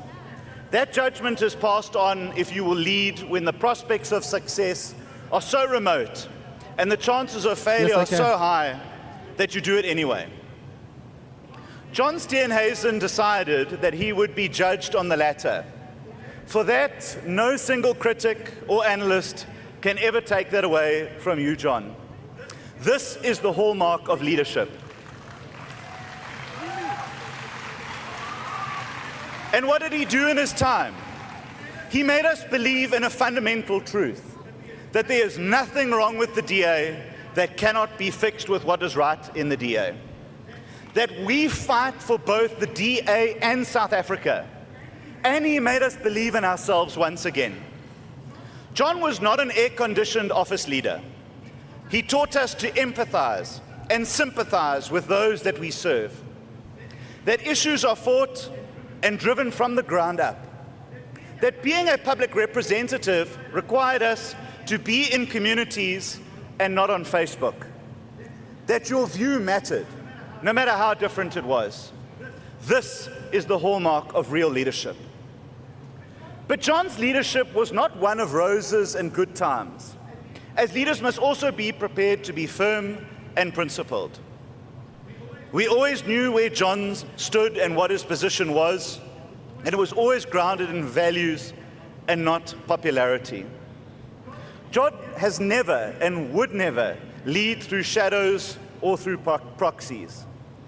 His positions were always known to all of us, and he was willing to be contested for them. That is the hallmark of real leadership. In fact, the greater part of that this is why morning, his defining the legacy Democratic Alliance will be taking the Democratic Alliance from a party of opposition to one of national government. From the municipality of Kruger and our to only Midrand leader to in the history of our party. Those mayors and those leaders were all on stage.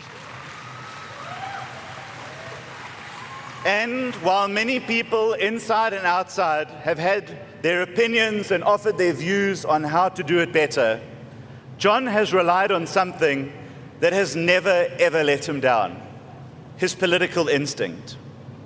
I recall many conversations when we were facing existential choices in the GNU, and I would simply pose a straightforward question to John. John, what is your gut telling you? And I will say today, without fear of contradiction to you, that every call, every decision, John got right. And just think about this for a moment. Ponder on this for a second. During the VAT debacle, John was crystal clear to the ANC and to the public that under no circumstances would the DA vote to support a VAT increase. Many said that we should just do it and play nice, that we should just get along and go along. In fact, there were some other political parties who you will recall that said that VAT would be good for the poor. Some of you will remember, particularly from KZN. But on that day, on that fateful day, John rallied his caucus and members of the executive that we would go to Parliament and raise our hands in opposition to VAT, knowing full well, knowing very well, that we would most likely be voting ourselves out of the GNU and out of Cabinet, because John's principles and values were never up for negotiation. That is what real leadership looks like. And so John, with each test, has led us with conviction, clarity, and determination. However, John's greatest legacy that he leaves behind is that our party is strong, it is more unified, it is more diverse, and it is more successful than it's ever been before. But he also leaves something far more consequential that very few people have given consideration to. He leaves behind a new generation of leaders. John has done what very few people and politicians do. He has actively and purposefully groomed, mentored, and made spaces for young people in this party. He has given them responsibility. He has supported them. And he has been deliberate and unapologetic about the DA's need to embark on a generational shift. What we see on our ballot paper tomorrow and across the party has not happened through a miracle. It is the careful and painstaking art of building something bigger than yourself. From leaders like Siviwe Kwagrube, Jordan Hill-Lewis, Bax Nodada, Silliers Brink, Karabu Kakao, Mabatu Tembe, Martin Meyer, Karl Poppan, Yusuf Kasim, Leon Schreiber, Ashor Sarupin, Solly Malatsi, Alex Abrahams, George Mikalakis, and so many more. This is John's legacy, a party's succession secured through selfless leadership by giving young people an opportunity.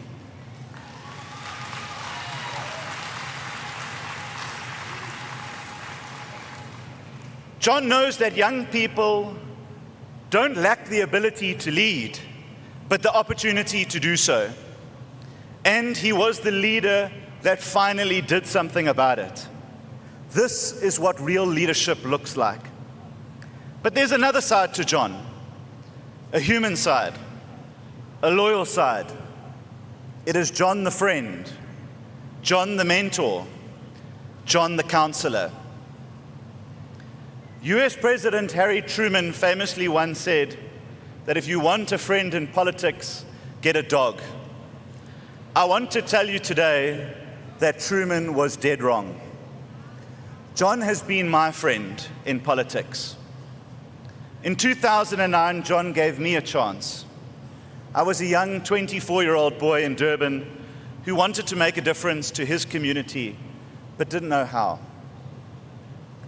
Over the last 17 years, John has taught me many things, but there is one thing that stands out more than anything, and that's loyalty. It's often spoken about in politics, but rarely practiced. And that loyalty has transcended the hardest of times. But he has never wavered, not once. So in truth, I would pick John over a dog any day in politics. That's what real friendship looks like. I want to thank you, John. You have given a young boy who had a dream of changing South Africa the opportunity to do so, and I can never thank you enough. As John steps down as the leader of the Democratic Alliance, he does so with a record of service that will most likely be unrivaled for decades. He perfected the art of the possible in politics, and not only dared us to dream, but made those dreams a reality. Well done, good and faithful servant, is found in the book of Matthew 25:23. And it was uttered in response to those that had been entrusted to grow the assets of the head of the house while he was away. To recognize that they had been loyal, faithful, and diligent with what mattered most to them. John, I say to you today that you have grown this house and you have looked after the assets of this house, the very people in this hall today. We therefore say to you, well done, good and faithful servant. Thank you, dankie, ngiyabonga, inkosi, kiyalabocha. I would now welcome the family.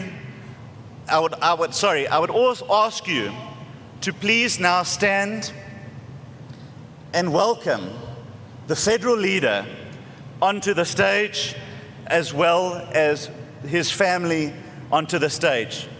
Let us welcome John Steenhuisen.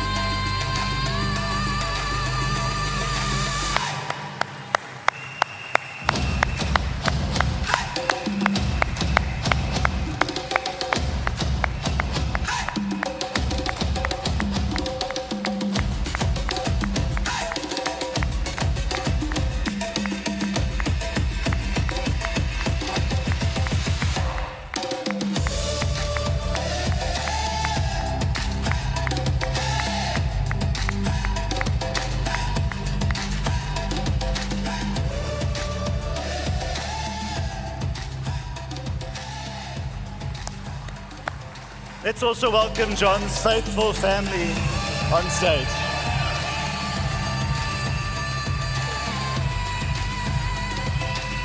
Let us also welcome John's office onto the stage.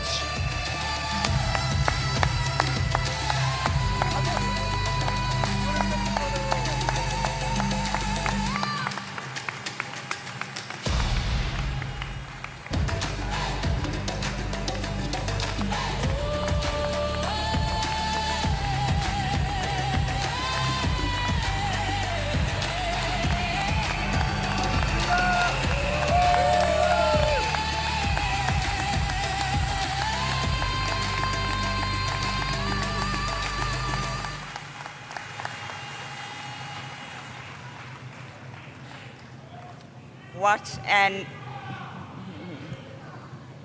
thank you. What an incredible journey this has been, John.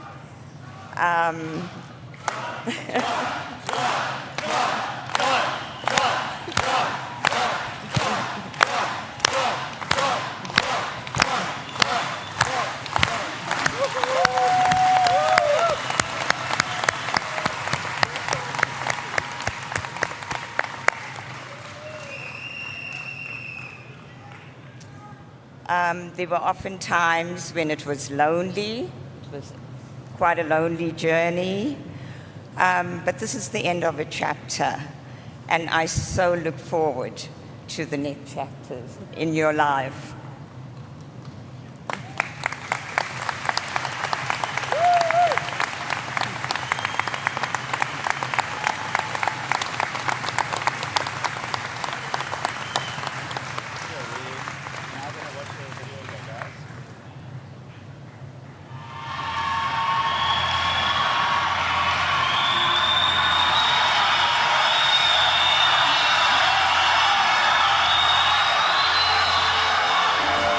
Leadership is not only measured in victories. It is measured by courage, by conviction, by the will to keep going when others lose faith. In 2019, at a time of uncertainty for both our party and our country, you stepped forward to lead. When others may have been skeptical about the future of the DA, you did not retreat. You reminded us that there was nothing wrong with the DA that couldn't be fixed by what is right with the DA. And you were right. Under your leadership, the party rebuilt, it renewed, it found its feet again, and it set its sights higher than ever before. Yours is a story built from the ground up. From knocking on doors in communities to serving as a councillor in eThekwini. To leadership in the provincial legislature, the National Assembly, and as Chief Whip in Parliament. And then, when the moment came, you stepped into the breach and led this party. Through the uncertainty of the COVID-19 pandemic, you gave South Africans a steady voice.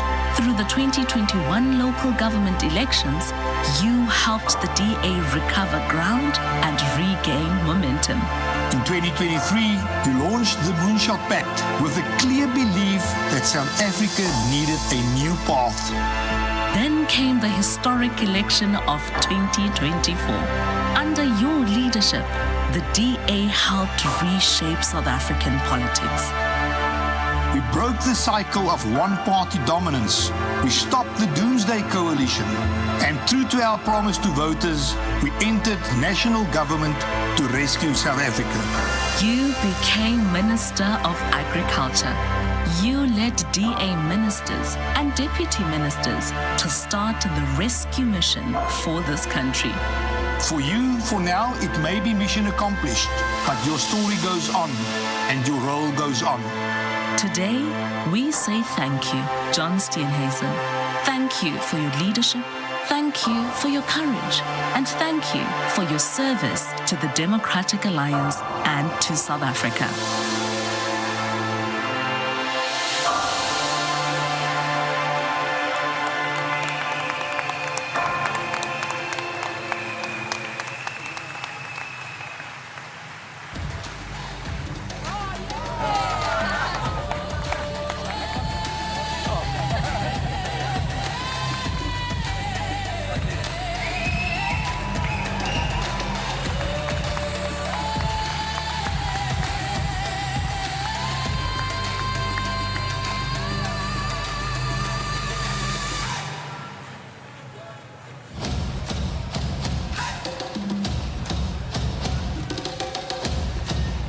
Viva John Steenhuisen, viva!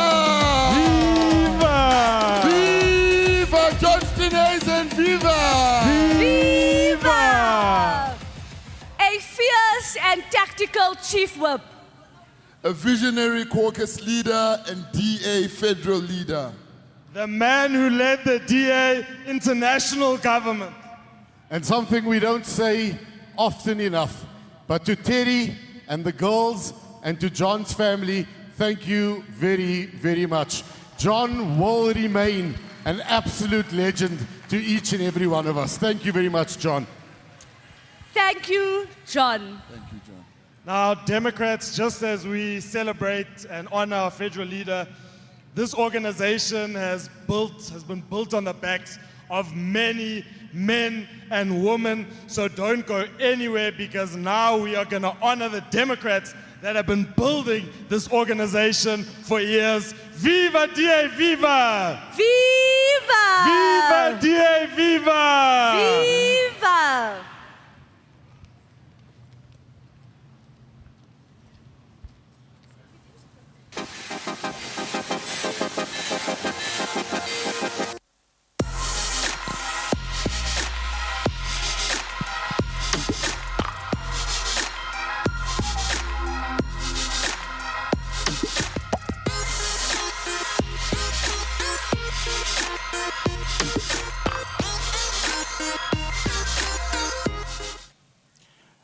Delegates, we now turn to the much anticipated Congress Awards. recognizing those who never falter and never fail, those who go above and beyond. Please welcome to the stage the Chairperson of the Congress Awards Committee, Helen Zille, and her Deputy Chairperson of Federal Council, Asho Sarapan.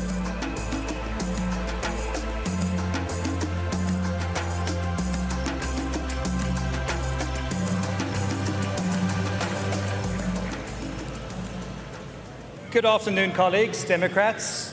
In January 2026, we asked all party structures to nominate individuals and formations who have made exceptional contributions to our cause in the Democratic Alliance. These are the people who do the work when nobody is watching. The people who organize our branches, run our campaigns, raise funds, win wards, serve our communities, and build the blue machine that allows our values to translate into real change in people's lives. We had nominations recognizing contributions across 4 areas. Firstly, strengthening democracy and advancing good governance in South Africa. Secondly, building and strengthening the DA as an organization. Thirdly, increasing the party's share of the vote through political and operational excellence. And lastly, supporting our mission through fundraising and resource mobilization. Between today and tomorrow, we will honor everyone who's done exactly that. Because our blue machine is not built by speeches alone. It's built by the thousands of committed people who give their time, their skills, and often make many personal sacrifices to grow our organization. Every by-election victory, every branch formed, every volunteer recruited, every donor convinced, and every community served is part of building the blue machine. Today we recognize the people who are doing that work. And we begin today with a Lifetime Contributor to Democracy in South Africa award. Recipients of this particular award are outstanding South Africans within our ranks who've dedicated their lives to the advancement of liberalism, constitutionalism, the rule of law, and good governance. These individuals are recognized for the enduring impact of their work on our party and our country, marked by sustained excellence, commitment, and loyalty to our values throughout their careers.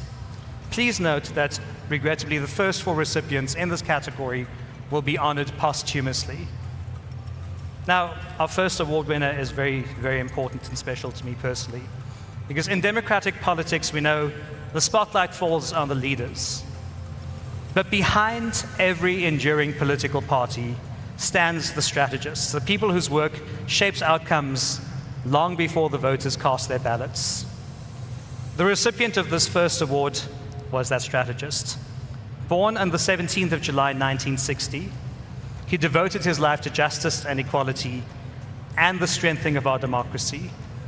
Over his decades of service to the Democratic Party and later the Democratic Alliance, he helped not only build our campaigns, but the institutional strength of this modern political party that competes electorally so that we can both govern and hold power to account. As executive director of the Democratic Party in the 1990s, he helped pave the way for the pivotal 1999 election, a campaign that transformed the Democratic Party from a marginal presence, a 1.7% party, into the official opposition. He worked with limited resources, but he used his strategic genius, his discipline, his ability to execute, and his rigorous use of data to build a campaign operation that defied expectations, reshaped our landscape, and catapulted the DP from 1.7% to the official opposition. Over the years that followed, he became widely recognized as a quiet architect of our machinery. He planned meticulously, he had a deep understanding of the political environment, and he had a relentless work ethic that built the blue machine, capable of weathering difficult moments and seizing opportunities for growth. He served as a member of parliament from Mpumalanga and then KwaZulu-Natal, and always brought thoughtfulness and professionalism to public service. He believed deeply in the importance of a strong and credible opposition as the cornerstone of democracy, and he spent his life getting the DA into national government. His final campaign resulted in the DA entering national government for the first time. But I know personally the achievement he was most proud of was winning his home municipality of Umgeni. His legacy is not only in our election results, but in the strength of the DA as an institution and the role we play in South Africa. He was not only a strategist, but a mentor, a colleague, and a friend to many of us. His work built this blue machine, and his contribution will continue to endure for as long as we continue to endure. So the first recipient of this award is our stalwart, our late stalwart, Greg Crumbach.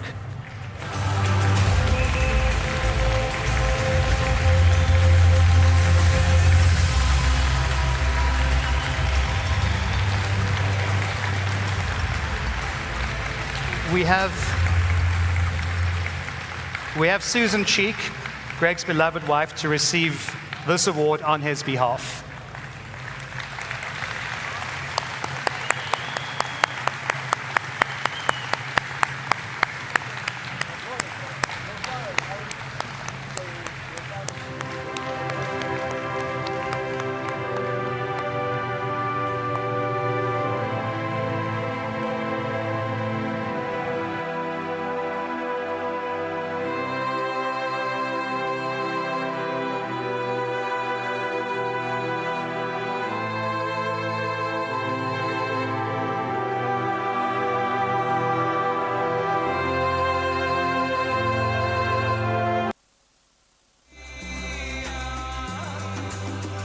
Our next recipient was someone who offered dedicated and principled service to the DA, particularly in her role as the Provincial Director in Mpumalanga, where she strengthened our organizational systems and party structures through her tireless behind-the-work scenes.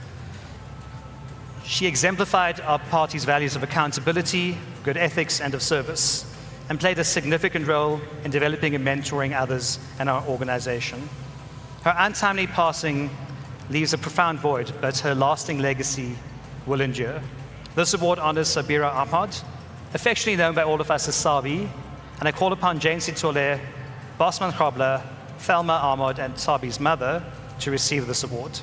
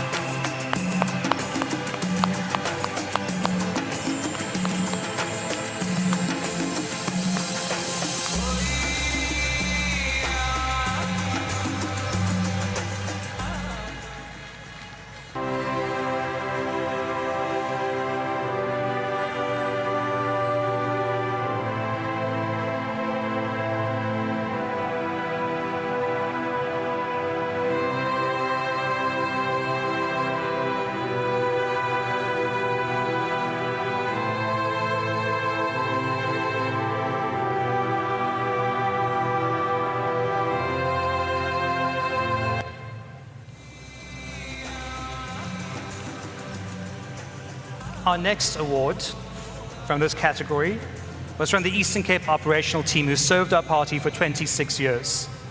As finance manager, she played a key role in modernizing financial systems and processes. She was quiet in nature, but her impact was significant. She ensured strong financial management, supported leadership decision-making, and made complex financial concepts accessible to others.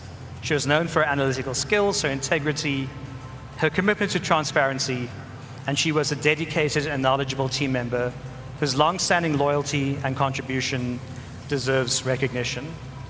This award is to honor Brandine Sher. I called upon the Eastern Cape Provincial leadership, Andrew Whitfield, Yusuf Kasim, and Elmarie Vorter to receive this award on her behalf.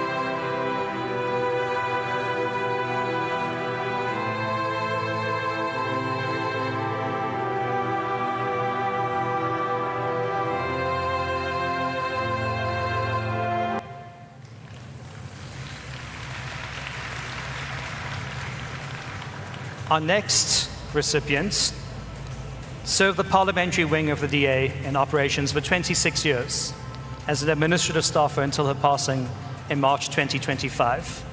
She worked as the personal assistant to several members of parliament, providing dedicated professional support, and she constantly went above expectations. She had deep institutional knowledge, she built strong relationships, she had an open communication style, and she kept her colleagues accountable while fostering a caring team environment, even during her illness. She was highly respected and relied upon, and her loyalty and lifelong contribution to the party will always be thought of and appreciated. Affectionately known as D, the recipient of this award is Duria Doyle Samsudeen, or D. Samsudeen as we knew her in Parliament. I called upon George Mikalakis and Una Christians to receive this award on her behalf.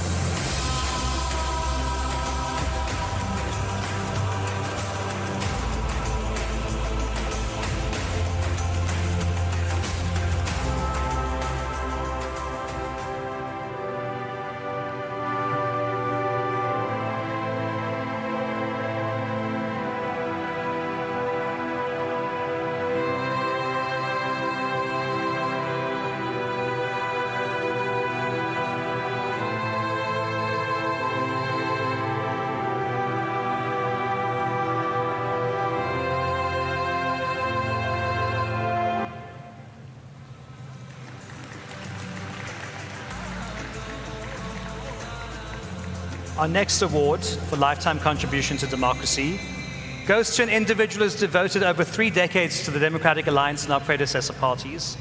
She played an anchor role, particularly in her long role over 4 terms as Chief Whip of the Cape Town City Council.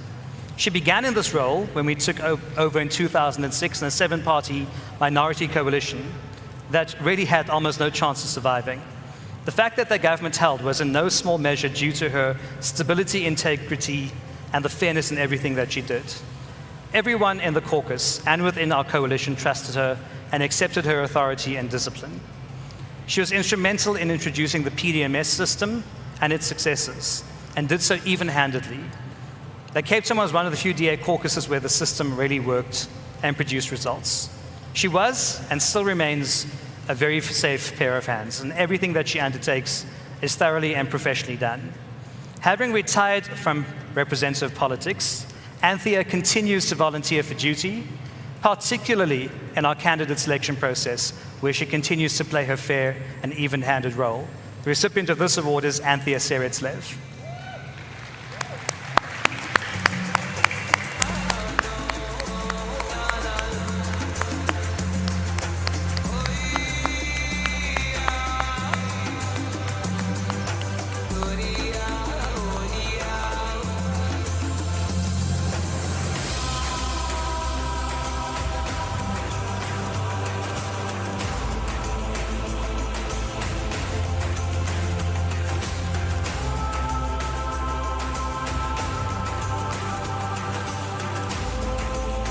Our next recipient has behind her name a lifetime of dedicated service to the DA and our predecessors, spanning 6 decades of activism, of leadership, and as a public representative.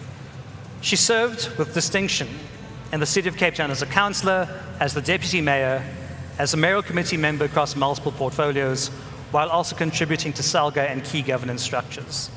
Since retiring from public office in 2016, she's continued to play a vital role in our candidate selection systems, in training, and in community organizations, demonstrating an enduring commitment to strengthening our party and advancing our values, both in government and in civil society. The recipient of this lifetime contribution to the Democracy Award is, of course, Belinda Walker.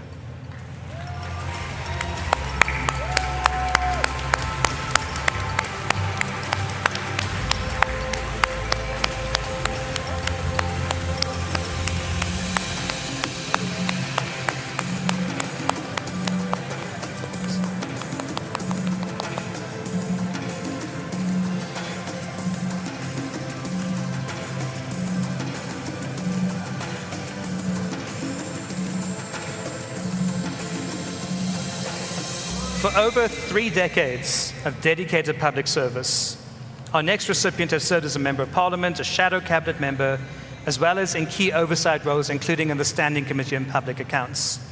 He has contributed significantly to the party's growth and governance, including modernizing financial systems, shaping policy throughout his expertise in labor and industry, and promoting transparency and accountability.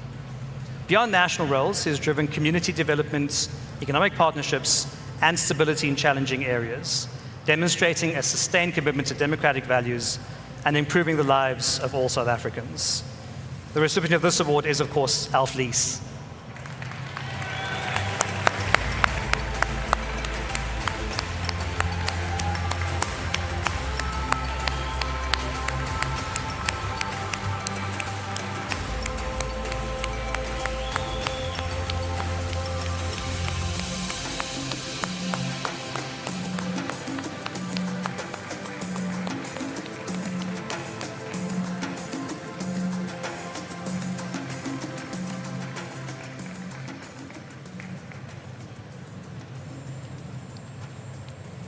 Our next recipient's individual career.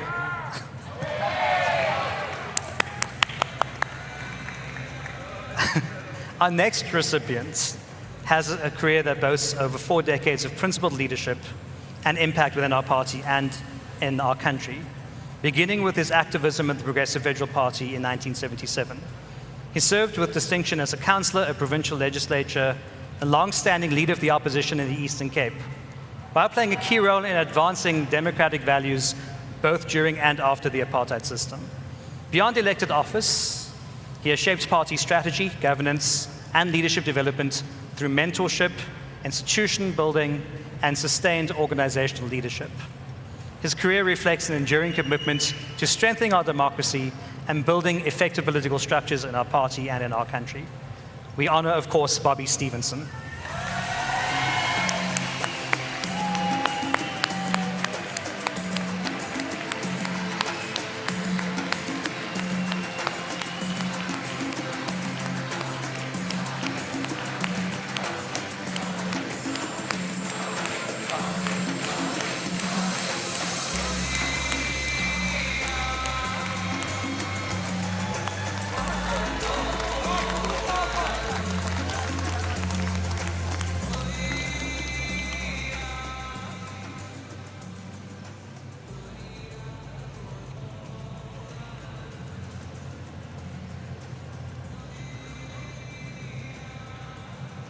Our next recipient joined the Progressive Federal Party 48 years ago as a ward activist, while she ran a successful practice as a clinical psychologist in Johannesburg.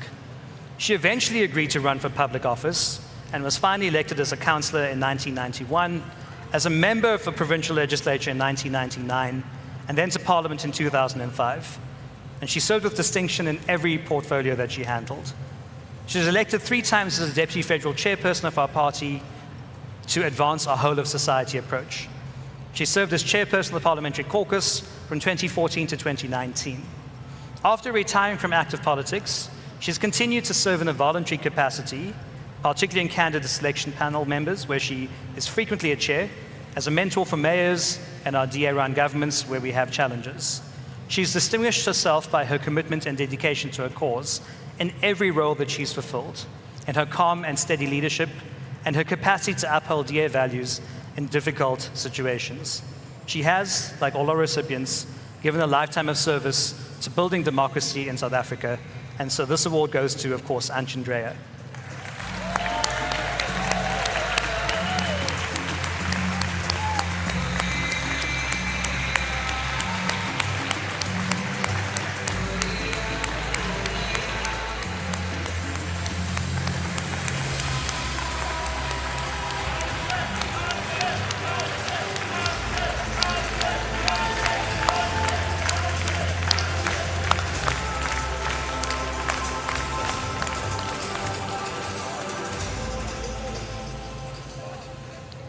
Our next recipient is being recognized for her dedication, unwavering, to the Democratic Alliance since 2001, where she's been a branch chair, a councillor, and a community organizer in a little place known as Tembisa. She's demonstrated remarkable courage and commitment to accountability, exposing corruption and continuing her activism even after surviving a targeted attack on her home. Despite no longer holding public office, she remains a tireless grassroots leader, mobilizing support, inspiring volunteers, and championing the party's message within her community. So this award goes to former councillor Nomsa Baba.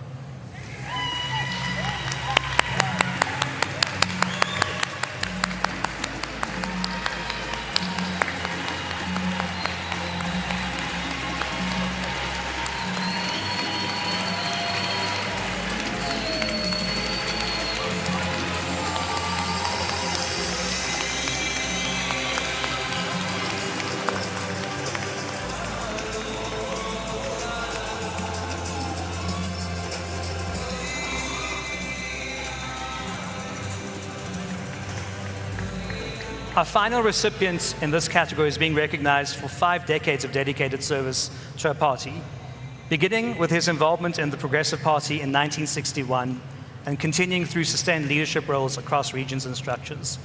He served with distinction as a councillor in the City of Cape Town and in numerous leadership positions as a portfolio chair, as a mayoral committee member, a sub-council chair, and roles within SALGA and national party structures, while also contributing to the establishment and leadership of ADAC. Even after retiring from public office in 2016, he's remained active and valued to our party, and he supports the party through ongoing involvement in our candidate selection. This award is, of course, to honor Dimitri Colley. Unfortunately, Dimitri is unable to join us, so the Chair of the Federal Council will present this award to him in Cape Town.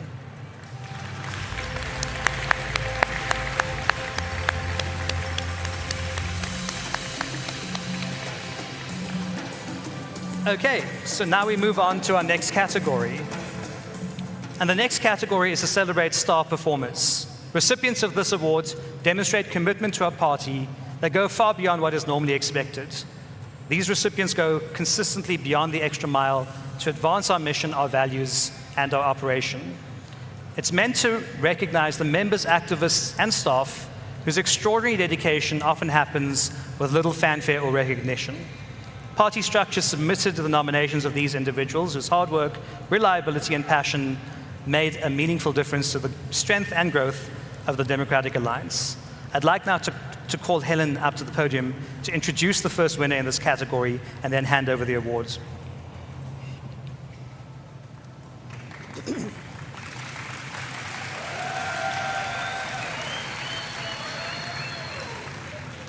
It's a very deep honor for me to announce the first recipient, because she's being recognized for her exceptional service to the Democratic Alliance, which I have seen firsthand every day in her current role as our Chief Operations Officer, where she has led the party staff with professionalism, dedication, and a deep understanding and love of our organization. We celebrate her for her ability to nurture talent, to foster a positive and supportive culture, and to ensure the teams are structured so that they can best achieve our party's goals. The famous Blue Machine is held together by her steadfast leadership and deep commitment to flawless execution. I'm going to be in trouble after this because I didn't get people walking out in the correct door, but I hope she will forgive me after this award. She is a world-class Chief Operations Officer, and she is instrumental to the DA achieving its mission. The recipient of the Star Performer Award is Liana van Wyk.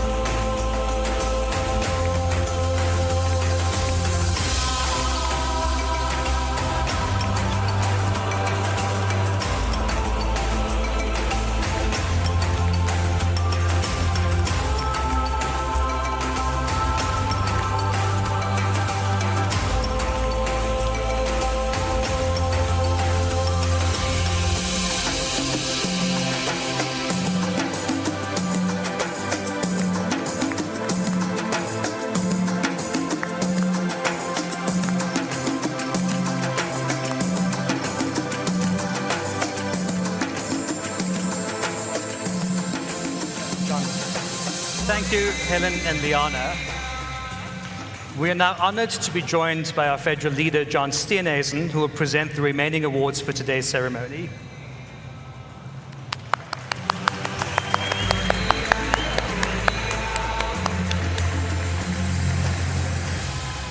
Our next star performer is recognized for his exceptional dedication and leadership. He goes above and beyond to mobilize his team, identify community issues, and ensure that his ward consistently performs at the highest level. He played a key role in exposing the chemical toilet scandal in Ekurhuleni, driving media attention, community engagement, and action from public representatives. He demonstrated courage, perseverance, and impact in service of his community. His name is Jonas Moshi.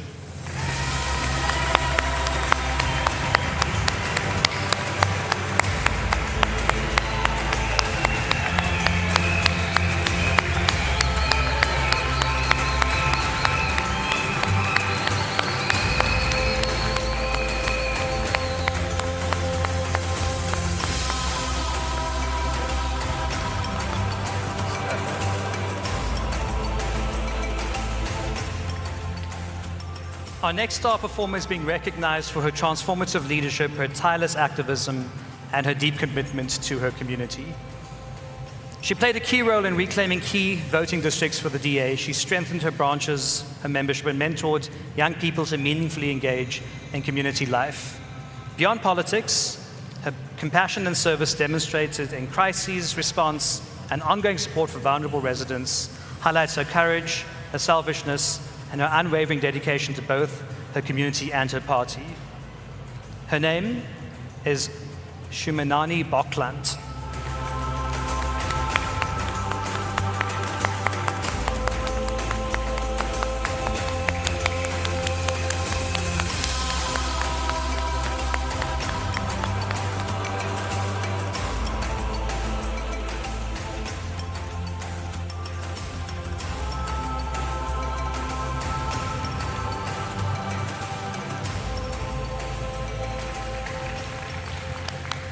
Our next star performer is the sheer volume of his work, the innovation he applies to it, and the impact he makes.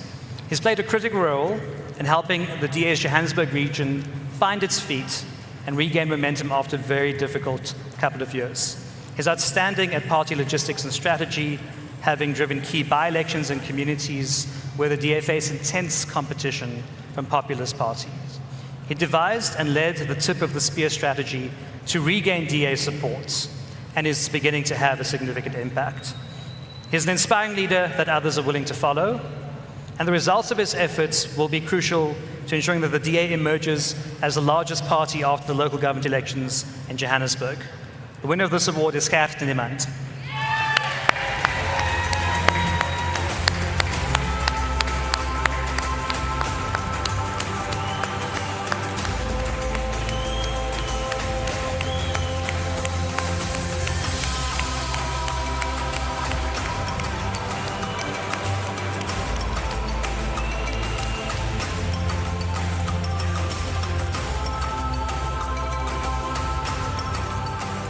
Our next star performer is being recognized posthumously for 16 years of extraordinary service to the DA and the Cape Winelands community. Known for his compassion, integrity, and his dedication, he championed the agricultural sector, improved infrastructure, and uplifted communities with personal care and selfless commitment. His legacy of service, humility, and advocacy for his people leaves a lasting impact and exemplifies the highest standards of public leadership. Most commonly known as Dion, the recipient of this award is Gideon Karnes. I call upon Helena von Schlicht, our Cape Winelands District Mayor, to receive this award on his behalf.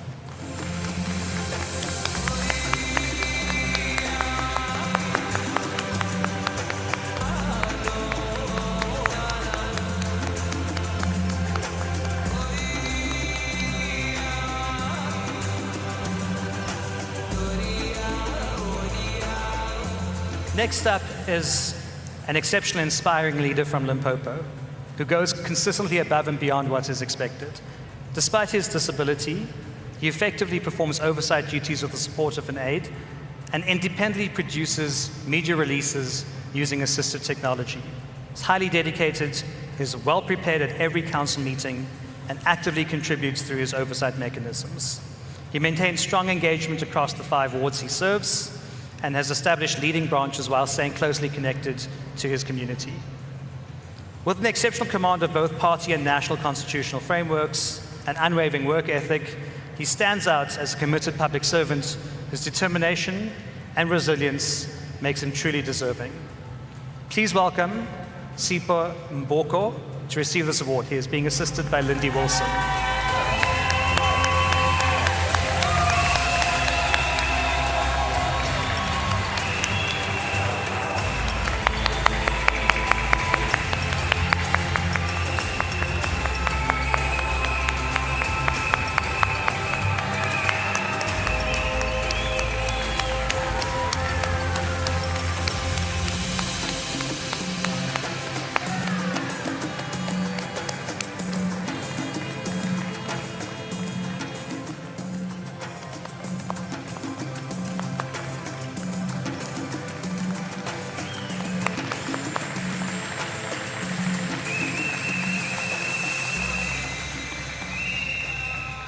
Our next star performer has contributed 37 years of extraordinary dedication to the Democratic Alliance and its predecessor parties, providing an unwavering commitment to our values and community service.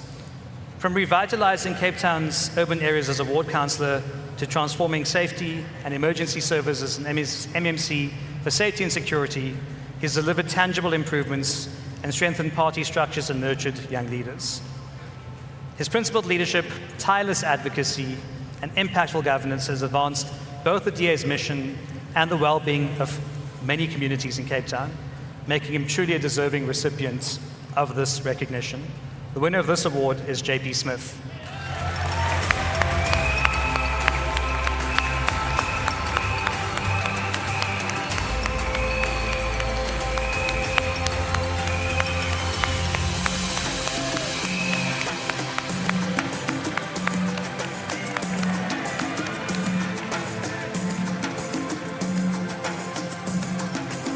Next up, we're recognizing someone for his long-standing dedication to the party, exemplified through his roles as an activist, campaign manager, an MPL, and a mayor. He's advanced our party's values and our principles while growing our visibility and our support, and achieved measurable electoral gains, even in communities where we have to build up new support. His integrity, his leadership, and his international recognition, including being named by Time magazine as one of the 24 young leaders on the Time 100 Next list, highlight his exceptional contribution and continues to serve and inspire emerging leaders in our party. Of course, this is Chris Papas.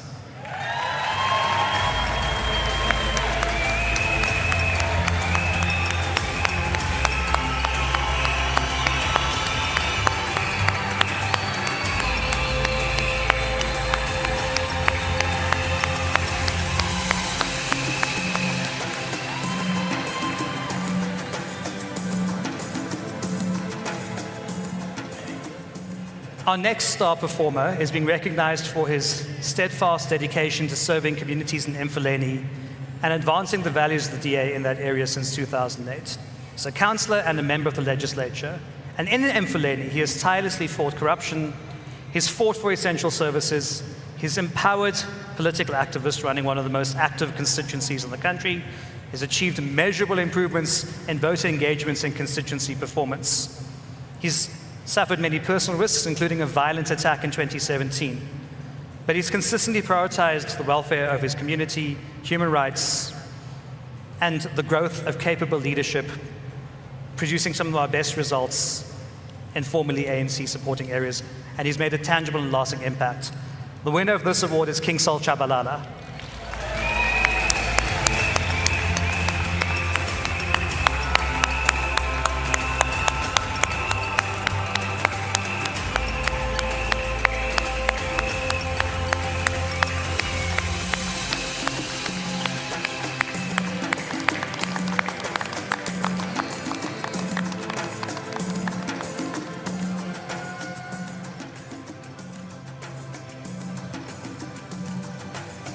Next up, Our Star Performer Award is being given to someone to recognize her exceptional issue driving through the platforms of Parliament.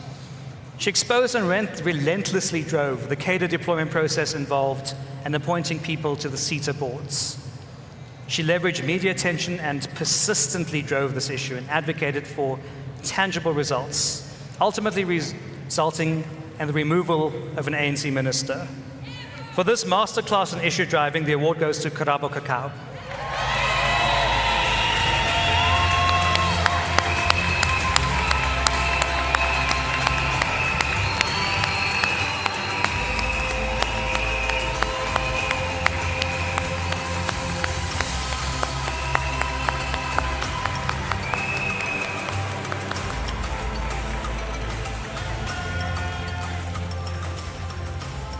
Colleagues, this concludes the award segment of today's program. Don't worry, we have more tomorrow.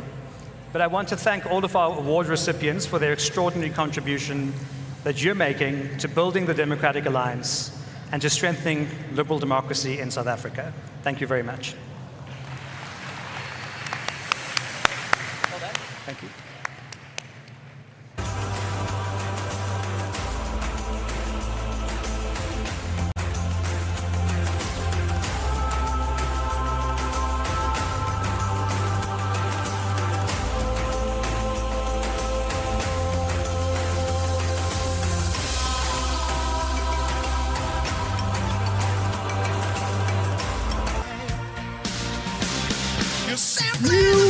A huge round of applause.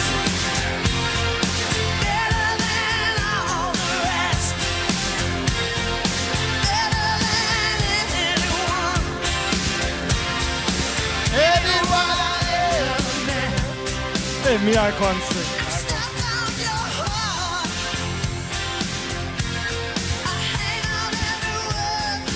Let's see some energy. That was absolutely. Oh. Can you hear me at the back? I'm going to take it from here then, Angus. I apologize. That was absolutely amazing. Seeing so many men and women dedicated to getting South Africa working. Your work on the ground is invaluable. Absolutely. This session was a reminder that the DA's strength lies in the men and women in this room, in our caucuses, in our branches, and the men and women on the ground. They're the ones that make the DA great. So let's make noise one more time for all of our winners. Absolutely. Thanks, Kwena. I think someone tried to silence me, but you are there to save me. But all those that received awards, congratulations. It's clearly and honestly deserved. But the biggest winner today is each and every one of the 2,500 people that are here today, that continues to work relentlessly on the ground, not only to rescue South Africa, but to make sure we're getting South Africa working again. But are you in the mood to dance? Are you dancing? Are you in the mood to dance? I can't hear the people at the back. Are you in the mood to dance? Are you in the mood to dance on the left? If you're in the mood to dance, let's all stand to our feet and welcome back to stage Siki Joanne! If you have a dream, never give up. This is one of my songs titled Bekezela. Never, ever give up. Enjoy.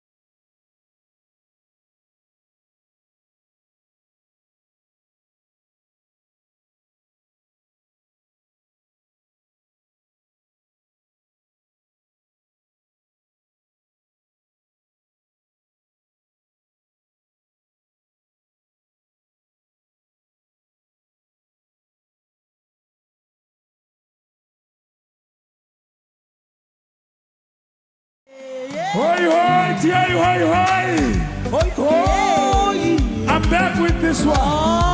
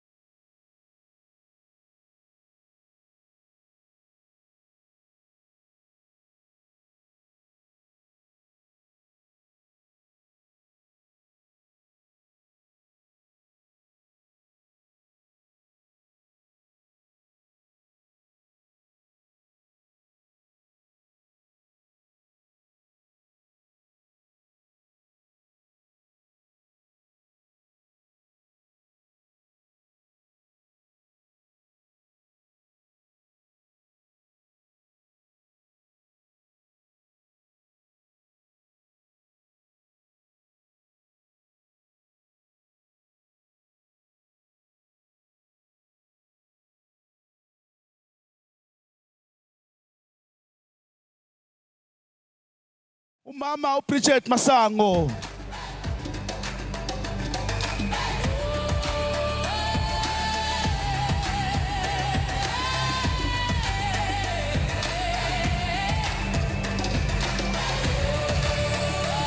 So it's me first, né?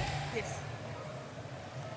Okay, that was now lekker, né? So we have something equally exciting for you. An explanation of voting procedures for tomorrow. So if we can get the slides up.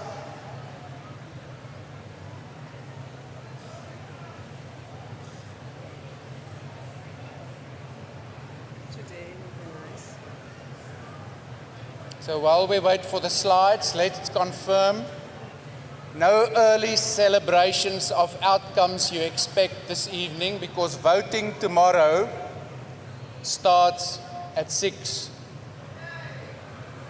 And there might be some prizes for those who come first to vote. Delegates, but importantly, voting will conclude by 8:45. So that would mean that even if you don't intend to join us at 6, at least by 8:45, otherwise you will forfeit the privilege afforded to you by the party to come and elect the new leadership. When you arrive tomorrow morning, you first again attend to the registration points where you registered this morning. Thereafter, you will be directed to the downstairs voting area. So some of you might have noticed that there's escalators going down within this specific venue. So once you've registered tomorrow morning, you go downstairs. There you will be issued with your unique voting code. So you will all know that we now use the OPA vote system. It's become firmly entrenched within our processes and practices. There, a team will issue you with your unique voting code. In that venue, you will have a private space. We've tried our best to sort of duplicate the system of the IEC, apart from the fact that in our voting station, there will be 200 private booths where computers will already be open on the OPA Vote website. And there's another 150 spaces where if you want to vote on your own smart device or your own phone or computer, you will be able to go to be directed to that specific space.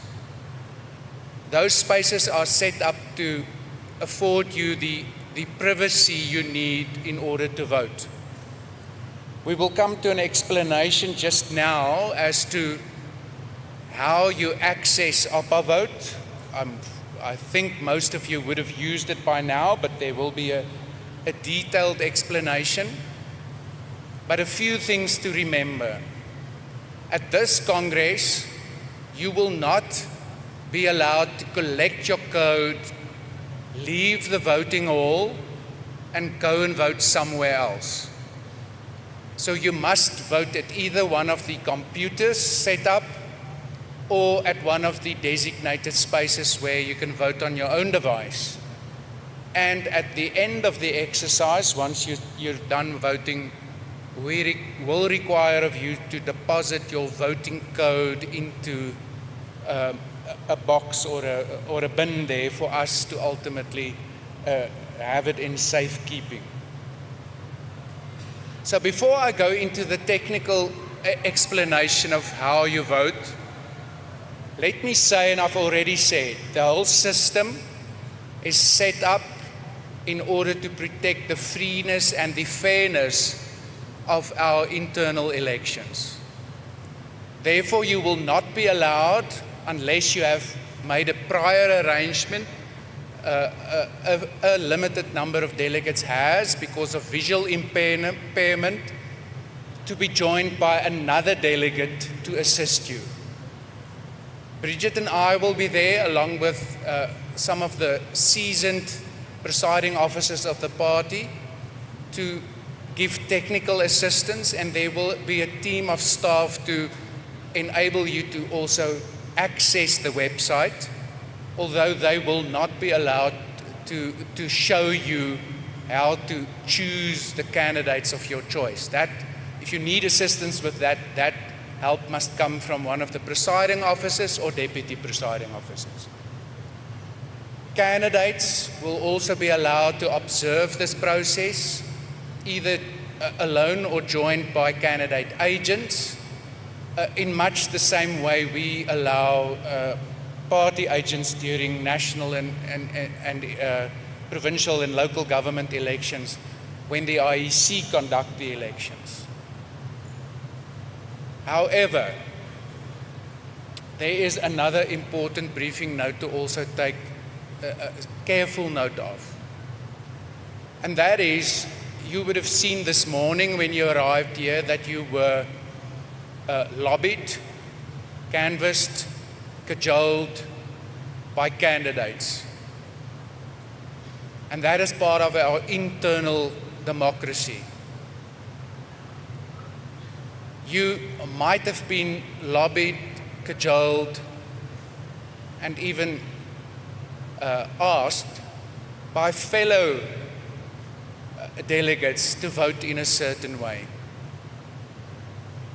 You might at some point between now and tomorrow morning even have provincial sessions where ideas is being shared as to who should be voted for. However, we want to make this very clear. When you are in front of that ballot, you have freedom of choice. The system is set up in such a way that nobody's choice can ever be traced back to them. The privacy and the secrecy of your vote is absolutely guaranteed by the system. So therefore, you should not feel obliged to vote in accordance with the advice, guidance, or even if whatever you receive purports to be an instruction from anyone. As a Liberal Party, we value the freedom and the agency of the individual. And you are roughly 2,000 individuals who represent thousands of members out there and millions of voters. And to exercise that responsibility on their behalf, you must apply your mind, and you must ultimately decide who you will vote for. If you feel at any point in time that you are being forced to vote in a certain way, our standards of conduct do allow for you to lay a complaint. So if we receive complaints in relation to that specific matter, we intend to deal fully with it. So you are protected. Okay, so once you're there, you're freed up. That is the slip you will receive from the team downstairs upon arrival after having registered. And you will see there, more or less the top third, there is an 8-letter code on every slip. So if it is an O, don't treat it as a 0. Only letters are being used.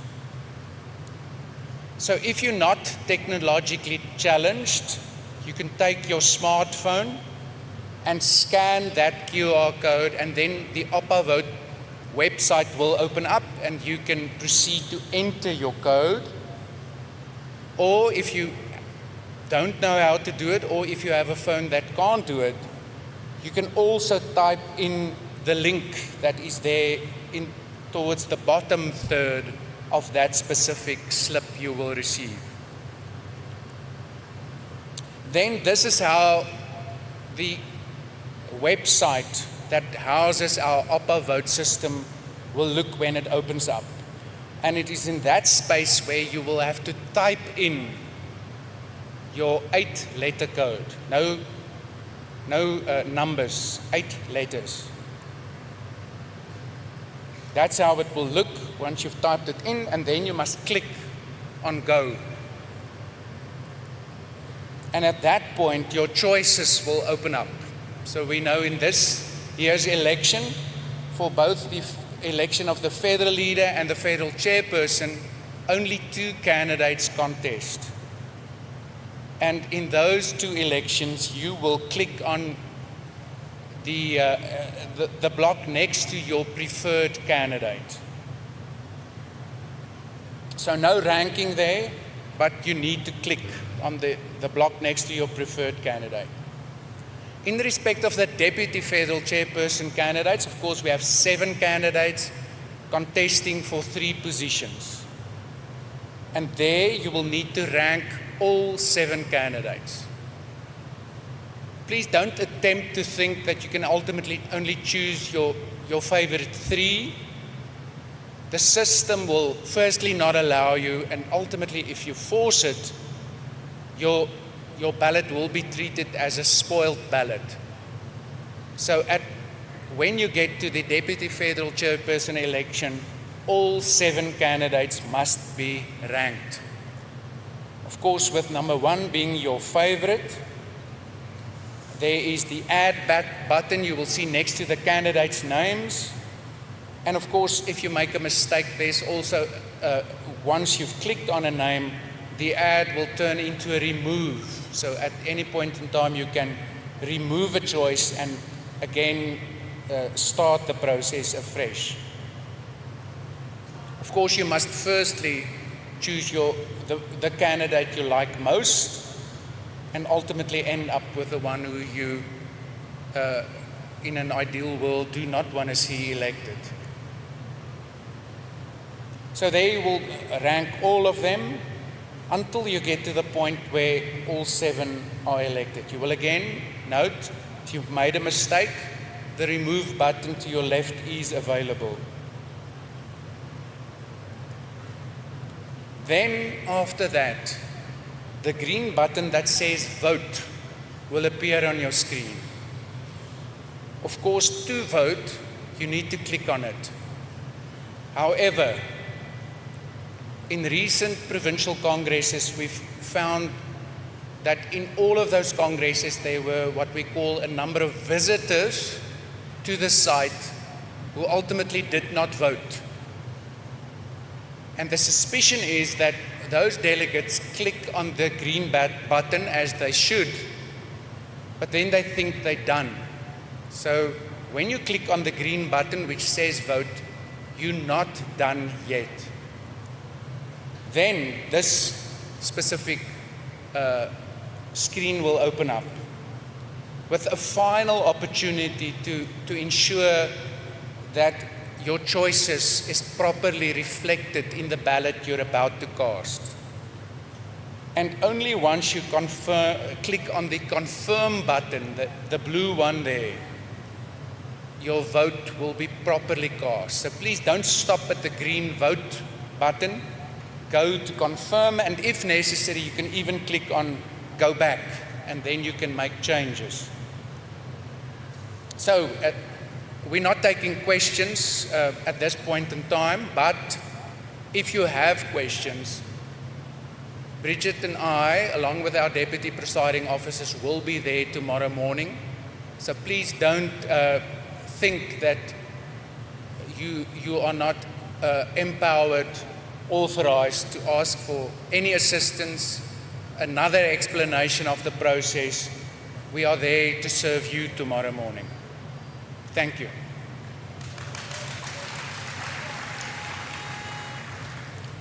Thank you, Werner. Democrats, now we are going to have the speeches by the candidates for the federal leader. If I can please call Sibusiso Dionasi and Jordan Hill-Lewis onto the stage, please.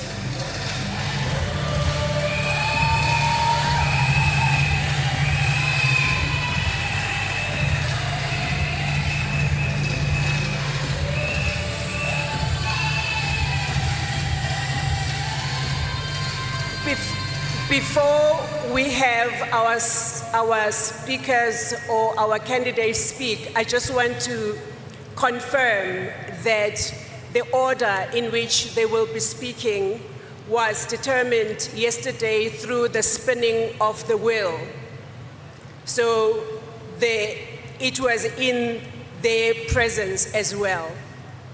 So at this stage, without any further ado, I would like to call Sibusiso Dionasi to address the Congress.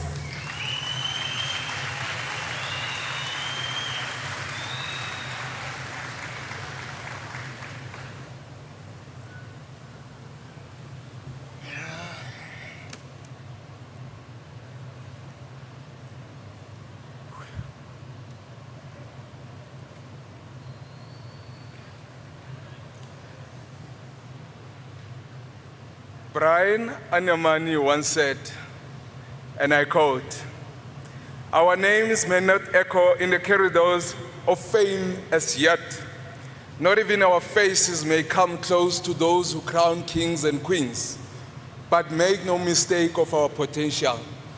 We are becoming something the world isn't ready to talk about as yet." Close quotes. Dumelang. Molweni, Afsheni, hello, Sanibonani, Goeiedag, Dimacheroni, Lochani, Nda. Fellow Democrats, it is an honor and privilege to be standing here before you today in this Federal Congress. This is an opportunity I do not take slightly. Democrats, this Federal Congress is not a popularity contest, but an important moment for our organization to elect a leader that we believe can lead this organization moving forward. I stand here to ask for your vote as the federal leader of the Democratic Alliance that we all love and are custodians of.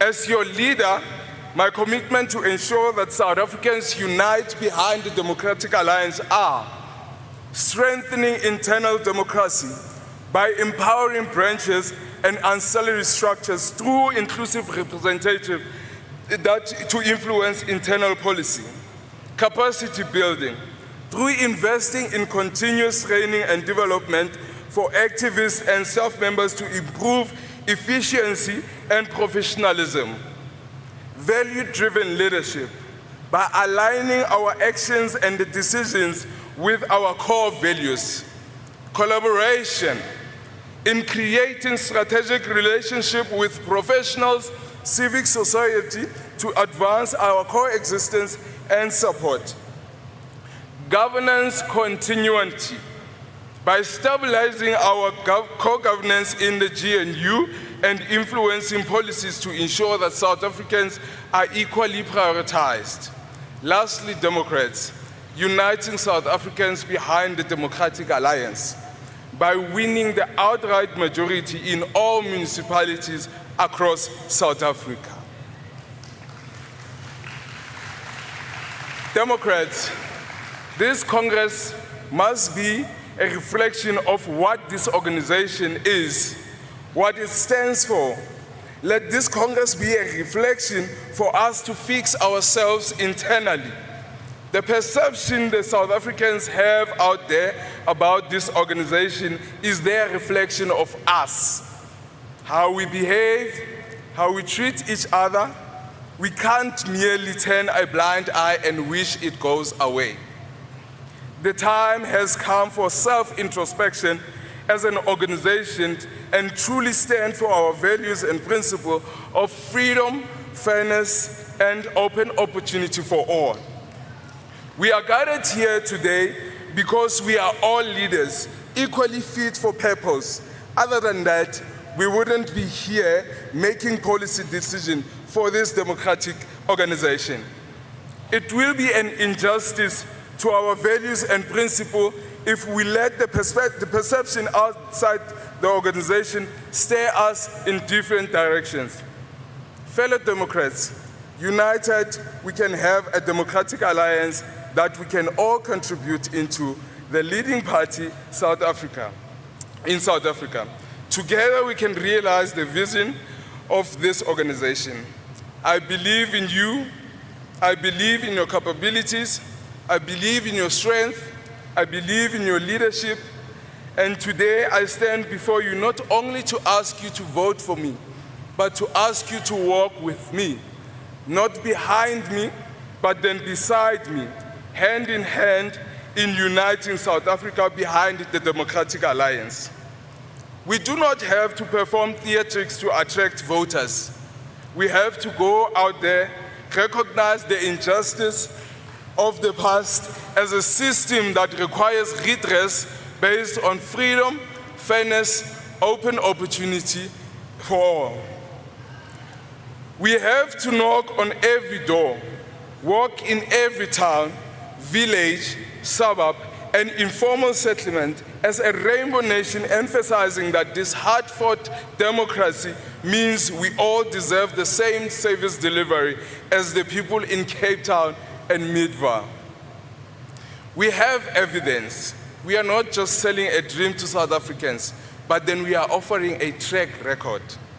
Look at Midrand in Gauteng, a shining beacon of clean audit and world-class service delivery. Bheka umngeni KwaZulu Natal, kubonisa ukuthi nasezimeni esinjani esihlukile kakhulu umahluko we-Democratic Alliance uyabonakala. Kyk na die Vrystaat, kyk na die Kaapstad, 'n engine van gelangheid en stabiliteit en 'n see van chaos. Clearly this shows that we are architects for clean governance. We don't just promise better life, we build it. But Democrats, we know the other side of the story. We see the wreckage left behind by the ANC and its chaotic coalition partners. Sheba mangaung kwana Vrystaat, mo bumenemene ba ditšhelete bo sileng baahi ba lahlehetswe ke tshepo. Buka emalahleni eMpumalanga icila kwisikoloto esingasakhokheki. Jonga eMagana eMpuma Koloni apho isiseko sophuhliso siwile kwaye amalungelo oluntu abalulekileyo awamanzi nawombani athathwa njengobukhasikazi. Siphila kwixesha apho ababantu belilizwe lakuthi befuna inkokheli ezingahlali kwiofisi ezifudumeleyo, befuna inkokheli eziphila phakathi kwabantu nabantu, njengoba isaqi sisithi umntu ngumntu ngabantu. Ndiyabulela and I thank you.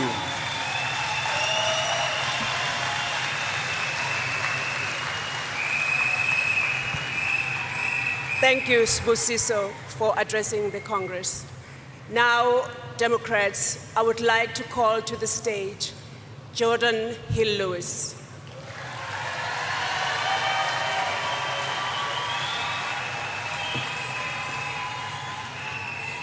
Bolweni, goeiedag, good afternoon, friends, delegates, Democrats. You know, one of the things that I love most about our party is that we never fear democracy inside our own ranks.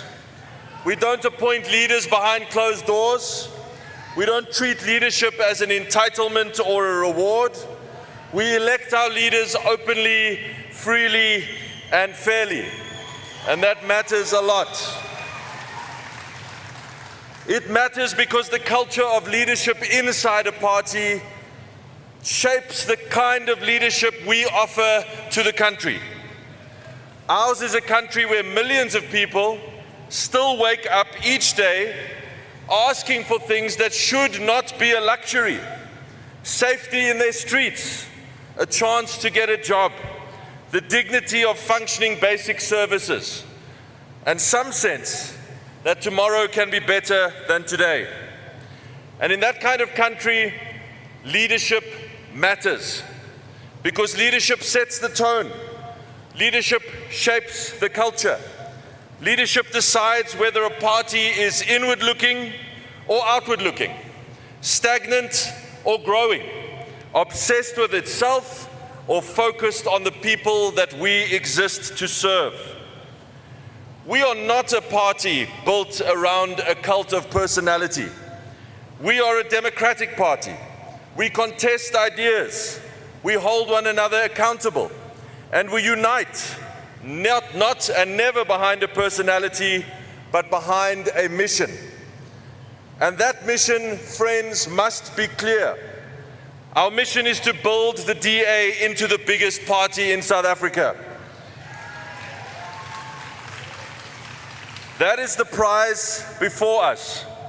Not victory for its own sake, and not power as an end in itself, but growth with a purpose and strength in the service of our beautiful country.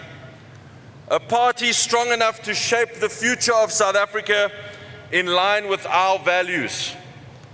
But friends, if we are to be that party, then the DA must offer South Africa more than competence alone. Of course, competence matters a great deal, and it is our greatest strength. But on its own, it cannot be enough. South Africa is, of course, hungry for a party that can govern, that can fix our towns and cities. But it is also hungry for a party that understands what life is like for ordinary people struggling to get by. A party that listens and shows up and takes people seriously. So the DA must combine competence with humility, principle with humanity, and discipline with warmth. That is the kind of politics that I believe in, and the kind of politics I believe South Africa is looking for. And it is the kind of leadership I want to offer. Leadership rooted in service, grounded in accountability, and which understands that no one in our party, friends, is bigger than the cause we serve.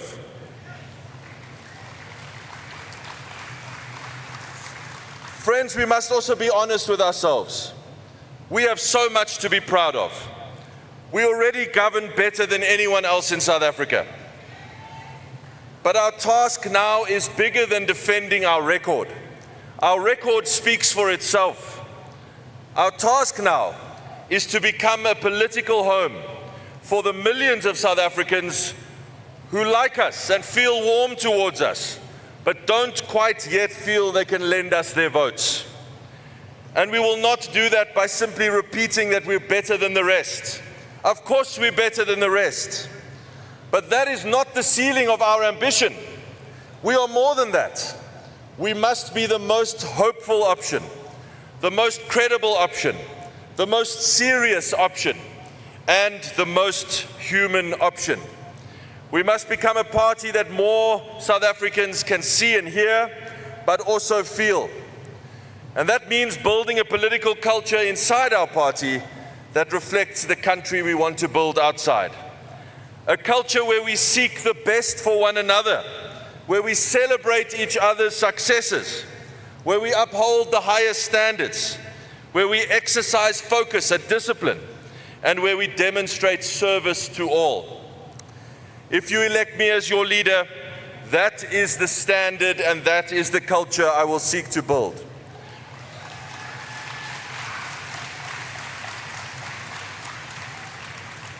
I will not ask you to rally around me as a person.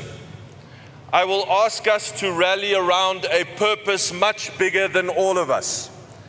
For us to become stronger so that South Africa can become stronger.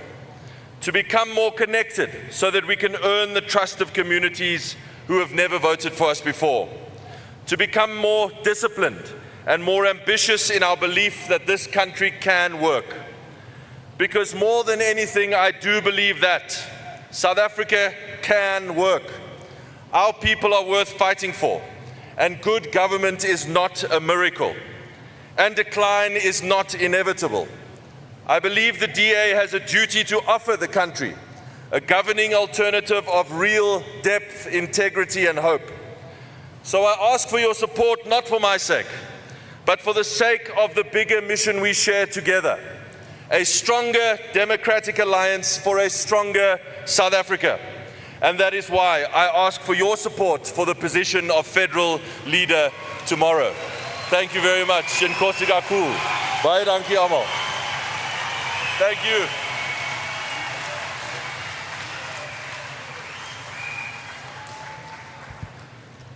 Thank you so much, Sibusiso Dionase and Jordan Hill-Lewis. Can we please give them another?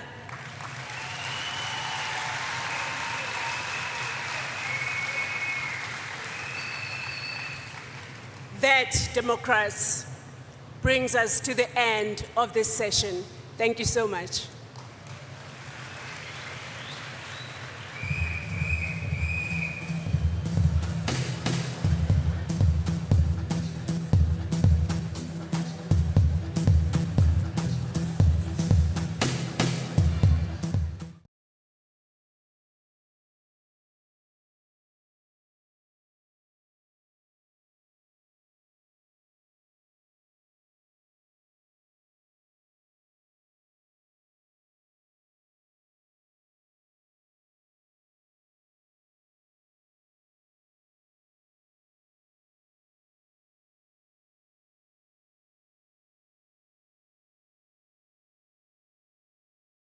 Internal democracy flourishing. It is only here where elective processes are transparent, open.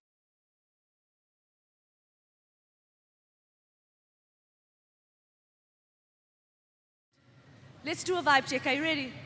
I'm ready. Let's do it. Yeah. Is everybody still with us? Should I start with this side? I know do it. Limpopo's here in the front. Let's do it. So let me give this whole side and see if everybody's still with us. Can we check it, guys? Can we do that, Democrats? All right. Can we hear this side? Can we hear your voices? Are you guys still in the house? Okay. Okay. No, I didn't hear the back. Is the Western Cape sleeping? Oh no. I think we need to check them again. They're not sleeping, definitely not. Can we hear the Western Cape down there? Oh, there we go. There we go. So this side, you guys can do better than they did, right? Let's make some noise this side!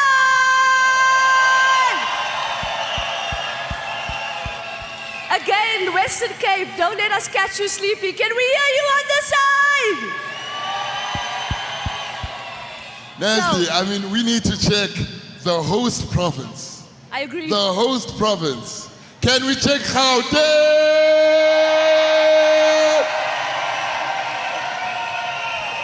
But we're also a little bit biased because it's our home province as well. So Gauteng wins everything. Nancy, you're gonna get fired. Yeah, well, sorry, don't fire me just yet. So we have resolutions coming up. So if you know of anybody that is gone to get a tea break or a bathroom break, please ask them to come back inside because resolutions is a very, very important part of Congress. And we would like to have all of the delegates in the room so that we can vote on policy resolutions. So send a WhatsApp in your groups, in your provincial groups, and just get everybody to make their way back. But while we do that, I think we need a little bit of dancing. I think we need a little bit of vibes. So let's make some noise for Sean D. Band! Whoa.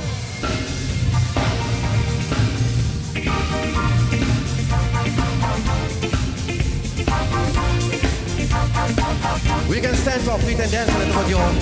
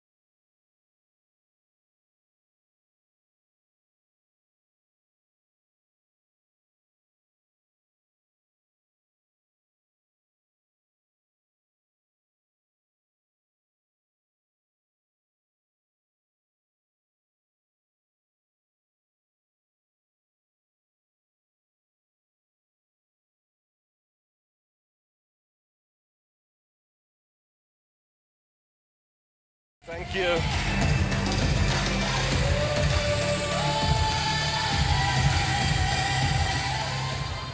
Thank you, colleagues, and good afternoon. I'm going to oversee the session, and I'm going to hand over to Matt Cuthbert, the chairperson of the Federal Resolution Committee, to chair this session. Matt, over to you. Thank you. Thank you very much, Anton. Good afternoon, delegates. We want to welcome you to the day one of our Federal Congress Policy Resolution session. Today, the resolutions to be discussed comprise new resolutions, affirmations, and motions that have been subject to rigorous review and refinement. Today and tomorrow's proceedings mark the endpoint of a comprehensive resolution process. In mid-2025, the Policy and Resolutions Review Committee was established. This committee was tasked with supporting the Federal Policy Unit in the resolutions process. This includes the review and the drafting of the advisory opinions of the submitted resolutions. I would like to thank the following members of the committee for their valuable contribution throughout this process: Ashul Sarapin, Mark Burke, Emma Powell, Kabelo Khobisa-Ngaba, Mlondi Mdluli, and Roy Jankelson.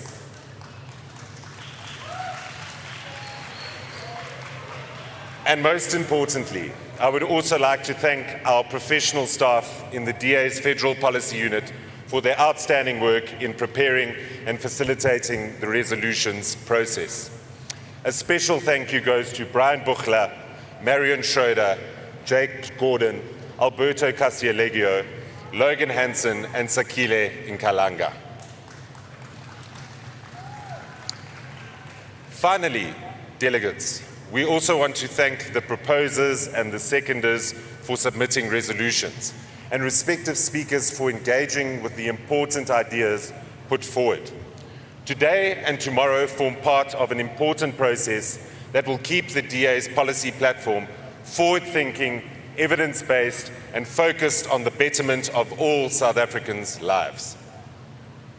Before we begin, a quick overview of the proceedings. The submitted proposals are divided into three types: new resolutions, affirmations, and motions. New resolutions are new proposals which are not already party policy. Affirmations are proposals that are already party policy or have been enacted by the party and are in fact being reaffirmed.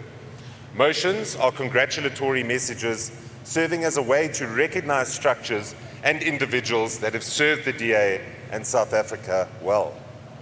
Each proposal of any type has a main proposer and a seconder. When each proposal is announced, I will call up the proposer and the seconder to the microphone to speak to their proposal.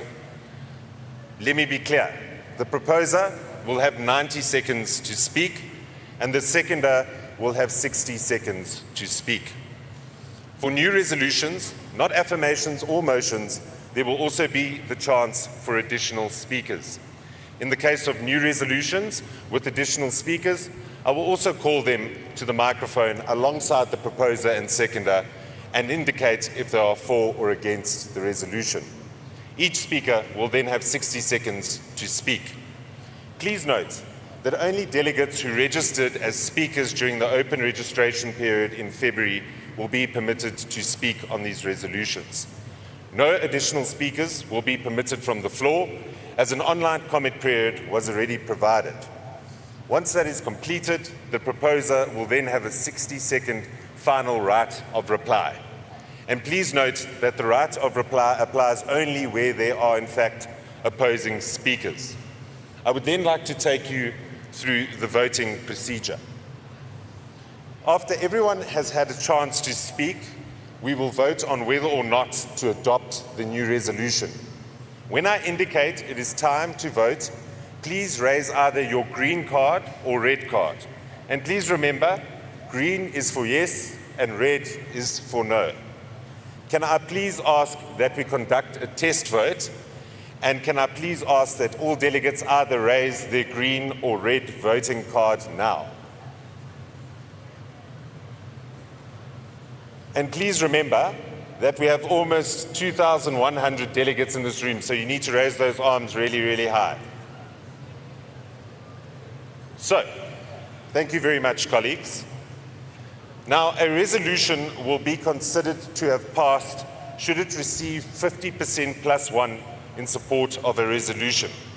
Motions and affirmations will not require a vote from the Congress floor. We are going to have 2 sessions at the Federal Congress, and today we will be discussing 7 new policy resolutions, 3 affirmations, and 2 motions. So, I then suggest that we begin. Let us start with resolution number 1, which is entitled Introducing Civic Education in Lower Primary Education, and can be found on page 116 of the Congress booklet. Can I please ask that all proposers, seconders and speakers for resolution 1 come to the microphone? Can all proposers, seconders and speakers for resolution 2 also make their way to the microphone?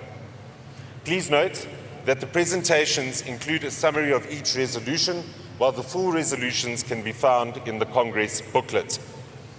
The advisory opinion status by the Policy Review and Resolutions Committee is indicated at the bottom of each slide. And all the full details are available in the Congress booklet.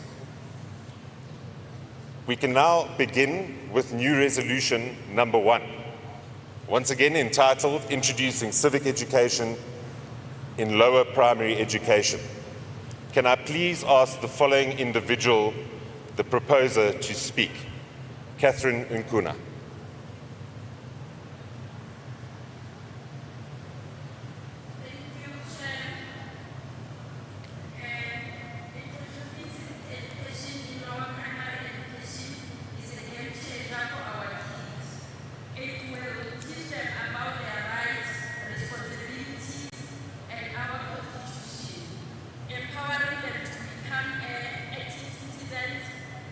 This aligns with Section 29 of our Constitution, ensuring every child's right to education is met. Let's equip our children with the knowledge and skills to thrive, contribute to our democracy, and build a united South Africa. Let's give our kids the best start. I thank you. Thank you very much, Catherine. I now ask the seconder, Eunice Mukelsani, to speak for 60 seconds. Thank you. As a seconder, I fully support this resolution to introduce civil education in lower primary education. By teaching our children about their rights, responsibilities, and the Constitution, we're empowering them to become active citizens and shape our nation's future. This aligns with Section 29 of our Constitution, ensuring every child's right to education is met. Let's equip our kids with knowledge and skills to thrive and contribute to a united South Africa. Let's make this happen. Thank you. Thank you very much, ma'am. We now have our first alternate speaker, Pogiso Mtimunye. Thank you, Chair. I won't go into the merits of the proposal. It's there. I want to encourage delegates to apply their own minds, their own thinking, and their own concentration to what is being proposed. Not what is being summarized, but what is being proposed. And I want them to ask themselves the following question. Do they believe as delegates that teaching governance and public participation in schools will improve voter participation in real life and economic success of their children? And if they believe so, they should support this recommendation. If they don't, they should not support this recommendation. But I want delegates to think for themselves about this and make their own call. Thank you, Chair. Thank you very much, Pogiso. Francina Selemela. Good day, everyone. Critical thinking and civil engagement. Civil engagement can encourage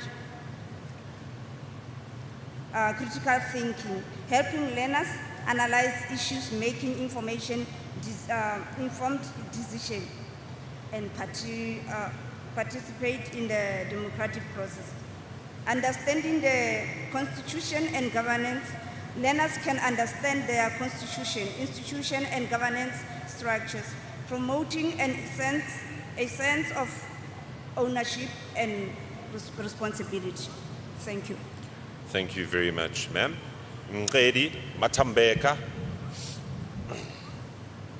Thank you so much, Chair.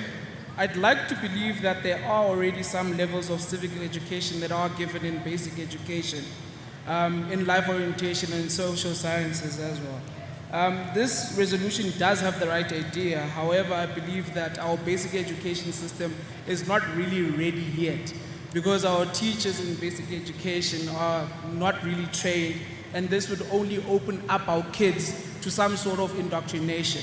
So I'll leave that to Congress. Thank you so much. Thank you very much. We now have the response by the proposer, Catherine Nkuna. Thank you. I don't have much. As the first speaker said, he will leave it to the delegates. Thank you. Thank you very much, ma'am.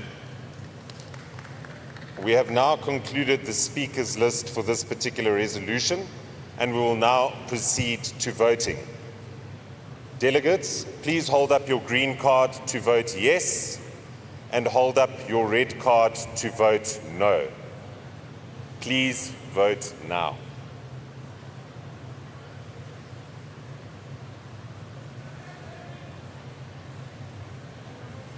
Okay, I have conferred with our auditors and the Secretariat, and this resolution has not passed.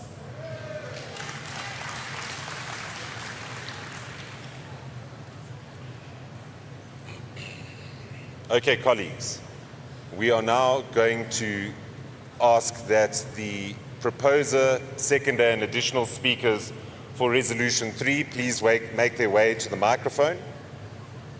And we are then going to begin discussing new resolution number 2, which is entitled Promoting Fair Employment Opportunities for Workers Over 35. And this can be found on page 117 of the Congress booklet.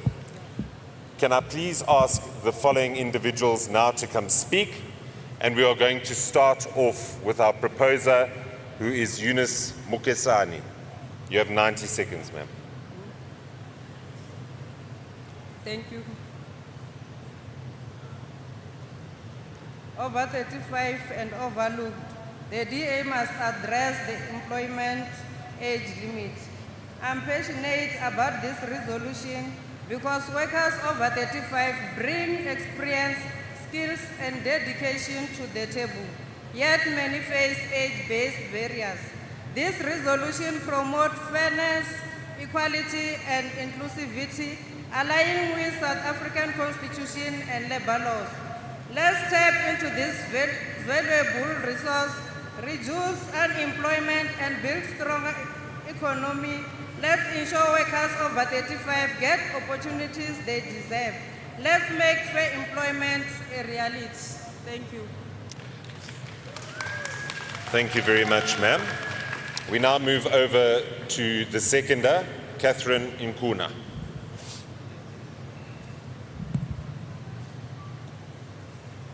Thank you, Chair. I rise to support this crucial resolution on promoting fair employment opportunities for workers over 35. With South Africa high employment rates, it's vital we address ageism in the workplace. This resolution aligns with our Constitution, Section 9 on equality and labor laws, promoting fair treatment. By supporting this, we ensure experienced workers get get fair, short benefiting our economy and society. Let us promote inclusivity and fairness. Let us push equal opportunity for all ages. Thank you. Thank you very much, ma'am. I then have Gilbert Monanyana, who is not present for this particular. There he is. We always err on the side of inclusion in our party. Good afternoon, colleagues. I suggest it's very important we submit this amendment on the basis that we have youth unemployment. When they not have access to employment, they become over the age of 35, which still makes it very difficult and limit them to access. So we need to speak about inclusivity in society. This is speaking not about young people, but all people, because people need to be able to feed the livelihood, their families and everything. So I plead with Congress, please support this motion so we create access to jobs, job security and health security in our families. Amandla. Thank you very much, Gilbert. JP Smith. Thank you, Chairperson. Federal Congress and Council are opportunities to be part of a liberal debate and a reminder of our values. This resolution gave me pause for thought, as just like many administrations across South Africa, the City of Cape Town sets the age of 35 as a cutoff for entry-level recruitment in some departments. Yet when I go on patrol with neighbourhood watches across the city, it's often people in their 40s, 50s and olders who are keeping the community safe. Their expertise, energy and commitment is in no way diminished by their age. In fact, it's often greater as they're at a stage in their lives when they have families to look after, not just in terms of earning an income, but in terms of having arrived at a point where they understand that if they do not step up, no one else will. So out of respect for that contribution, and the many times somebody older than 35 who is making a valuable contribution has asked me if the new intake for law enforcement or Metro Police is open to them, I am compelled to speak in support of this resolution. And when I return to Cape Town, it's being discussed by the Safety and Security Directorate. Thank you. Thank you very much, JP. Duncan Ntembu. Thank you so much, Chair. Firstly, I would like to support this resolution. As a party, we believe in open opportunities for all in society. This includes people who are over the age of 35. Because if we then continue to only look at people who are under 35, it means that the current youth who are under 35 and do not get employment before 35, they'll be unemployed forever. And this is a sad reality. And it must not only end there, because we get people who actually go to tertiary institutions at the age of 30, 31, 32, and by the time they finish their qualification, it means they'll not be eligible for the internships and learnership. So we need to be strong in advocating to fight against SAPS internships, which are restrictive, as Department of Science and Technology, Department of Sports, Arts and Culture, and Youth Employment Services. Thank you. Thank you very much, Duncan. Colleagues, as there are no opposing views, we will go straight to voting. Once again, please hold up your green card to vote yes, and hold up your red card to vote no. I see that the colleagues are very overeager to vote. Please cast your votes now.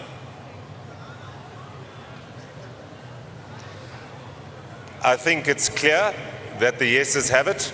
Resolution 2 passes successfully.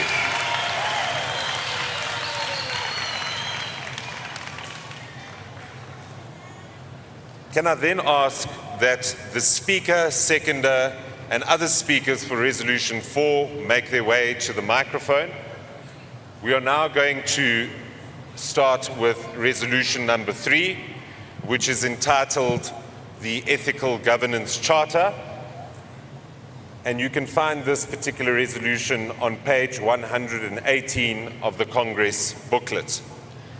Can the following individuals please come forward to speak, starting off with our proposer, Me Refiwe Ntsege. Thank you, Matt. Good afternoon, Federal Congress. As Democratic Alliance public representatives, and now that we are in more governments than ever and will continue to, We should never forget who we are and start behaving like the ANC, whom we criticized when we were in opposition. We should remain humble, the humble servants, and remember our oath of office. This charter doesn't just promise clean governance, it institutionalizes with enforceable standards and consequences. At a time of deep public distrust, this is how the DA clearly distinguishes itself as a public of integrity.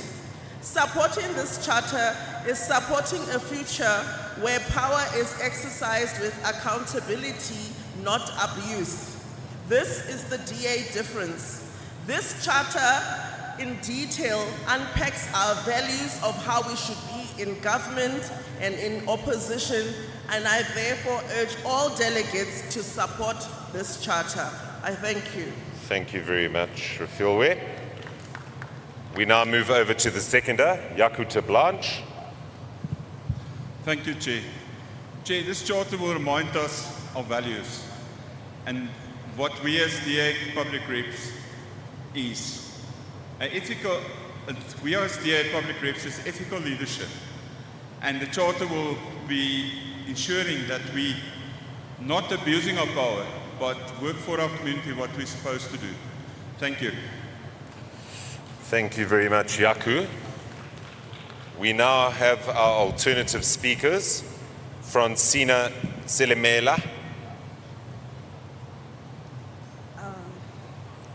The Democratic Alliance is found on the belief that the public office is scarce trust. The Charter affirms the DA community to clean, transparent, and accountable governance in the space of the government. It establishes the binding ethic principles and operational standards to ensure that the DA public representative for councillors, members of the provincial legislatures, to members of parliament, serve with integrity, fairness, and compliance with the constitutions of the Republic of South Africa. Thank you, ma'am. Your time has expired. We then have Nicholas Nyati. Thank you very much, Matt. Power does not have an ability to corrupt. Power has an ability to expose who and what you are. The African National Congress, when they started, said they want to liberate South Africans. Once they tasted power, power exposed who they are. When it exposed who they are, we saw them eating tenders that were meant to contribute towards uplifting South Africans. When someone challenged them from eating those tenders, we saw them killing each other. When they stopped killing each other, we saw them buying conferences so that they can stay in leadership. This ethical governance charter is to avoid that. To say no matter what happens in the DA, we will never eat people's tenders and we will never kill each other to stay with blue lights. Thank you very much, Nicholas. We then have Luazi Chakalase, who is not present. We will then go back to the proposer, Refilwe Nseke, to respond for 60 seconds. Thank you, Matt. I think I just want to appreciate all the input and once again reiterate to all Congress delegates that this charter unpacks our values on how we basically interpret them and how we should behave in government. So once again, I urge all Congress delegates to support this charter. I thank you. Thank you very much, Refilwe. Colleagues, we will now proceed to voting. Once again, hold up your green card to vote yes, and hold up your red card to vote no. Please cast your votes. Passed. Colleagues, Resolution 3 has passed.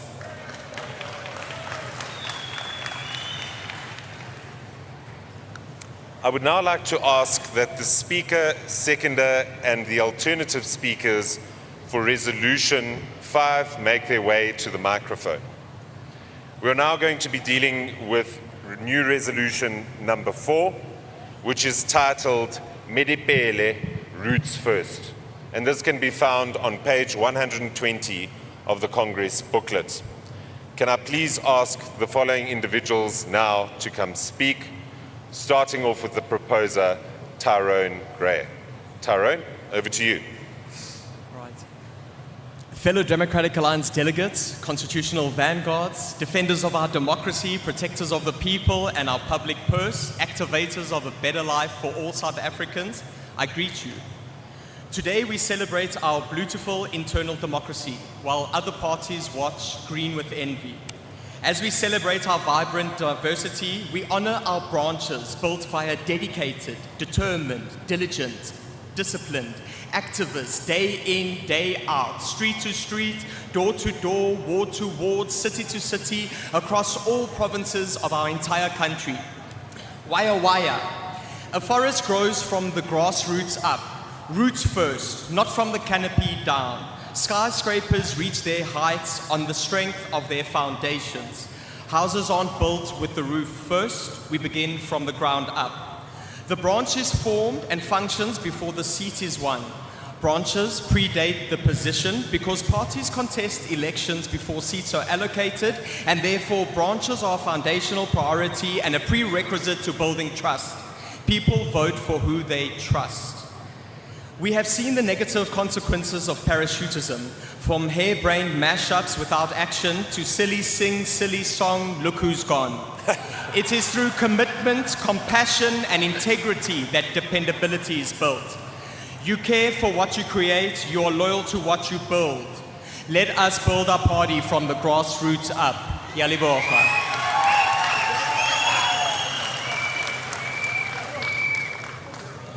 Thank you very much for the laugh, Tyrone.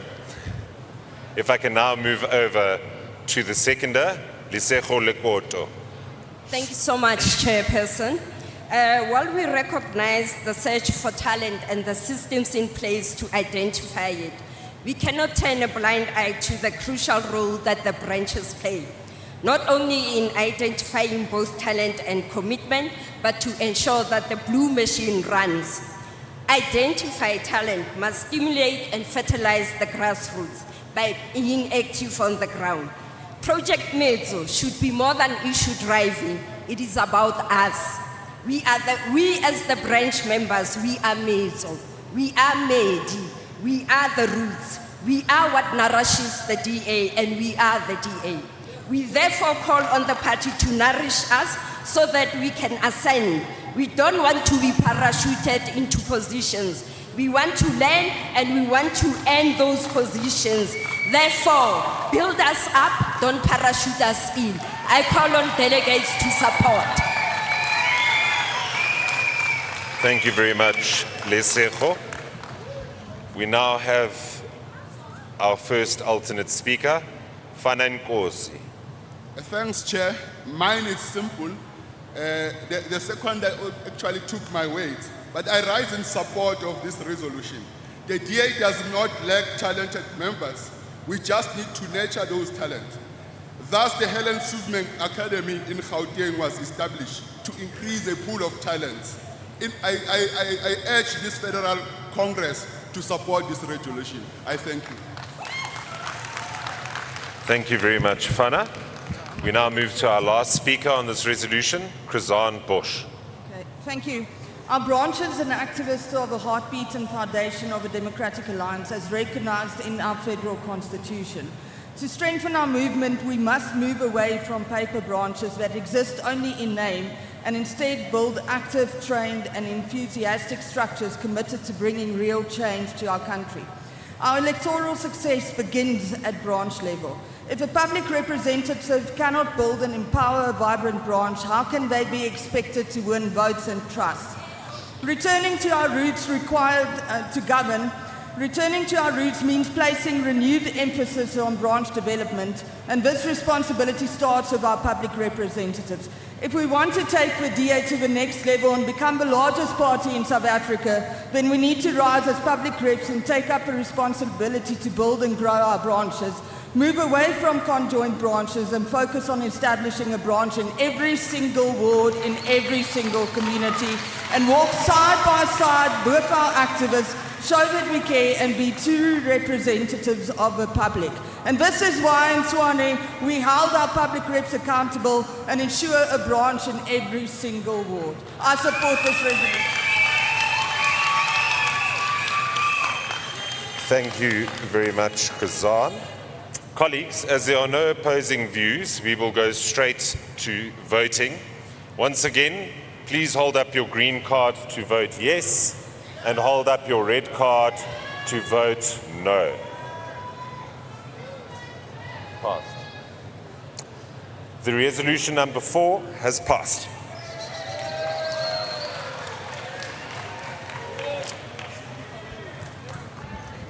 Can I please ask the proposer, seconder and alternate speakers for resolution 6 to make their way to the microphone so long, whilst we deal with resolution number 5 entitled Addressing the Impacts of Online Gambling, which can be found in page 121 of the Congress booklet.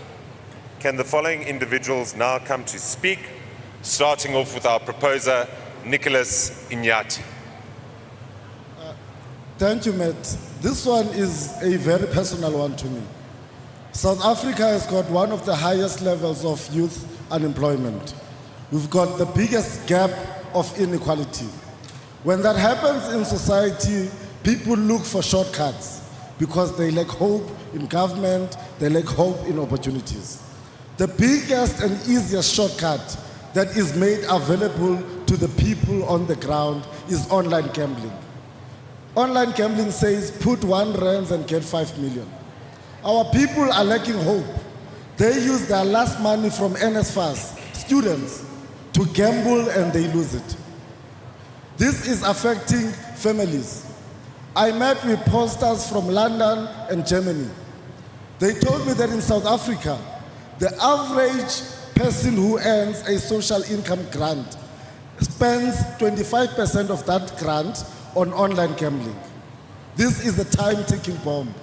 And as a party that is a party of national government, we need to advocate for regulation of online gambling.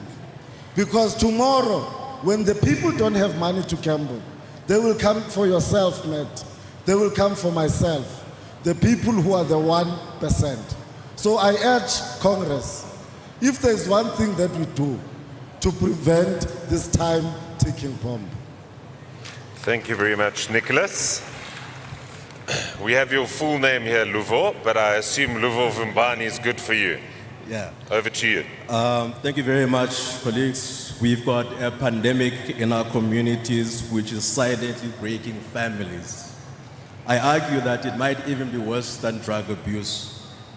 You could be sitting in a taxi or in a restaurant and you hear some sounds coming from somebody's phone and think they're playing Candy Crush, they are gambling, because gambling is easily available on their phones these days. Teenagers have started using their lunch money on betting vouchers. They do this through their grannies, their mothers, fathers, who are unaware that they are using their ID documents to register on these platforms. And this has to change in order for us to keep our family structures. We've got a pandemic to an extent that if you go to tuck shops these days in the townships, children are lining up with 2 rands to go onto slot machines that are called China. And we need to actually do something about that as a political party. Thank you very much, Luvo. We now have Dionne Bailey. Chairperson, fellow Democrats, I rise in full support of this resolution. In rural Namakwaland, where I come from, people don't gamble because they have extra money. They gamble because they have none. A young person will take the last 50 rand, even money meant for food, and place it into a betting app, hoping it becomes something more, not out of greed, but out of desperation. But what we are seeing is no longer harmless. It's a crisis, one that is driving debt, addiction, and breaking families, especially in vulnerable communities. And while this happens, the industry grows faster, bigger, and with too little accountability. This is our moment to say enough.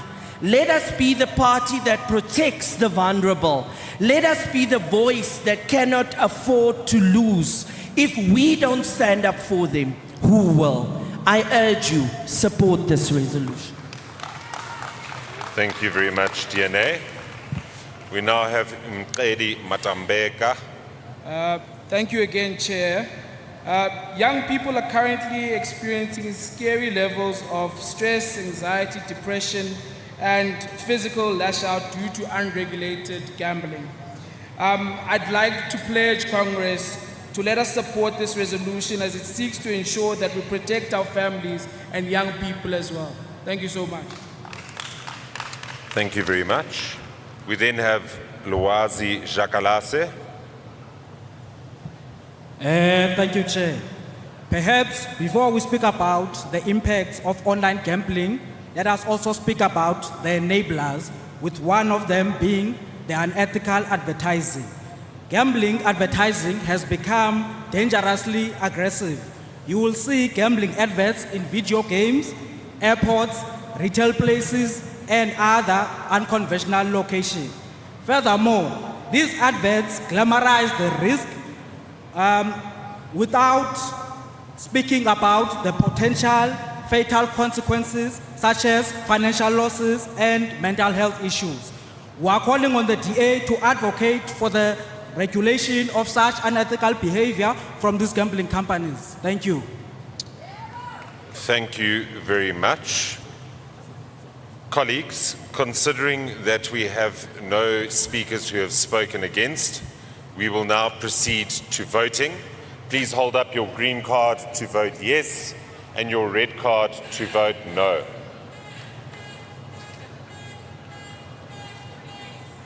Resolution number 5 has passed.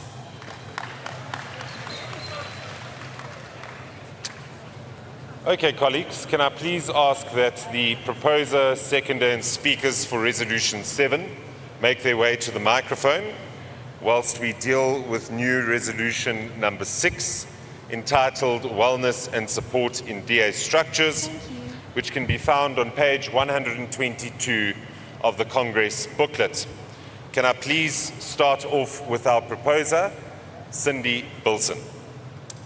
This resolution is not about adding something new. It's about correcting what is currently not working. We are seeing a pattern: disciplinary hearings, resignations, service illness, and by-elections. If we do not take care of human capital with our political structures, this will not remain isolated. It will become the norm. I hereby formally propose a resolution on wellness support for public representatives across all spheres of government. A public representative, we operate under constant pressure, public scrutiny on competing demands. These pressures accumulate over time. Yet our current approach to wellness is largely reactive. Support is often only accessed when individuals are already overwhelmed. At the same time, existing systems are fragmented, not trusted, and not aligned to the realities of political work. Uptake. We don't. In many cases, seeking support is still seen as a weakness, and that culture continues to limit access. There's also a cultural gap. Public representatives are not employees of the traditional sense, and therefore, outside structured welcome systems, this leaves support inconsistent and absent. Thank you very much, Cindy. Over to our seconder, Wendy Alexander. Our councillors face community anger over potholes and power cuts. Our MPs absorb relentless online abuse, and our branch leaders carry the emotional weight of every unresolved case on their desk, and they often carry it alone. This is not a resolution of sympathy, but one of systems. Confidential, professional, properly resourced systems led by practitioners who understand unique pressures of the political life. I've seen colleagues burn out quietly, leave public service altogether. This is a loss not just to the DA, but to the community they serve. If we're serious about people and we value them, we need to invest in protecting them before they break. Thank you. Thank you very much, Wendy. We then hand over to Carl Steenhuisen. Thank you, Chairperson. As a Chief Whip of a DA Municipal Caucus, I rise in strong support of this resolution. We often speak about service delivery, accountability and performance, but we don't always speak about the human cost behind public service. Our public reps face immense pressure daily, especially in municipalities where service delivery tend to be non-existent. If we want a capable and effective DA, we must invest in the well-being of our people as well. This resolution equips leaders to identify and respond to burnout early. It also helps reduce stigma, something that still prevents many from seeking help. A healthy caucus is a functional caucus. I urge delegates to please vote in favour. Thank you. Thank you very much, Carl. Martin Meyer. Thank you so much, Democrats. I'm speaking to you not only as a constituency head, not only as a social worker of background, but as a public rep since 2011, who through all the insults, the pressure, and even the death threats, led to myself, even in 2023 or 2024, attempting suicide. That is what so many of our own public reps are going through. The burnout, the pressure, it is what's leading us to desperation and to taking the biggest step of them all through our depression. I urge everyone to please support us. If we believe in freedom, fairness, opportunity, and diversity, that means people first. So let us put our own people first, look after our mental health well-being, and as a party, take that very serious responsibility so that no one ends up, like I did, taking such an important step. Thank you so much. Thank you, Martin. Luvo. Thank you very much, Chairperson. It is high time that you really introduce a human element in how we deal with public representatives. Often at times we become robotic in terms of the outcomes that we expect from individuals. And the way in which we deal with the responsiveness of those individuals is often punitive and not remedial. You could be in a hospital, and I've seen this before, a hospital bed, but because we have to win a motion of no confidence, you are walked into that council meeting in a wheelchair and taken back to a hospital. What does that do for your recovery as an individual? So it is time for us to change our ways and start today with the election of a new leadership collective tomorrow that will care for all of us as public representatives and individuals alike. I thank you. I support you. Thank you very much, Luvo. Considering that we have not received any opposing views, we will now proceed to voting. Please hold your green card up to vote yes, and hold your red card up to vote no. Okay. Colleagues, resolution number 6 has passed.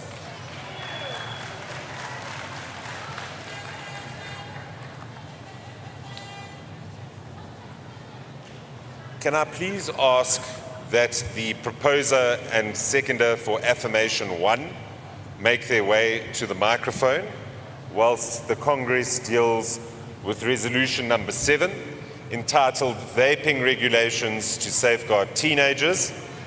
This can be found on page 123 of the Congress booklet. And can I please ask for the proposer, Luvo Vimbani, to begin.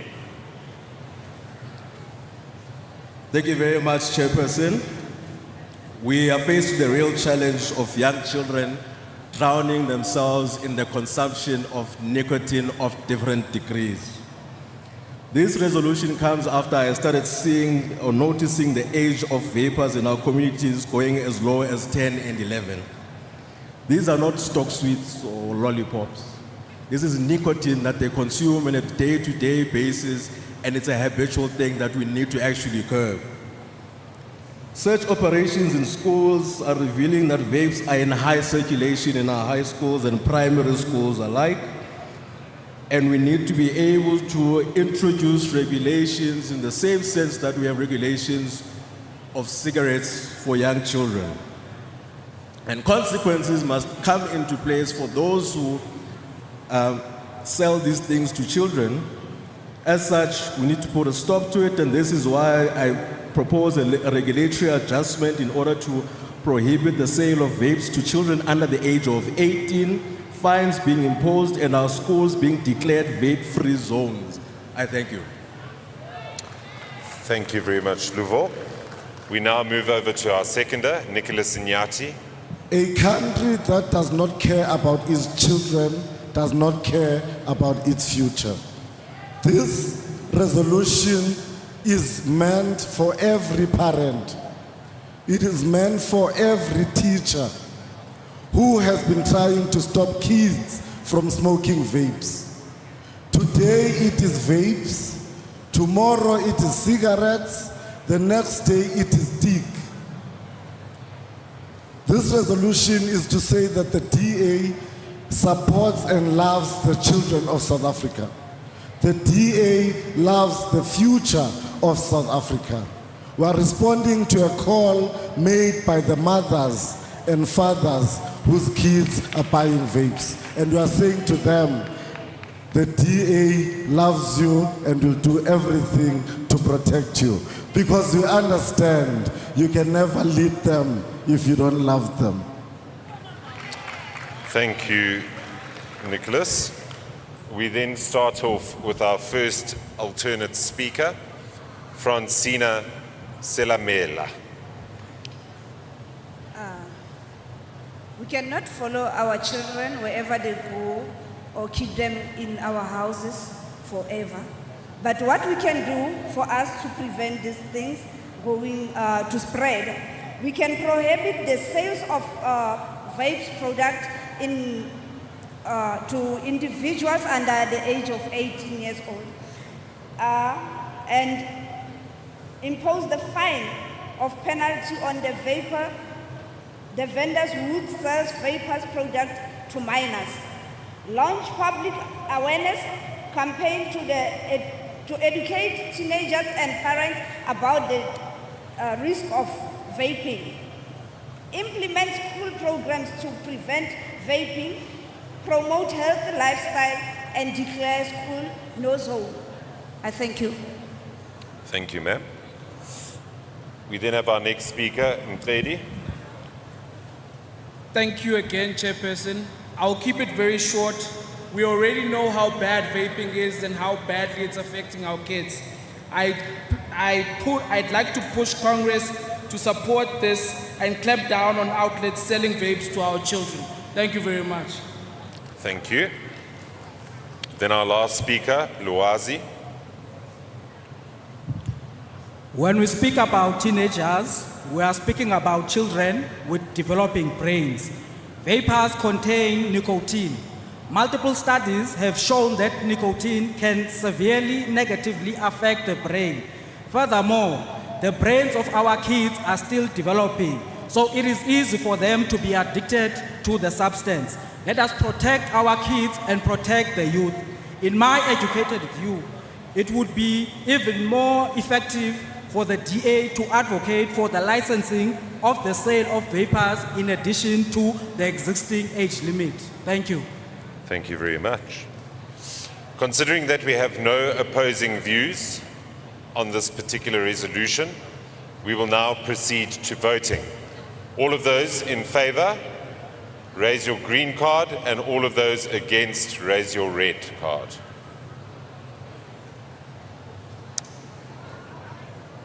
Colleagues, resolution number 7 has passed. And I have some good news for you. That's your voting for today. But we do not stop there. I would like to ask the Speaker and Seconder for Affirmation 2 to make their way to the microphone so long. And we will now move on to affirmations, which you will find on page 140 of the Congress booklet. Our first affirmation is entitled Opportunity for All and can be found on page 140 of the Congress booklet. Can I please ask the proposer, our federal leader, John Steenhuisen, to speak to this affirmation?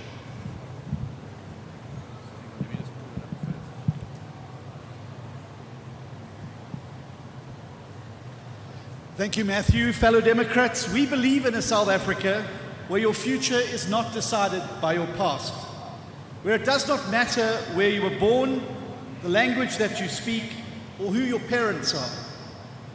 All that matters is your potential and your effort. That is what we mean when we say opportunity for all. Opportunity is not created when the state is overbearing. It is created when people are free to dream, to learn, to work, and to create. That is why we commit ourselves to an open opportunity society for all. A society built on quality education and jobs. Crucially, it's a society where empowerment is based on need and disadvantage, not race or political connection. Because when government does its job properly, it expands opportunity. And that is our mission, to build a country where opportunity is enjoyed by all. A South Africa where every person can realize their potential. That is the future that we are fighting for, and that is the promise of the Democratic Alliance. Thank you. Thank you very much, John. We then move on to our seconder, Siviwe Khwahube. Delegates, friends, in the current climate, not only domestically but internationally, the DA has to be the party of constitutionalism and a party of equal opportunity. A party that does not only govern well, but governs with compassion as guided by our founding values of our Constitution. The Opportunity for All Compact commits us to giving all South Africans a fair chance in life. However, this can only be achieved if we have strong, quality foundations for learning. Strengthening the foundations of our education system to give all children in South Africa a strong chance and a brighter future of employment and boundless opportunities. Strengthening the foundations of learning will alleviate poverty, restore dignity, and bring through decent work and break through generational cycles of poverty. Thank you. Can we please give our proposer and seconder a round of applause?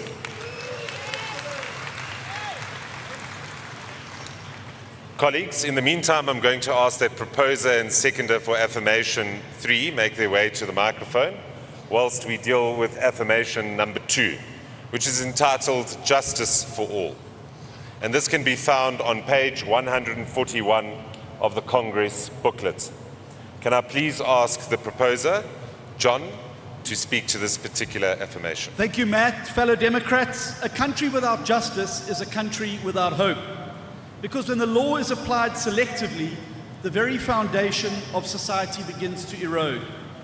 That is why we say justice must apply to all without fear or favor. And our Constitution sets that up. And it demands that every ethical breach in the public domain, every case of state capture, every abuse of public resources is investigated and prosecuted. You know there are some parties in this country whose politicians are indicted for corruption and they stay on the list. They carry on without recusing themselves. That is not the Democratic Alliance. No matter who you are, no matter what position you hold, if we are to live in a just society, There are no untouchables. That is why we will fight to enforce immediate suspension for any public official charged with corruption, and why every DA-led government will operate with transparency and accountability, which is exactly what we do when we organize our branches, vote for our leadership and our national leadership right here at Federal Congress. Because a safe South Africa begins with a fair South Africa.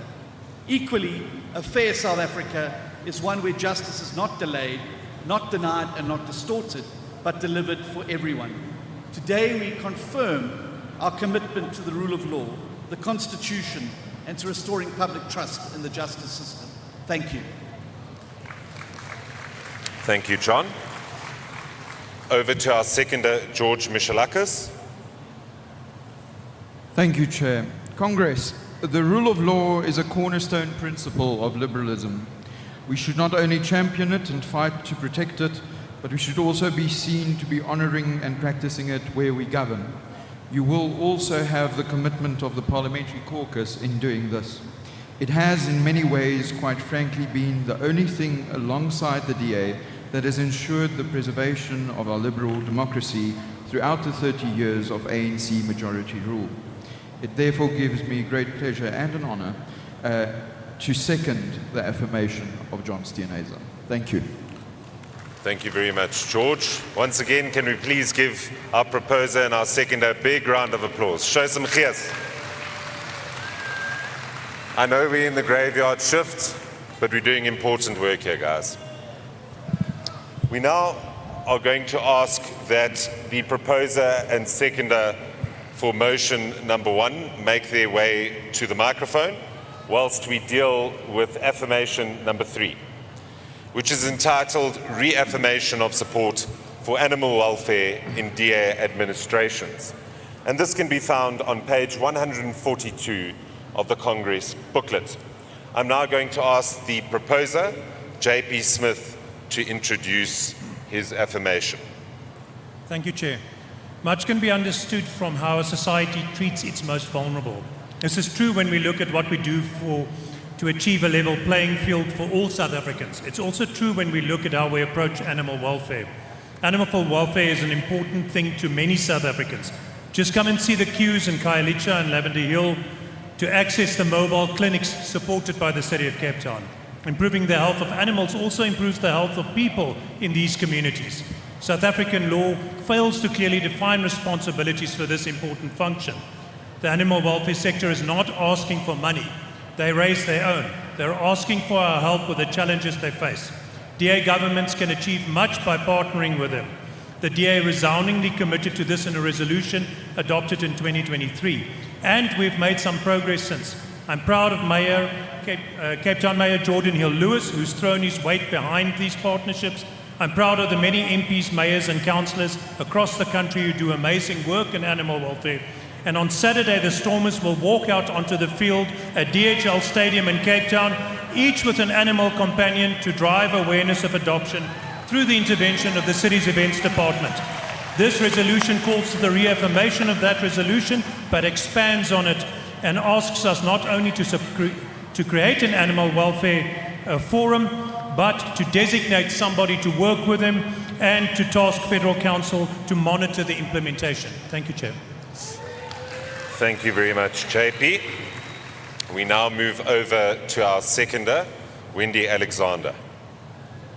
I'm proud to speak on this affirmation, not just because I'm passionate about animal advocacy, but as a parliamentarian, I have sponsored a private member's bill around assistance animals. In 2023, this Congress recognized that where the DA governs, animals should not be forgotten. This was the right call, but the resolution without follow through is just words on paper. What this affirmation looks to seek is to add teeth. Animal welfare forums modeled on the success of the Cape Animal Welfare Forum, quarterly engagements with officials, and a 6-month report back to Federal Congress is what we are seeking. Healthy committees and healthy animals go hand in hand. Rabies control, responsible ownership, and support for under-resourced shelters are not just soft issues. They are governance issues that affect public health and community safety. The DA showed that we can lead on this. Now let's prove that we can sustain it. Thank you very much, Wendy. Once again, give us a round of applause for our proposer and our seconder. Colleagues, I'm now going to ask that the proposer and the seconder for motion 2 make their way to the microphone. And we will now be moving on to the motion section of this particular session, which you can find on page 146 of the Congress booklet. You good, Ludwig? And we will be dealing with motion number 1, entitled Congratulate the Western Cape Agricultural Sector. And this specific motion can be found on page 146 of our Congress booklet. I'm now going to ask our proposer, Noko Masipa, to speak to this particular motion. Thank you, Matt.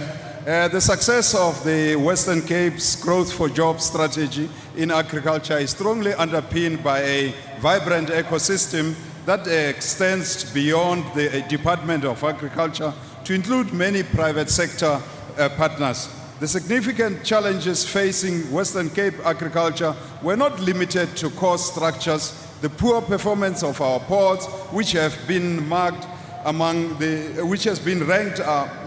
lowest in global port efficiency, posed a major obstacle. Despite these difficulties, the Western Cape has continued to grow and increase its share of international markets. This growth has been driven by research, innovation, and the development of new cultivars. Even as margins remain under pressure, we have seen increased export contribution.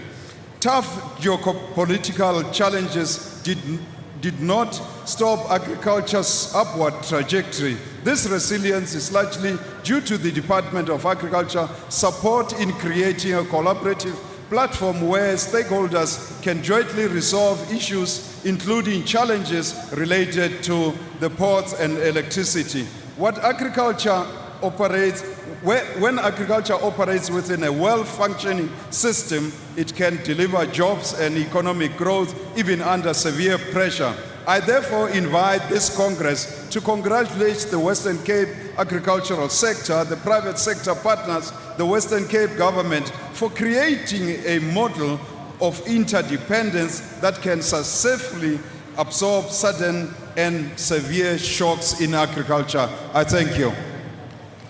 Thank you very much, Norco.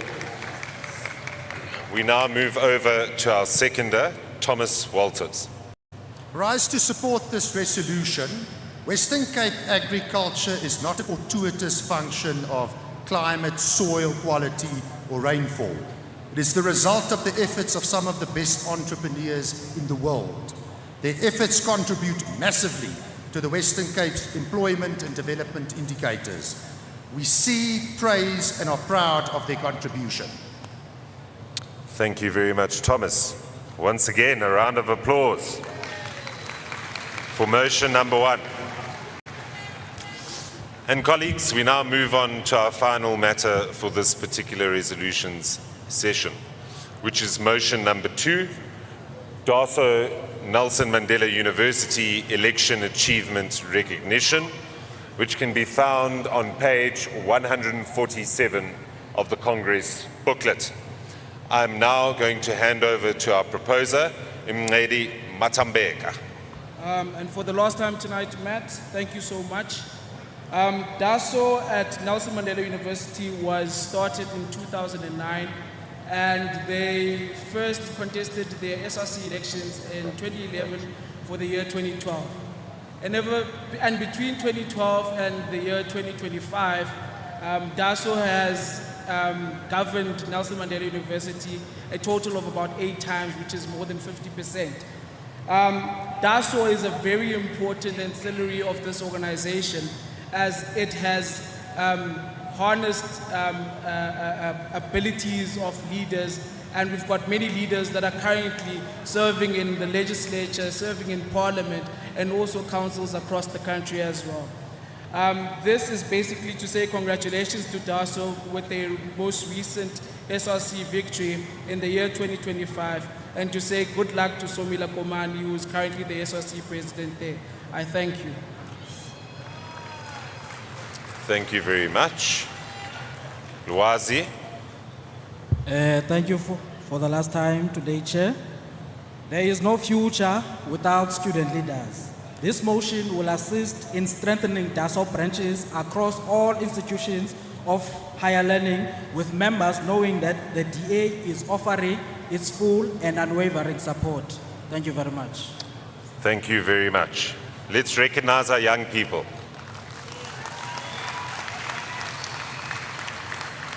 So, colleagues, that leaves us at the end of this session.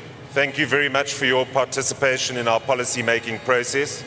It has been an important process that we've followed over the past year, and I think that these meaningful contributions are going to help us shape our party's policy direction as we head towards not only the 2026 local government elections, but with our view of becoming the largest party in South Africa in 2029. I thank you, and I now hand over to the chairperson of this session, Anton Bredell. Thank you, Matt, and a special word of thanks to Matt and his team. Let's give them another hand. Colleagues, I'll be quick, but please bring your voting cards back tomorrow, because we're going to deal with the rest of the motions, the affirmations, and the resolutions. Your green and red cards, please bring it back tomorrow with you. Delegates, you must be here early tomorrow to vote before the doors open at 7. Travel safe, rest well. This brings us to the end of the first day of Congress 2026. I thank you.